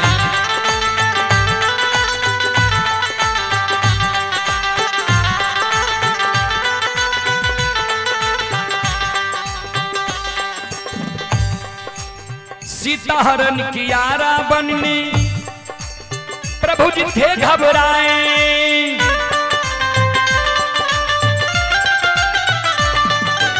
सीता हरण किया रावण ने प्रभु जी थे घबराए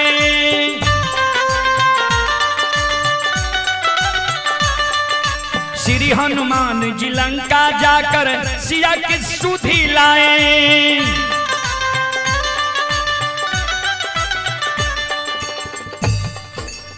बोले साथ मिटा कर रहेंगे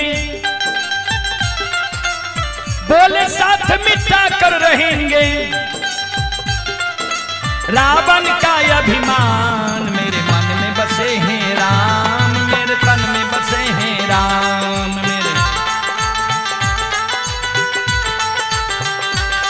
मेरे मन में बसे हैं राम मेरे तन में बसे हैं राम।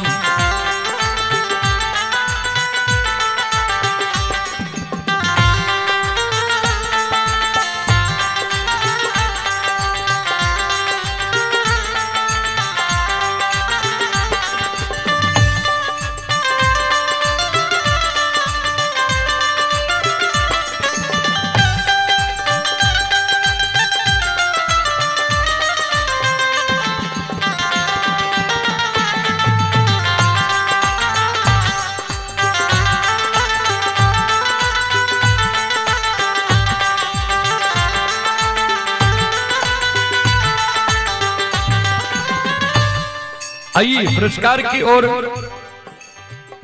विक्की कुमार की ओर से श्रद्धा की साथ बड़े उदार दिल से 21 रुपए की पुरस्कार आए हैं। शिवजी बाबू की ओर से श्रद्धा की साथ बड़े उदार दिल से 101 रुपए की पुरस्कार आए हैं। आरुषि रेडीमेड वस्त्रालय की ओर से श्रद्धा की साथ बड़े उदार दिल से 51 रुपए की पुरस्कार आए हैं। आरुषि रेडीमेड वस्त्रालय की ओर से 101 रुपए की पुरस्कार आए हैं। श्रद्धालु को बहुत बहुत धन्यवाद लाख लाख शुक्रिया बहुत बहुत साधुवाद।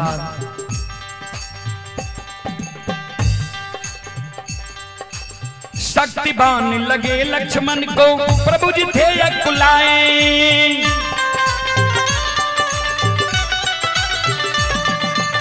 शक्ति की बाण लगे लक्ष्मण को प्रभु जी ध्येय कुलाए। श्री हनुमान जी धौलागिरी जाकर संजीवन बूटी लाए। श्री हनुमान जी धौलागिरी जाकर संजीवन बूटी लाए।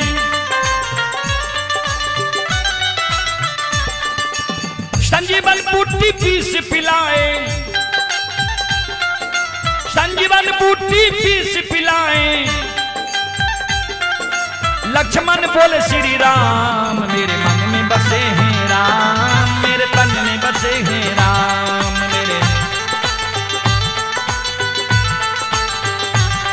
मेरे मन में बसे हैं राम, मेरे तन में बसे हैं राम।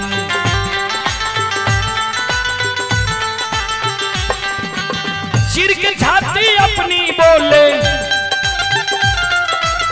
चीर के छाती अपनी बोले,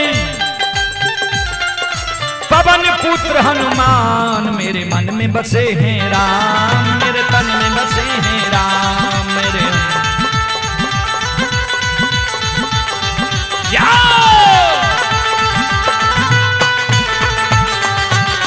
मेरे मन में बसे हैं राम, मेरे तन में बसे हैं राम, मेरे मन में बसे हैं राम।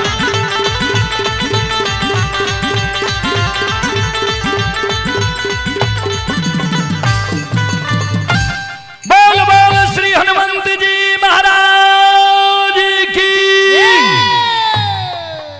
अब एक भोला बाबा के भजन यानी नचारी संत शिरोमणि गुरुदावन हो, माँ बहन बाबू भैया सब।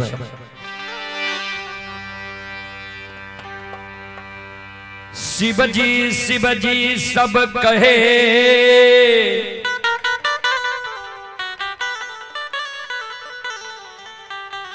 गौरी कहे ना को,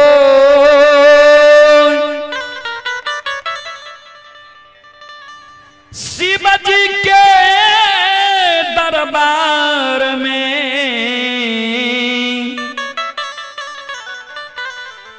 गौरी करे सो। आइए सचिन टेंट हाउस के ओर से प्यारा सा 101 रुपए के पुरस्कार आए हैं। श्रद्धालु को बहुत बहुत धन्यवाद, बहुत बहुत साधुवाद।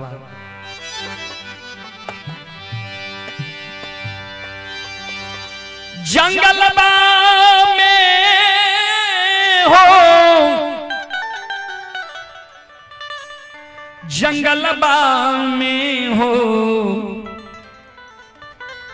जंगलबा में भोले दानी हो के बैठे जंगलबा में, भोले दानी हो के बैठे,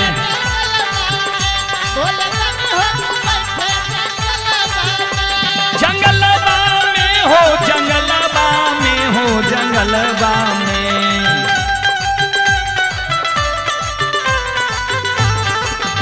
भोले दानी हो के बैठे जंगलबा में।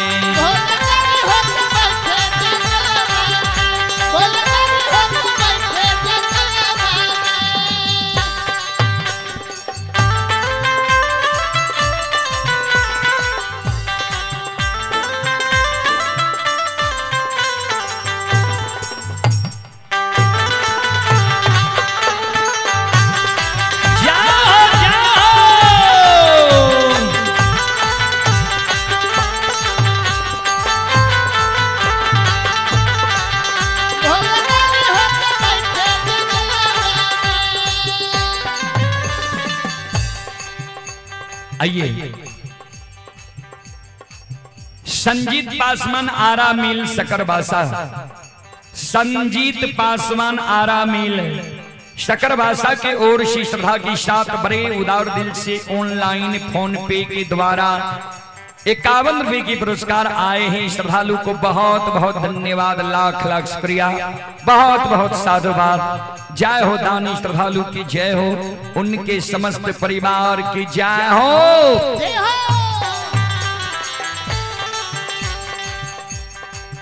खुआ मलाई शिव के मनहू ना भावे, खुआ मलाई शिव के मनहू ना भावे, खुआ मलाई शिव के मनहू ना भावे,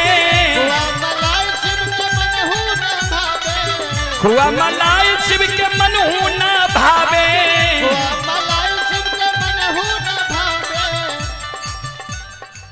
भांग के झोली बगलबा में, भांग के झोली बगलबा में भोले दानी होके बैठे जंगलबा में, भोले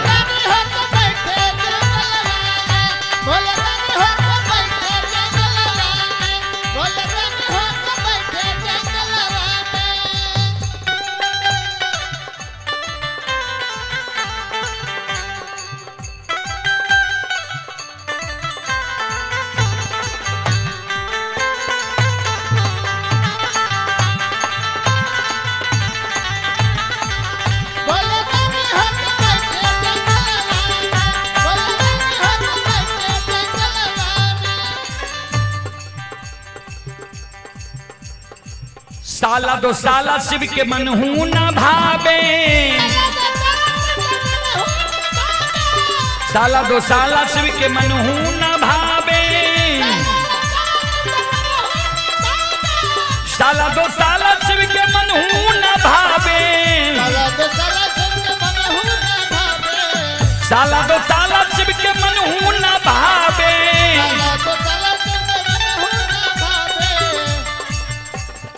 मिर्गा के छाला कमरबा में, मिर्गा के छाला कमरबा में भोले दानी होके बैठे जंगलबा में,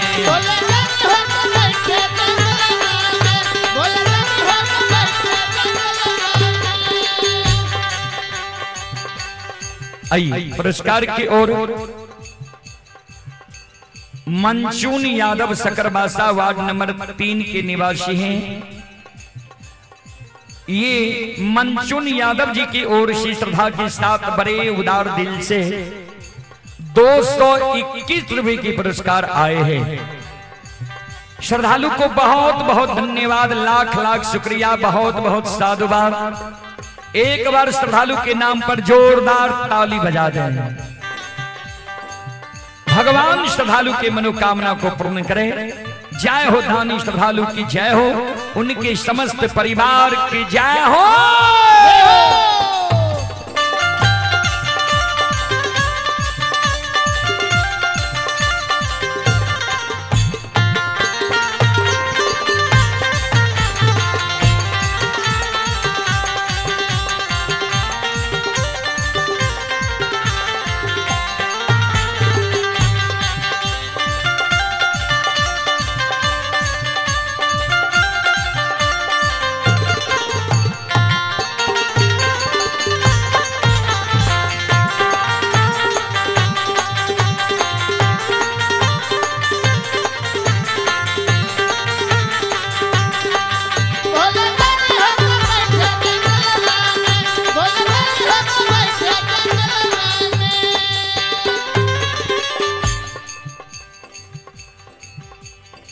महला दो महला शिव के मनहू न भावे, महला दो महला शिव के मनहू न भावे, महला दो महला शिव के मनहू न भावे, महला दो महला शिव के मनहू न भावे।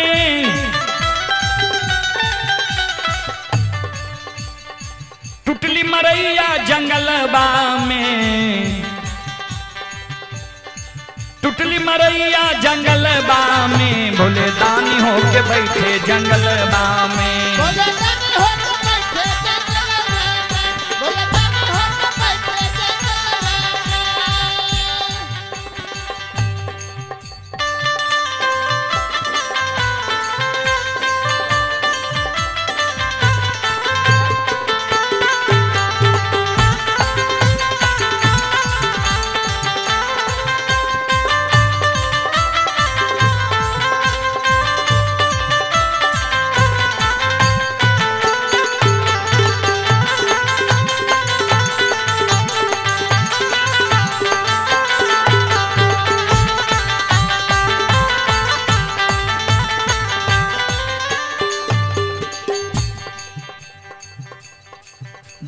हारमोनियम शिव के मनहू न भावे, ढोलक हारमोनियम शिव के मनहू न भावे, ढोलक हारमोनियम शिव के मनहू न भावे, ढोलक हारमोनियम शिव के मनहू न लागे, ढोलक हारमोनियम शिव के मनहू न भावे, शिव के डमरुआ त्रिशूलबा में, शिव के डमरुआ त्रिशूलबा में, भोले दानी होके बैठे जंगलबा में, भोले दानी होके बैठे जंगलबा में, भोले दानी होके बैठे जंगलबा में, जय हो जय हो जय हो, भोले दानी होके बैठे जंगलबा में, भोले दानी होके बैठे जंगलबा में, भोले दानी होके बैठे जंगलबा में, भोले दानी होके बैठे जंगलबा में, भोले दानी होके बैठे जंगलबा में। बाल बाल उमापति महादेव की। आइए राजा कुमार के ओर से 21 रुपए के पुरस्कार आए हैं, राकेश कुमार के ओर से 51 रुपए के पुरस्कार आए हैं, राजा कुमार के ओर से पुनः 21 रुपए के पुरस्कार आए हैं, पंकज कुमार के ओर से 51 रुपए के पुरस्कार आए हैं। श्रद्धालु को बहुत बहुत धन्यवाद, लाख लाख शुक्रिया, बहुत बहुत साधुवाद। जय हो दानी श्रद्धालु की जय हो, उनके समस्त परिवार की जय हो, जय हो। आइए अब अंतिम में भोग, उसके बाद हम वाणी को विराम देंगे। आइए भोग की ओर। कंदमूल फल सुरसयती, कहे राम कहे आन, प्रेम सहित प्रभु पाइए, बार बार बखान।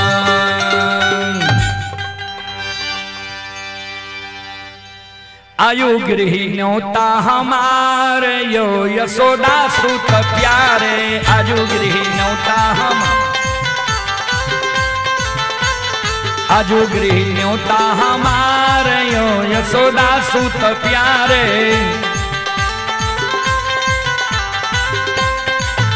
यशोदा सूत प्यारे, यशोदा सूत प्यारे, यशोदा सूत प्यारे, यशोदा सूत प्यारे, यशोदा सूत प्यारे, यशोदा सूत प्यारे।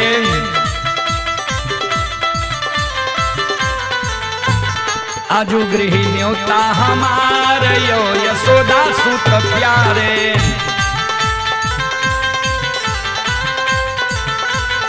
आजू गृही न्योता हमार यो यशोदा सूत प्यारे।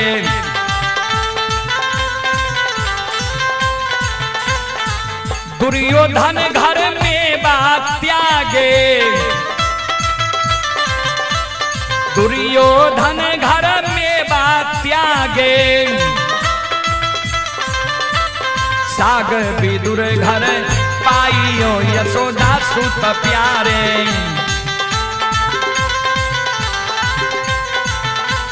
साग विदुर घर पाइयो यशोदा सूत प्यारे।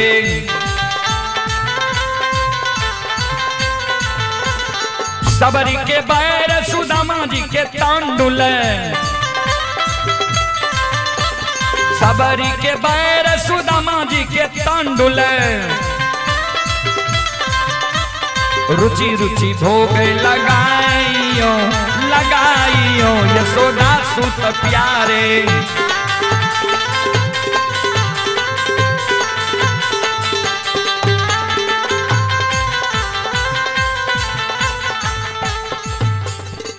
पान सुपारी से अरज करे छी,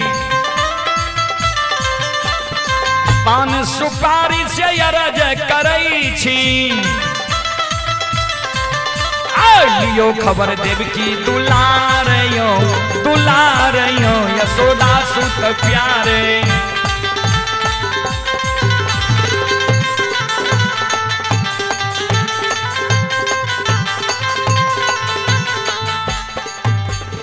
भोजन करी प्रभु यछ मन कीन्हा, भोजन करी प्रभु यछ मन कीन्हा। बैठे सिंहासन पातयो पातयो यशोदा सुत प्यारे। बैठे सिंहासन पातयो यशोदा सुत प्यारे। तुलसी सूर प्रभु तुम्हारे दरस के, तुलसी सूर प्रभु तुम्हारे दरस के। रुचि रुचि भोग लगाइयो लगाइयो यशोदा सुत प्यारे। रुचि रुचि भोग लगाइयो, रुचि रुचि भोग लगाइयो यशोदा सुत प्यारे। आजू गृहिण्योता हमारे यो यशोदा सुत प्यारे। आजू गृहिण्योता हमारे यो यशोदा सुत प्यारे। यशोदा सुत प्यारे। बोल बोल सदगुरुदेव महाराज की भक्ति और भगवान की, महारुद्र बजरंग बली की। नमः पार्वती पतये हर हर महादेव। बोले बाबा। आइए राजा कुमार की ओर से पुनः 11 रुपए के पुरस्कार आए हैं। श्रद्धालु को बहुत बहुत धन्यवाद, लाख लाख शुक्रिया।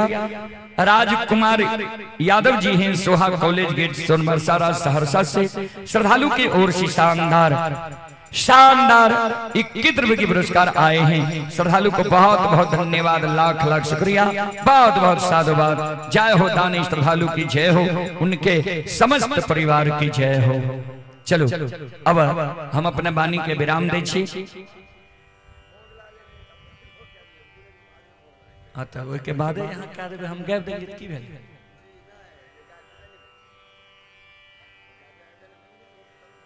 हाँ तो के बाद माय बहन के दियो बेटे ने कते देर बैसल भले देख लिए। तब आइए माता जी की ओर से शानदार 51 रुपए की आशीर्वाद हमारे मंडली के लिए आए हैं। माता जी के चरण कमलों में कोटि कोटि नमन करता हूँ, आशीर्वाद चाहता हूँ, भगवान से कामना करता हूँ भगवान माता जी को भवसागर के नैया से पार लगा दे। एगो माई कोने दियो, माइयो बहन सब कहते जी।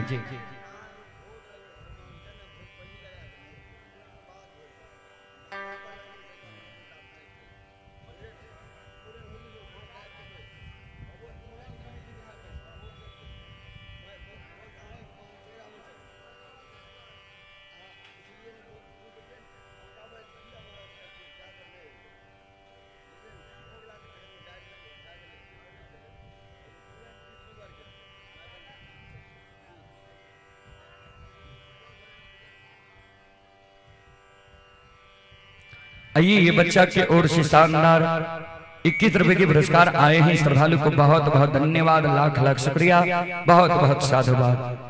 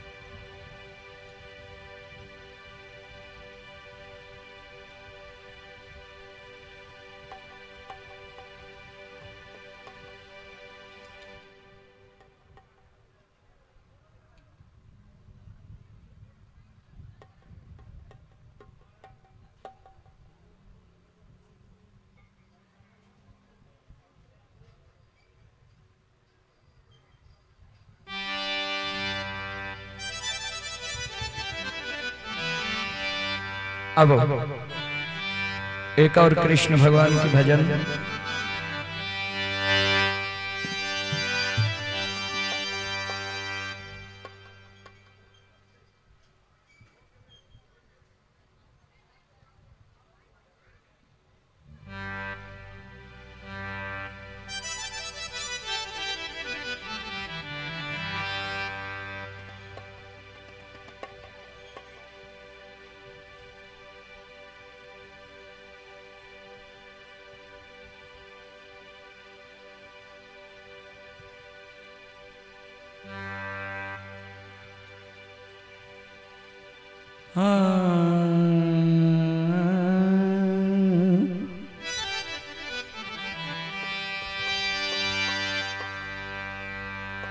आइए एक कृष्ण भगवान के और भजन।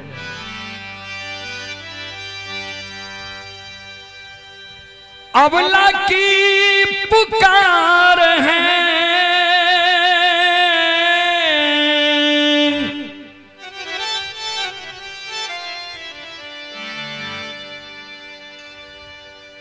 भारी अत्याचार है,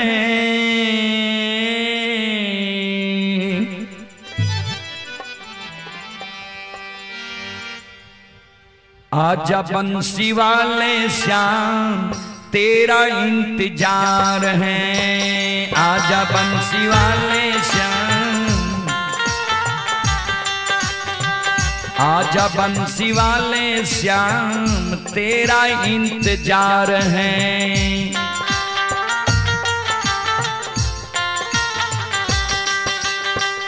अबला की पुकार है,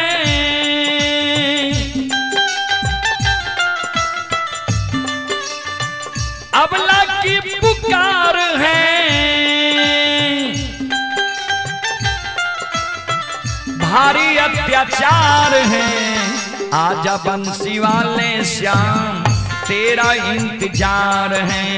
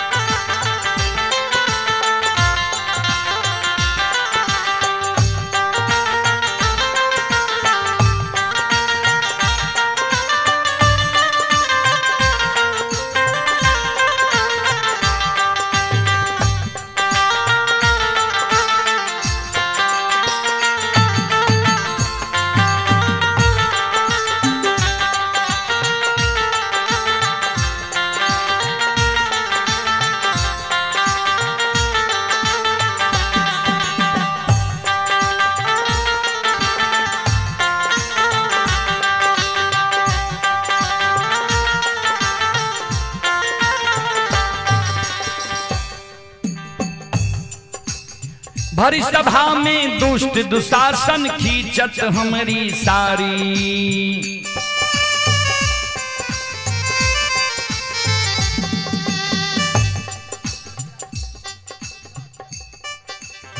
भरी सभा में दुष्ट दुशासन खींचत हमारी सारी,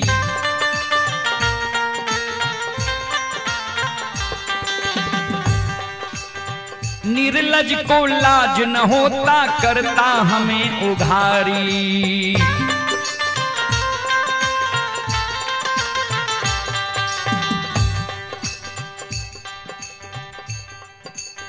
संकट बेशुमार है,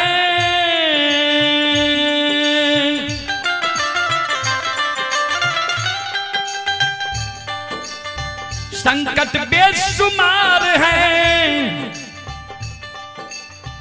कौरव का दरबार है, आजा बंसी वाले श्याम तेरा इंतजार है।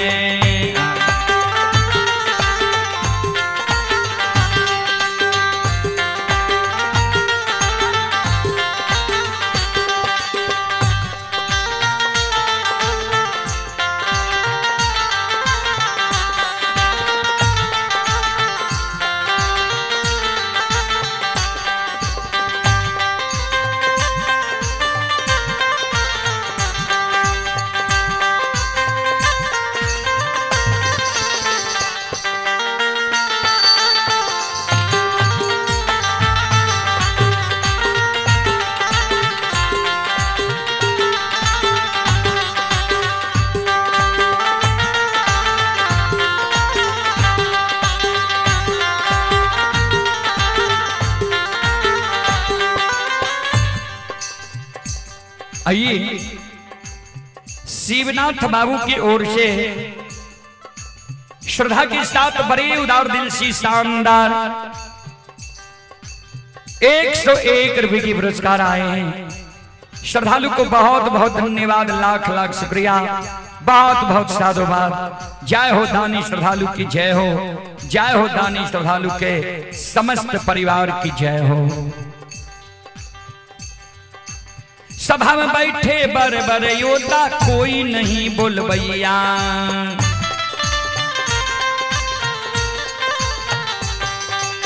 सभा में बैठे बर बर योद्धा कोई नहीं बोलबैया।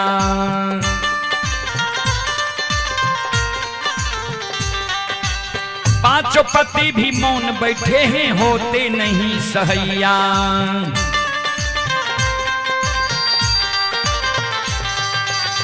पांचों पति भी मौन बैठे हैं होते नहीं सहैया।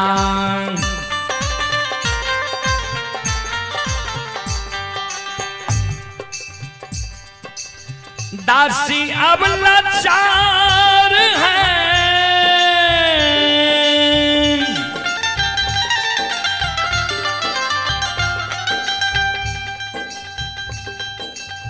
दासी अब लाचार है।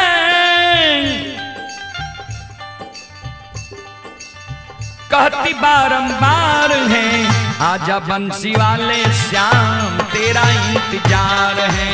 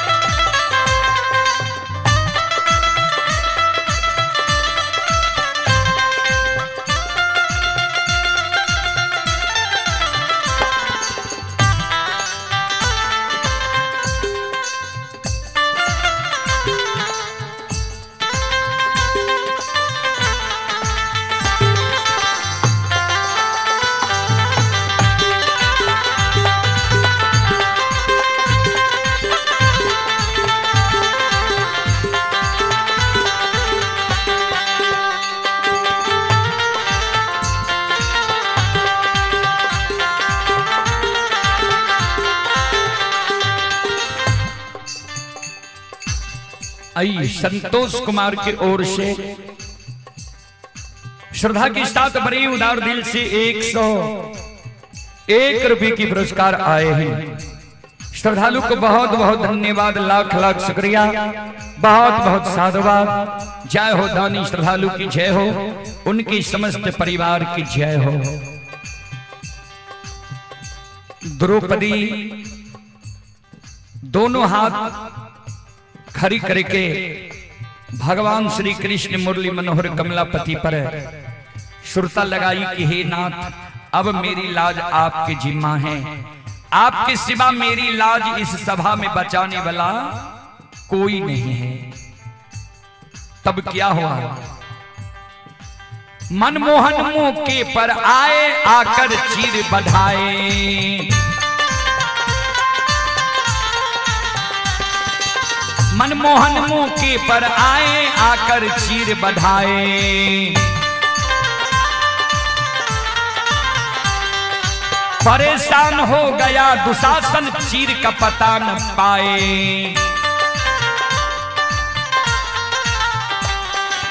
परेशान हो गया दुशासन, चीर का पता न पाए।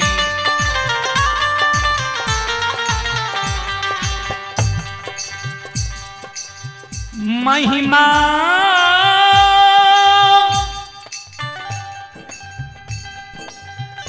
आगम अपार है,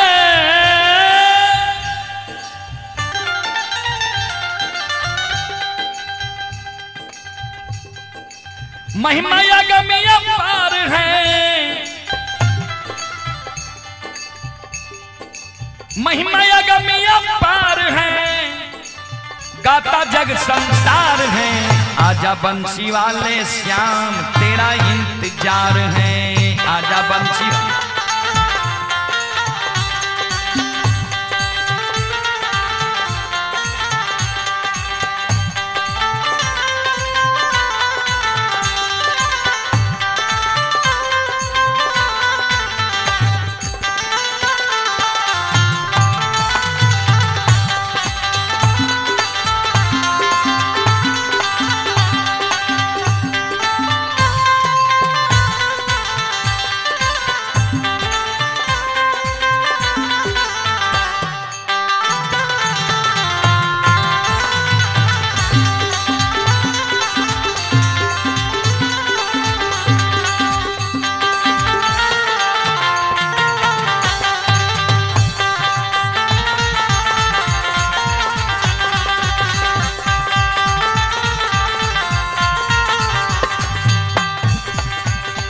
अबला की पुकार है,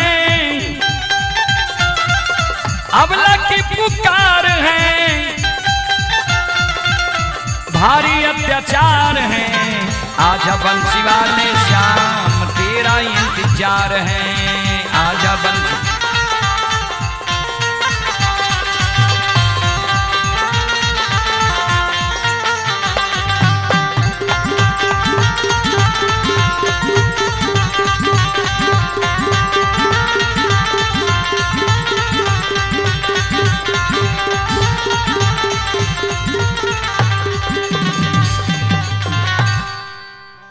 बोल बोल भक्ति और भगवान की, महारुद्र बजरंग बली की, उमापति महादेव की, बाबा डिहबार की।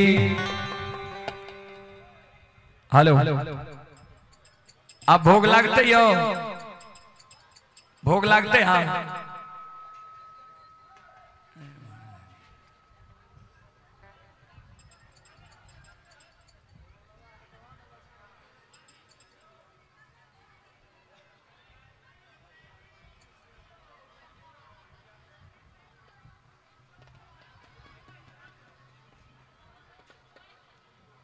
करते 5 मिनट करबे यार। टाइम नहीं देखे 5.5 घंटा 6 घंटा बैठल भाग ले।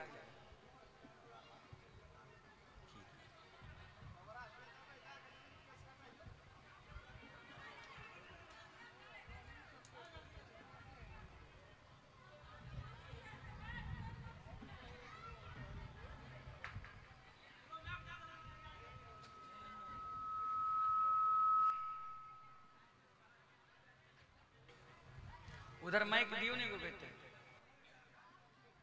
ठीक है। हाँ यहाँ के कहने से जहाँ कहबे वह करे लगबे गलत।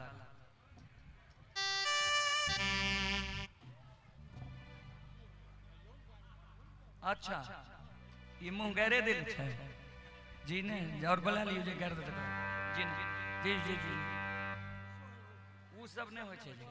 हाँ जी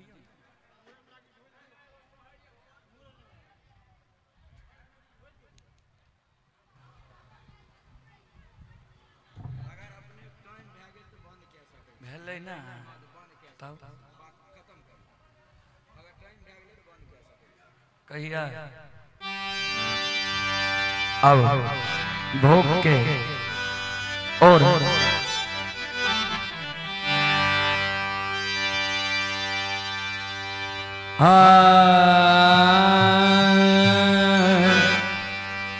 बोल बोल भक्ति और भगवान की। राम और सबरी में प्रेम है अजीर, राम है अमीर सबरी गरीब। राम और सबरी में प्रेम है अजीर, राम है अमीर सबरी गरीब।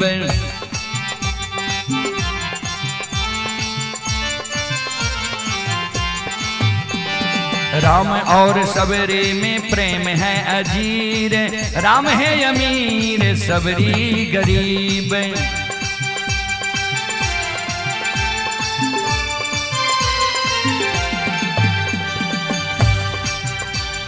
नामी नामी केस सबरी रहिया बुहारे,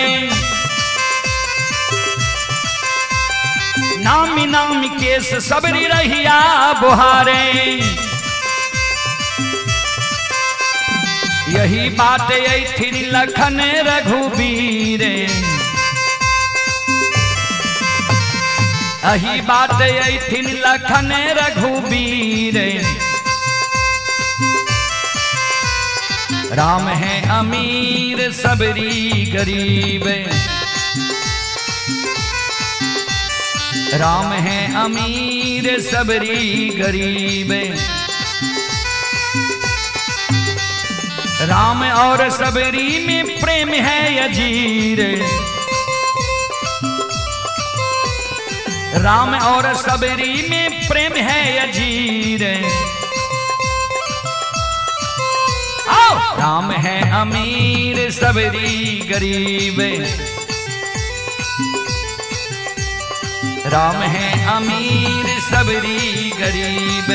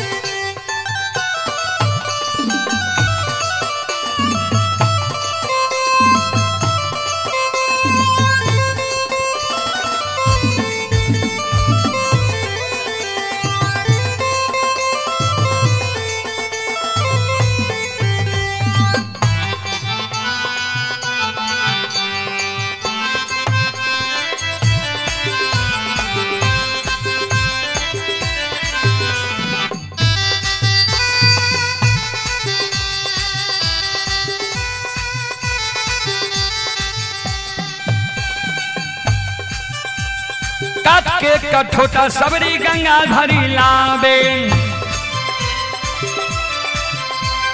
काट के कठोटा सबरी जल भर लावे। चरना पखार थिन लखन रघुबीर, चरना पखार थिन लखन रघुबीर। राम है अमीर सबरी गरीब, राम है अमीर सबरी गरीब। राम और सबरी में प्रेम है अजीर, राम और सबरी में प्रेम है अजीर। राम है अमीर सबरी गरीब,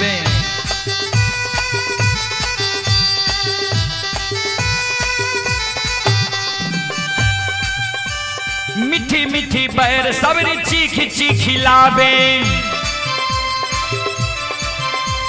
मीठी मीठी बैर सबरी चीख चीखी लावे। भोग लगई थिन लखन रघुबीर, भोग लगई थिन लखन रघुबीर। राम है अमीर सबरी गरीब, राम है अमीर सबरी गरीब। राम और सबरी में प्रेम है अजीर, राम और सबरी में प्रेम है अजीर। राम है अमीर सबरी गरीब, राम है अमीर सबरी गरीब। राम और सबरी में प्रेम है अजीर, राम और सबरी में प्रेम है अजीर। आओ राम है अमीर सबरी गरीब, राम है अमीर सबरी गरीब, राम है अमीर सबरी गरीब, राम है अमीर सबरी गरीब, राम है अमीर सबरी गरीब, राम है अमीर सबरी गरीब, राम है अमीर सबरी गरीब। बोलो बोलो श्री रामचंद्र भगवान की, श्री सत्यनारायण भगवान की, श्री नारायण भगवान की, श्री कृष्णचंद्र भगवान की, उमापति महादेव की, हारा हारा महादेव बोलो बम। चलो अपने सब श्रोता बंदो, माँ बहन से हम क्षमा चाह माफ करियो। अपने सब सुन लो, माँ भगवती धर्मगाथा भागायत मंडली गायक रूदल पजियार ग्राम पंचायत बेलवारा प्रखंड सेमरी बख्तियारपुर जिला सहरसा जे नन्हा मुन्हा बाल कलाकार की स्वर में अपने सब बार बार Rudal Pajiyar YouTube channel Facebook page के जरिए अपने सब भक्ति प्रसारण सुने हुए अपने सब श्रोता बंदो माँ बहन से क्षमा चाह माफ करियो। और अगर ई भगत अच्छा लागल हुए तो अपने सब रूदल पिनियर यूट्यूब चैनल के सब्सक्राइब कर ले, फेसबुक पेज के फॉलो कर ले, जे एहने एहने कार्यक्रम हमरा सबके जहाँ भी होई छे अपने के मोबाइल में चलावे। बहुत बहुत धन्यवाद यहाँ सब श्रोता बंधु जे प्रत्यक्ष रूप से वो ऑनलाइन देखे रहिए। बहुत बहुत धन्यवाद, बहुत बहुत साधुवाद।